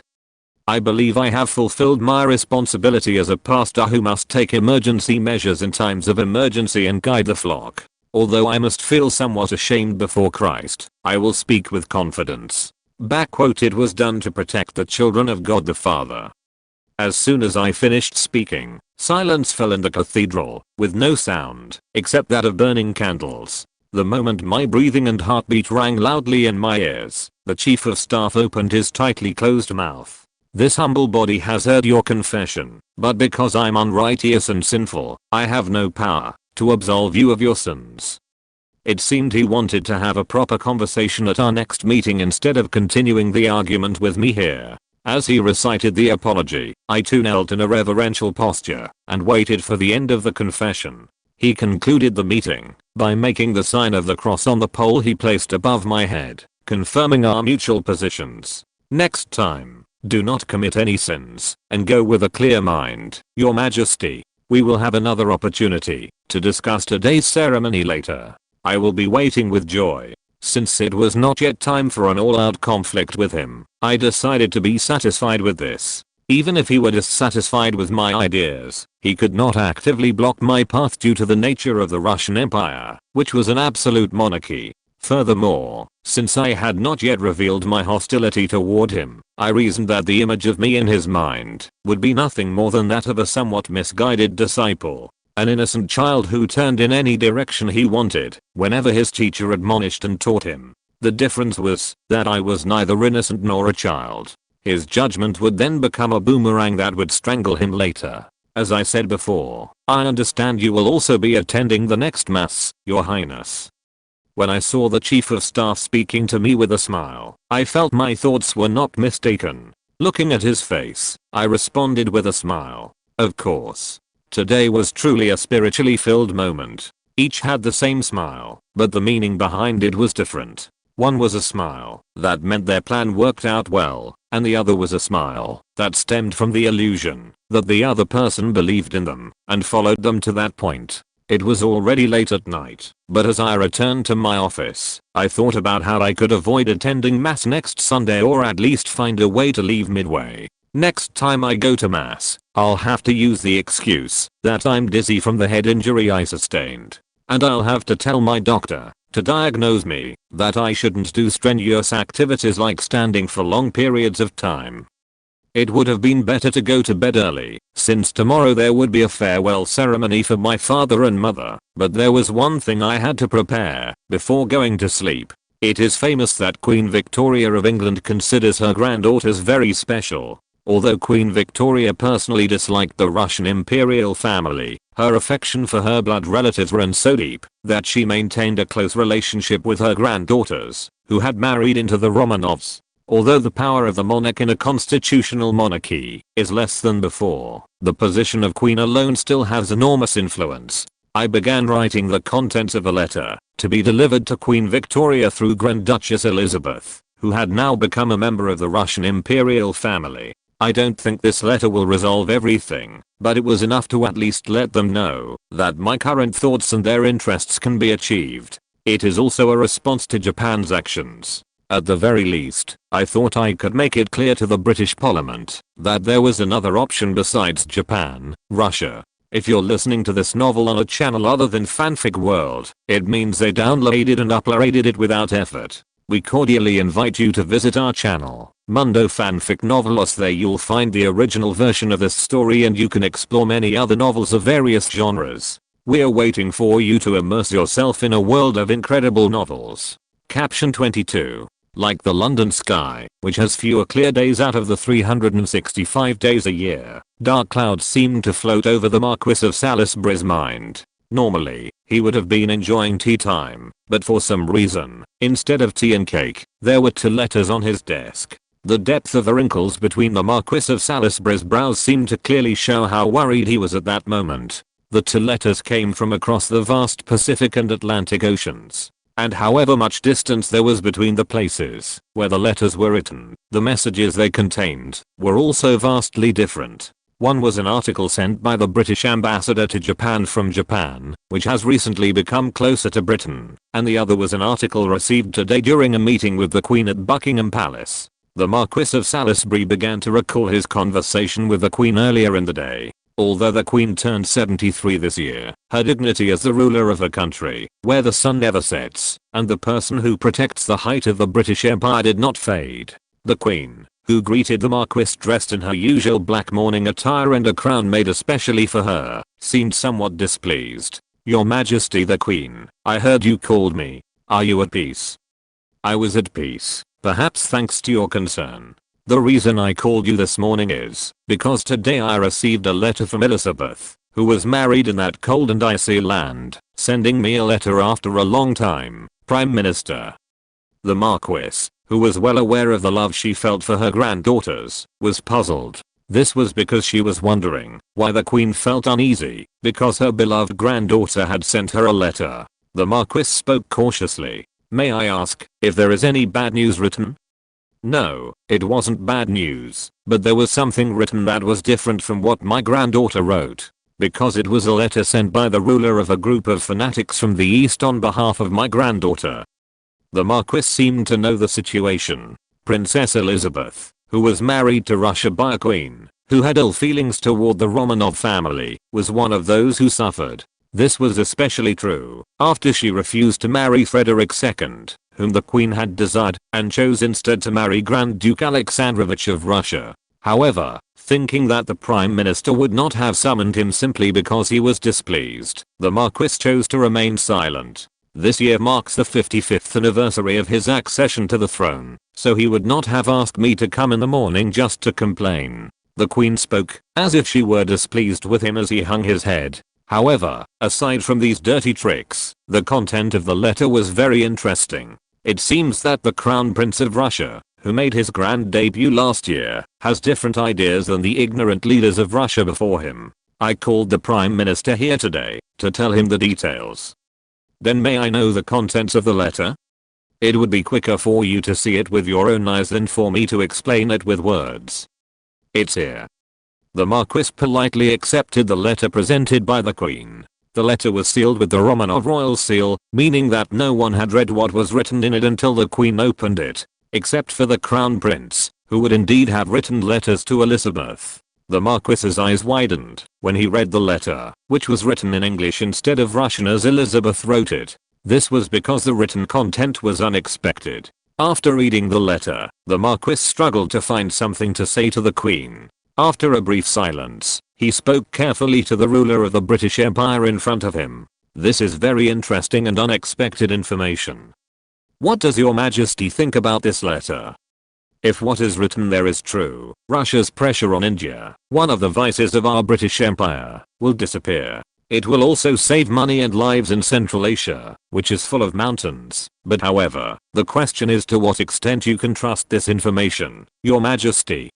What the letter whispered to them was very sweet and gentle. Russia intends to refrain from expansionist policies in the future, and, in particular, has no intention of attacking India and other colonies under British rule. If Great Britain goes to war with another third country, there is also the intention to remain neutral. However, I would like to convey that Russia is uncomfortable with the current relationship between Great Britain and Japan. According to this statement, it meant that Russia was the first to extend a hand of reconciliation, asking for an end to the great game that had lasted almost 80 years since 1813. Although it was not a request to form a military alliance, the letter, which even included a request for discussions similar to the Tranquility Treaty that Germany and Russia signed after the collapse of the Triple Alliance, is like a bomb that could shake the current European situation. It was. Words were also written bordering on Russia interfering in Britain's current foreign policy, but considering that it was a diplomatic document written by people closer to the rude barbarians living in a frozen land, it seemed that it could be taken into account to a certain extent. As the Marquis read the letter once more, the Queen told him, however, considering the recent relationship between France and Russia, we must also consider how credible this letter is. As you know, it is true that the two countries are getting closer to the first time the national anthem, La Marseillaise, was sung in Russia last year. Furthermore, according to the Ministry of Intelligence, behind-the-scenes talks are taking place regarding the formation of an alliance between the two countries, so we should think about that as well. It was still unclear how France, a traditional rival, and in conflict with Britain as it establishes colonies around the world, would receive Russia's letter. At worst, it could mean that France and Russia had reached an agreement and were trying to deceive Britain. However, in that case, he was prepared to tell them why England is called the country where the sun never sets. That is correct, Your Majesty. Furthermore, considering William II's recent love call, we must think we have plenty of options. As the Marquis said, the stance that Great Britain could currently adopt was very broad. For Great Britain, which claimed to be the mediator of the European continent, it was necessary to control Germany, which had already created the Triple Alliance, but for the time being there was no need to strain the relationship with Wilhelm II by provoking unnecessary conflicts. Considering that he maintains a friendly attitude toward Great Britain, but, Prime Minister, I don't much like the expansionist attitude that Germany is currently displaying. I think you are well aware that Wilhelm II, who has been giving my daughter a headache since my grandson retired, that old man, has been spewing belligerent words every day. Queen Victoria, who was related by blood to most of the monarchs currently ruling Europe, felt that her grandson, who ruled the German Empire, would likely do something that would shake the entire world in the future, something that could not be explained in words. First of all, I understand Your Majesty's concern regarding this letter. After speaking with my cabinet and my party, may I tell you which option would be most advantageous to the British Empire? Please do. After saying that, the Marquis withdrew and attempted to consult with the cabinet before submitting this agenda to the National Assembly after tea time, but what awaited him was a telegram from the Japanese embassy that had arrived from the Far East and announced their intention to ask for more loans. It's a headache. If we think about it simply, it seems natural to give more weight to the letter sent by Russia than to Japan's demands, but the reality was a little more complicated than that. Firstly, as already mentioned, a cautious attitude had to be adopted, since the reliability of the letter sent by Russia had not been vetted. Because unfounded trust in people who worship for over 7 hours while drinking vodka was a perfect opportunity to be stabbed in the back. Furthermore, considering the political direction of developing Japan as a champion representing British interests in the Far East, blindly rejecting their demands might have been detrimental to British national interests. If Japan were to move closer to the United States, British influence in the Pacific might be reduced.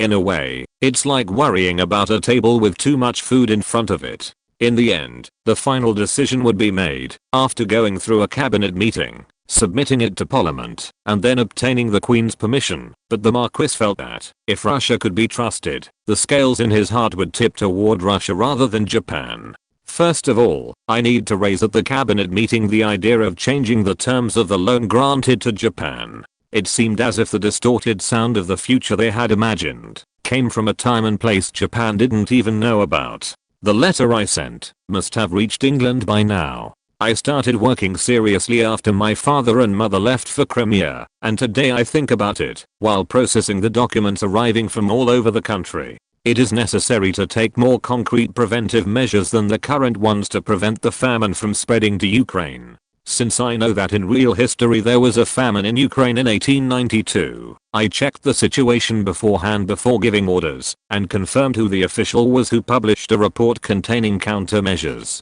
Oh, Stolypin. You're lucky. I was inwardly pleased when I confirmed the name of the great minister who had supported the Russian Empire after Witte.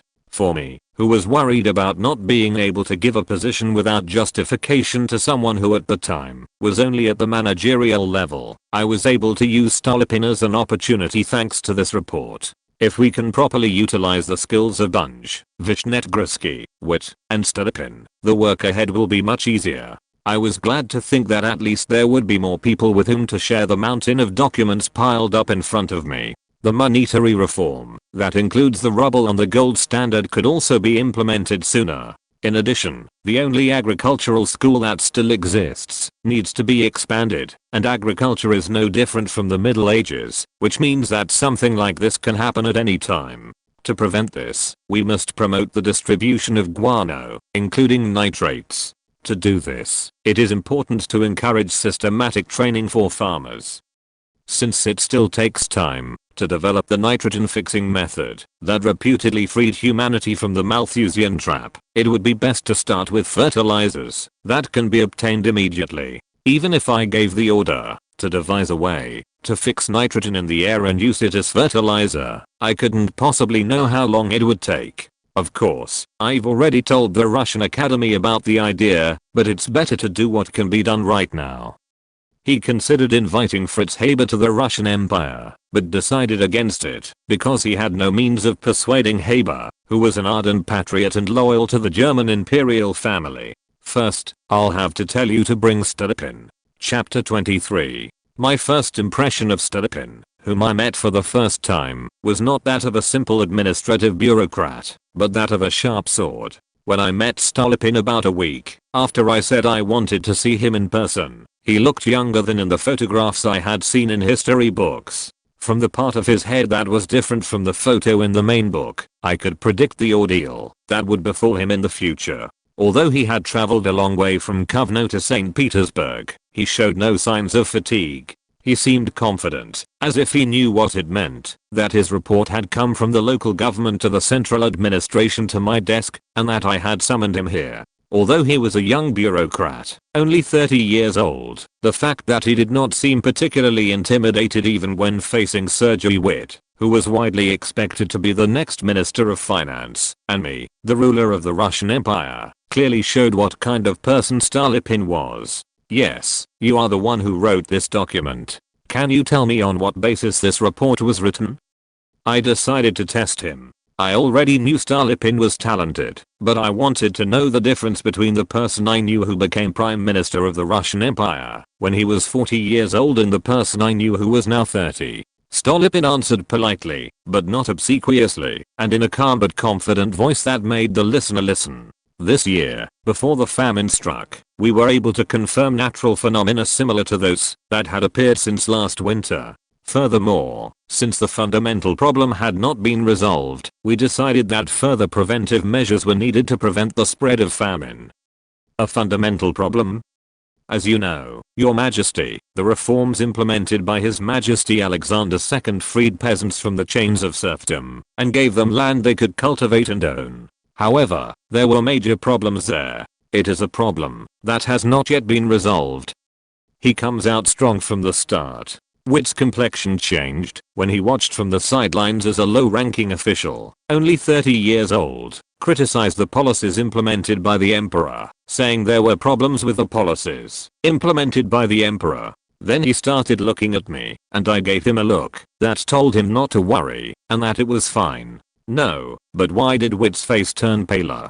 I was puzzled, but Stolypin helped me speak my mind. I never thought I'd hear an assessment of the policies my grandfather implemented here, but this is interesting. I would appreciate it if you could tell me what you think. Yes, Your Highness. Certainly, the policies implemented by His Majesty Alexander II were innovative and worthy of the title of benevolent Tsar Father, but in practical terms, there were side effects due to administrative constraints.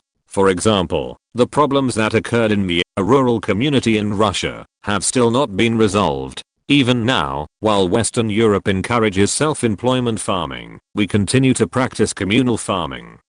Stolypin took a moment to catch his breath and continued speaking. As confident as he was, the criticism of what was considered his grandfather's greatest achievement in front of me, the person who practically ruled the Russian Empire, although he had not yet abdicated the throne, felt like a burden. On average, the area of land considered necessary to support a peasant family was 10 to 14 hectares, but what they actually received was only 2 to 3 hectares. Furthermore, in exchange for receiving the land, they had to pay high repayments, and the monthly interest payments were difficult to afford. And that situation was the result of the imperial government at the time overestimating the cost it spent on land acquisition, and thus shifting the financial burden onto the farmers. Your Majesty.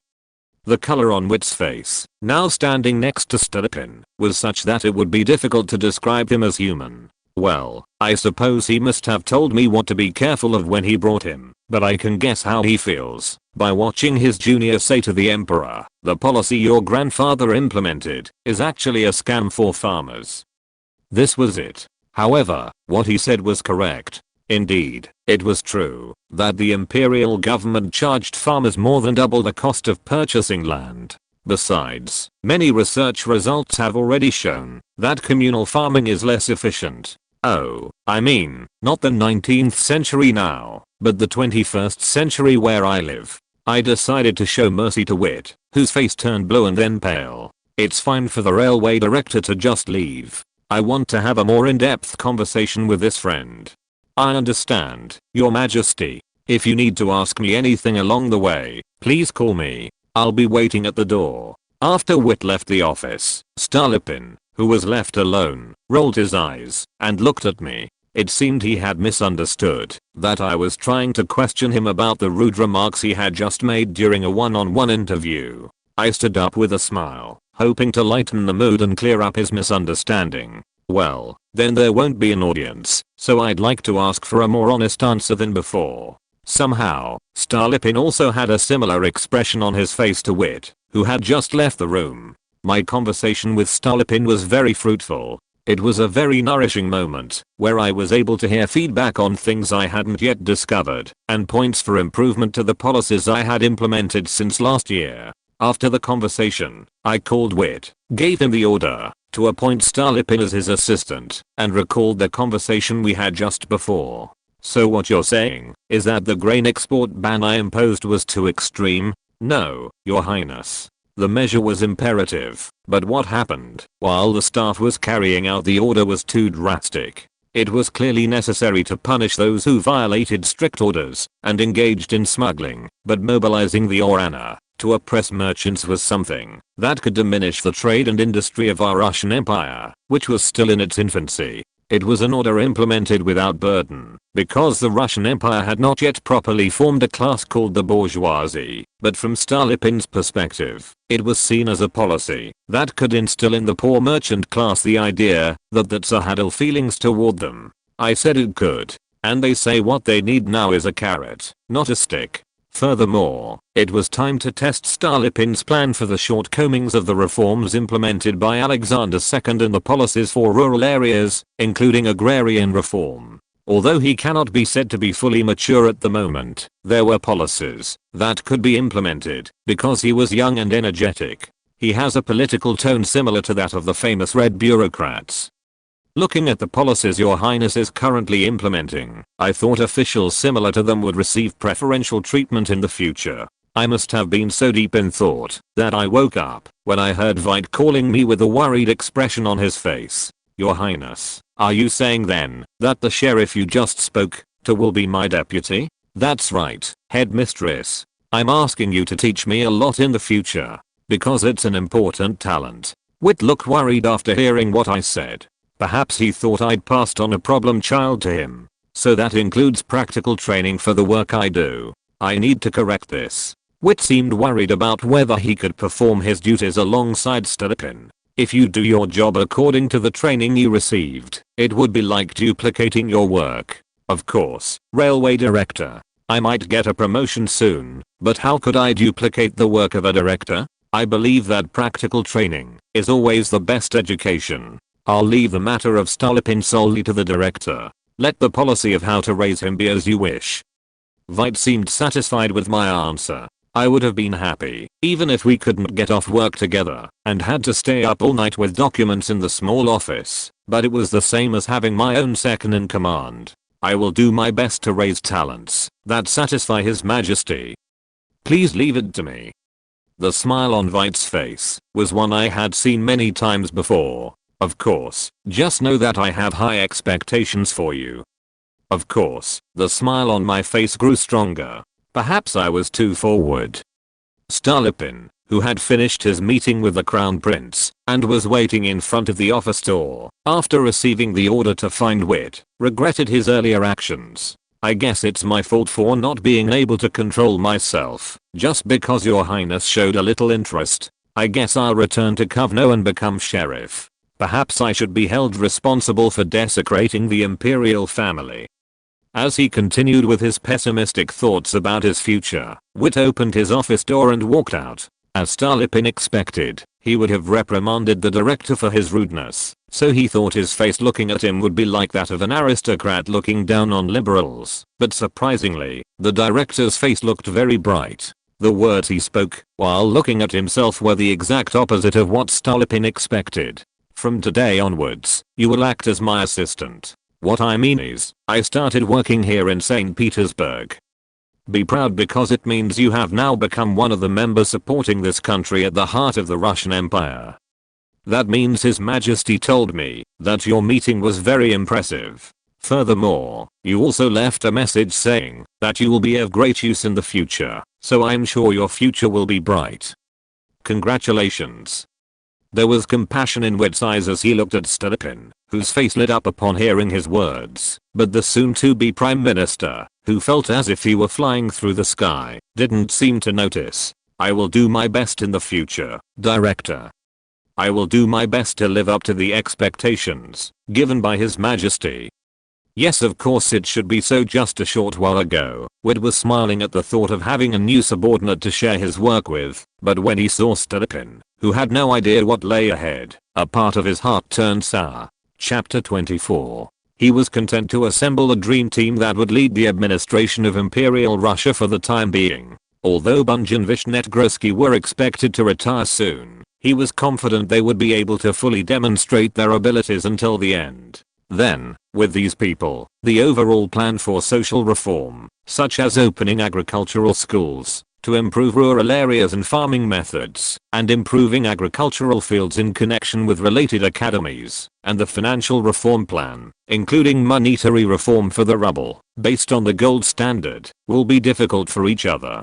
I will be able to rest while I draw up a plan to improve the relationship between the inevitably aristocratic officers and the general soldiers, mainly conscripts, and a labor reform plan for industrial sites that still boast murderous labor intensity. It was like this. Just as it takes a few words to make a treasure, no matter how capable the administrative officials I gather, if I don't take the initiative, at best I can only maintain the status quo. Some people may complain that they are full, but even just a year ago, as a university student, working on documents for more than 10 hours a day seemed like a path of asceticism every day. When I think about it, even if I accomplish everything I said before, I won't be able to rest. Sooner or later, early on, the Sino-Japanese War unleashed by the Donghak peasant movement will break out. The Donghak peasant movement, initiated by Jobayangap, governor of Gobu, Jeolla province, a greedy government official in 1894, was such a huge event in Korea that some scholars evaluated it as having the characteristics of a modern bottom-up reform. It was a movement that first took place in Joseon, but unfortunately was not influenced by foreign powers. It was also an unfinished movement that ended in intervention. If things were as they were, after Japan's victory in the Sino-Japanese War, the Qing dynasty's influence on the Korean peninsula would be expelled, and colonization by Japan would begin in earnest. In this world, many negative factors came to Japan because of me, so even if the Sino-Japanese War broke out at the same time, I couldn't hastily predict what the outcome would be. The yellow light, if not the red light, was on for Japan's combined fleet construction plan, which had defeated the fleet Qing dynasty's Beiyang fleet in the Battle of the Yellow Sea. The important reasons for the defeat of the Qing dynasty's Beiyang fleet were the lack of skill of the captains and crews on board the ships due to budget constraints and corruption, and the lack of security of military supplies, such as shells. So Japan also had difficulty securing a budget for the Beiyang fleet. There is a high possibility that it is in a similar state. If that were the case, it was clear that the Beiyang fleet was superior in a simple comparison of power, so the Sino-Japanese War could have been a prelude to Japan's downfall, rather than a signal to hasten the fall of the Qing dynasty. And our Russia will also be in that theater. And that too, not as a supporting role, but as a starring role. Although we do not want to secure territory, we must secure a base to exert influence over the Korean peninsula and Manchuria. Even if the Qing dynasty wins, it can be seen that it is difficult to resolve the contradictions that have already festered within, so something like the Boxer Rebellion incident is sure to occur one day. The above reasons were also the reason why he was obsessed with the construction of the Siberian Railway. It was clear that if construction could start earlier than the original construction time, even with a single line, the time and budget required to intervene in events taking place in Far East Asia would be greatly reduced. Furthermore, if we think back to the original history, the profits from the Manchurian Railway were enormous.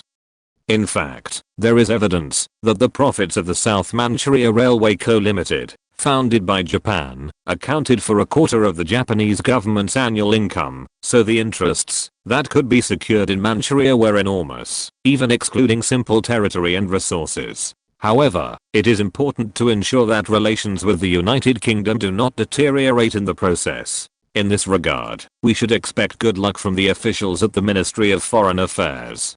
To this end, it was worth considering obtaining the right to build the Dongqian Railway at an early stage through negotiations with Han Zhangli, who could be said to be the current ruler of the Qing dynasty. In actual history, it wasn't until 1896 that the rights to the railway through Manchuria were obtained from the Qing dynasty, but I thought that, if I moved more quickly, I might be able to obtain another outlet to generate the necessary money for the reform ahead of schedule. Li Hongjiang also believes that a conflict with Japan may arise in the near future, so if we can find a solution to their anxiety, there is a good possibility. Although detailed plans must be made in consultation with officials, I could once again feel how important it is to know the future. His Highness the Governor General of Turkestan, Baron Alexander Borisovich, has arrived. May I let you in? What broke my mind as I was making plans for the future was the arrival of the governor of Russian Turkestan, who 10 days earlier had sent me a telegram ordering me to come to St. Petersburg. Thinking he had arrived earlier than expected, I told him to come into the office. The governor, who turned 58 this year, was an impressive man with a handsome mustache. He strode in elegantly and greeted me. Well, the military spirit is strict. Alexander Borisovich Bresky, I have come here on your orders. Nice to meet you, Governor. You must have worked hard to travel a long way, but there's no need to be so rigid. Please make yourself at home. Thank you, Your Majesty.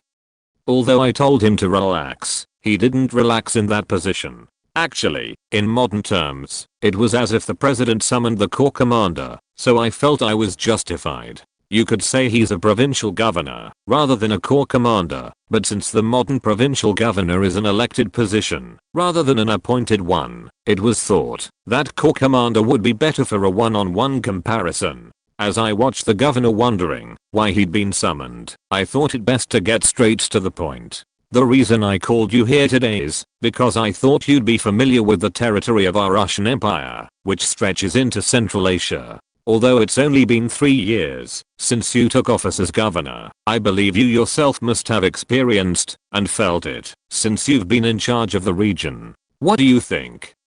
As you've said, although I've been in office as governor for 3 years, it's actually been about 2 years. I don't have enough knowledge to provide answers to the questions His Highness the Crown Prince has about Turkestan. I think I do. What do you want to ask me? When I heard his confident reply, I was amused. Are you even guessing what I'm going to ask? I felt like smiling at the thought that he would be surprised to hear my question, but I kept a straight face with skillful facial expression management skills and told him what I wanted to ask. What do you think about giving up the territory we currently have in Central Asia?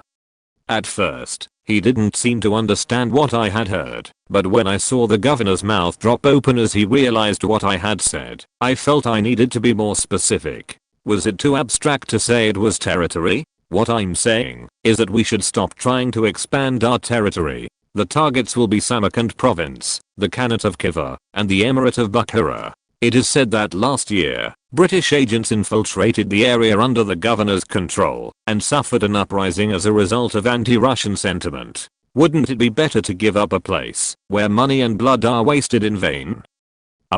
Your Majesty, what are you saying? As I watched the governor stammer in embarrassment, I felt the joke should end here. It's a joke. Considering it's a territory inherited from our ancestors, and considering the blood and gold of our people who have entered there so far, it makes no sense to give up that place. However, what I said before about stopping expansionist actions in Central Asia is sincere. Don't you already know how difficult it is to dominate people of different religions and races? Russian Central Asia, the vanguard of the great game, was like a black hole. A hole that sucks in Russia's capital and manpower. Although Persia and Afghanistan existed between British-occupied India, they had the perception that Russia could move south and invade India at any time. To change that perception, I sent a personal letter last time with the help of the Grand Duchess, but it was still difficult to establish a relationship of trust between us and them. There was no way that decades of fighting and clashes could be resolved immediately. It's been less than 40 years since the Crimean War began. After hearing what I said, the governor seemed to be struggling to find something to say. So what you're saying is that Your Highness is looking for a way to resolve the current tension between your country and the United Kingdom. That's all there is to it. In my opinion, investments that don't match income and production can be reduced. Actually, there are parts of me that agree with your words. I was also surprised to see the cost involved in occupying and maintaining an alpine area that was so rocky it couldn't be properly used. Then, may I ask what Your Highness wants from me? It's simple. Please let me know the conversation you and I had today after returning to Government House, including dissatisfied remarks about me. Indeed, in the Great Game spy wars between Britain and Russia, there were very few instances where Russia emerged victorious. As Russia had often lagged behind Britain in matters occurring in its own backyard, it was clear that British links existed within the government general. If you want to improve relations with Great Britain, wouldn't it be better to send an official cable?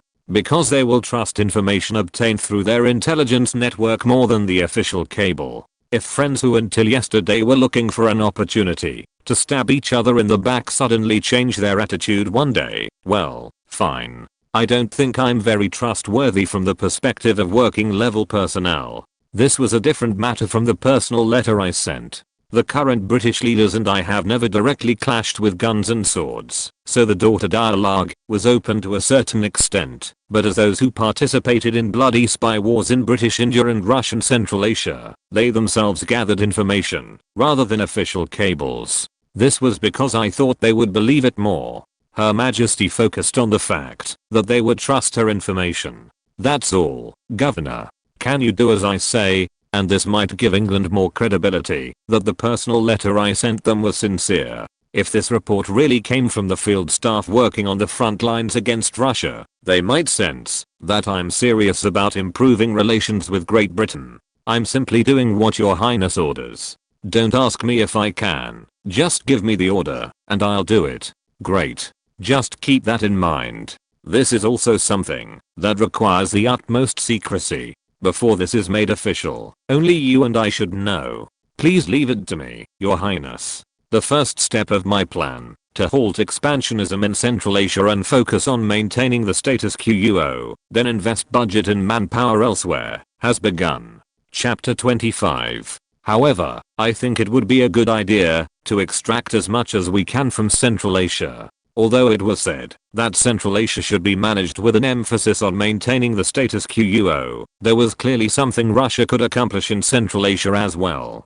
From the outside, the area looked barren and incapable of proper farming, but growing grain wasn't the only way to make money here. When the governor returns, it would be a good idea to get the local population naturally interested in growing cotton. Until the fall of Imperial Russia, the creation of Soviet Russia, and the Man of Steel's policy of promoting strong heavy industry, Central Asia was an underdeveloped region where the majority of the population worked solely as livestock farmers. Since nomads still remain in the 21st century, it is difficult to invest in industrialization in Central Asia. There was no need to build an industrial zone there. There was no need to excavate a mountainous area to build a factory, and even if an industrial facility were built there, the cost of transporting the materials needed to produce the product there, and the cost of transporting the produced goods to the train station would have been enormous.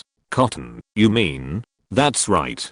Cotton can be grown even in arid Turkestan. Besides, wouldn't it be possible to supply water resources from the nearby Aral Sea? Although the Aral Sea was said to have dried up due to overcultivation of cotton during the Soviet Union, it was clear that this wouldn't have much impact on the current scale of agriculture. It was still difficult to grow cotton in Turkestan at a level comparable to large-scale plantations. Besides, we don't yet have the capacity to grow cotton on such a large scale. The governor seemed puzzled by my order to encourage cotton cultivation. Having lived as a soldier and nobleman all my life, it seemed like I had loyalty to what I said, but I had no knowledge related to agriculture. I understand, Your Majesty. Then, what should we use as an incentive to get them into farming? Isn't it something the governor should propose himself? Just kidding. I'm being too cruel to the governor today. I'm sorry. As I watched the governor break out in a cold sweat, as soon as I finished speaking, I thought I was playing too much of a joke on him today, so I quickly added, okay, Your Highness. Then, could you tell me what method you came up with? Well, nothing grand. First of all, it would be a good idea to give nomads with pro-Russian tendencies the right to grow cotton on a trial basis on land owned by the Governor General. Wouldn't other people who were initially skeptical naturally become interested when they saw them achieving results and becoming rich?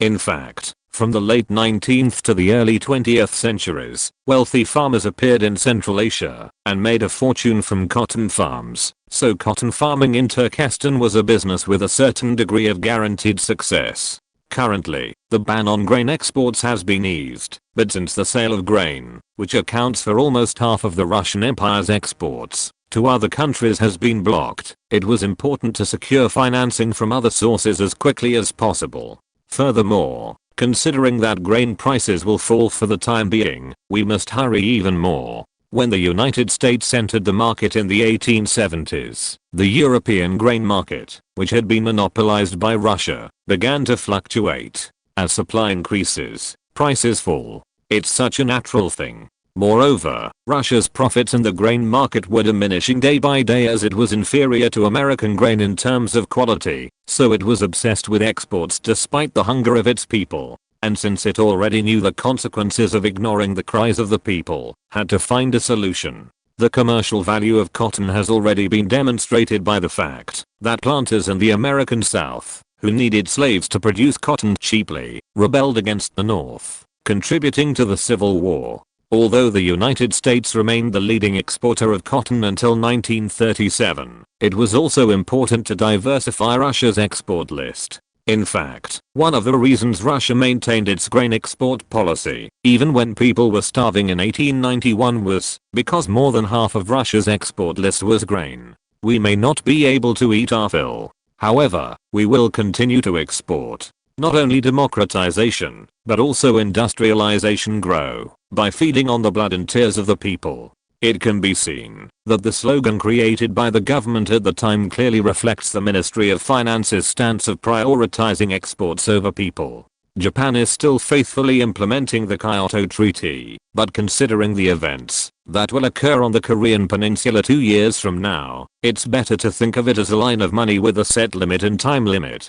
Of course, depending on how I behaved at the time, the Kyoto Treaty could achieve results that would make me look ridiculous, but for now it was important to move forward safely and slowly but surely. There have been many cases in real history where someone became obsessed with the amount of gambling and ended up ruined. So, through that method, even tribes that have a negative view of agriculture can be persuaded to a certain extent. However, for that to happen, it would be best for the general government to pay the initial cost. Of course, governor support should also be provided for investment costs, such as startup costs, seeds, and the tools needed for farming. However, it would be good to establish a differentiation by tribe. It would be good to provide more support to those who enter early to differentiate themselves from those who arrive late. It was thought that this level of action would be sufficiently possible with the assets currently held by the general government without any additional budgetary allocation.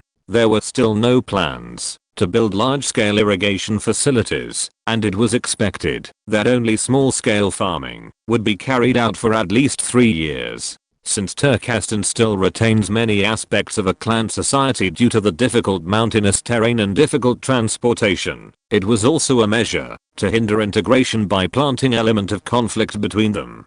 The fact that integrated nomadic peoples are a headache has already been demonstrated by countless precedents. Your Highness aims at more than 2 things at once. That's right.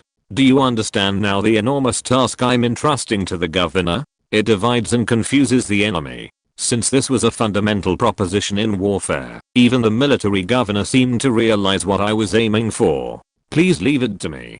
Great. Well, let's conclude the interview like this, and before we return, receive materials related to the Turkestan cotton growing project from Finance Minister Vishnetgruski while he's resting here in St. Petersburg. Also, as you probably already know, it would be a good idea to work with General Zelensky, who has been conducting surveys in the Turkestan region for over 20 years, to determine where it would be best to grow cotton. I figured that Zelensky, who had been conducting reconnaissance work in harsh environments with hostile tribesmen since 1868, would know Turkestan like the back of his hand. I will do my best to avoid disappointing results for your majesty. After finishing my meeting with the governor, I took some time to rest. At one point, I even considered giving up on the Central Asian region, as I had first told the governor, but given the nature of the Russian state, that seemed ridiculous. If I had seriously brought up that topic, the governor would have rushed to speak to the nobles, including the chief of staff, as soon as I left the room.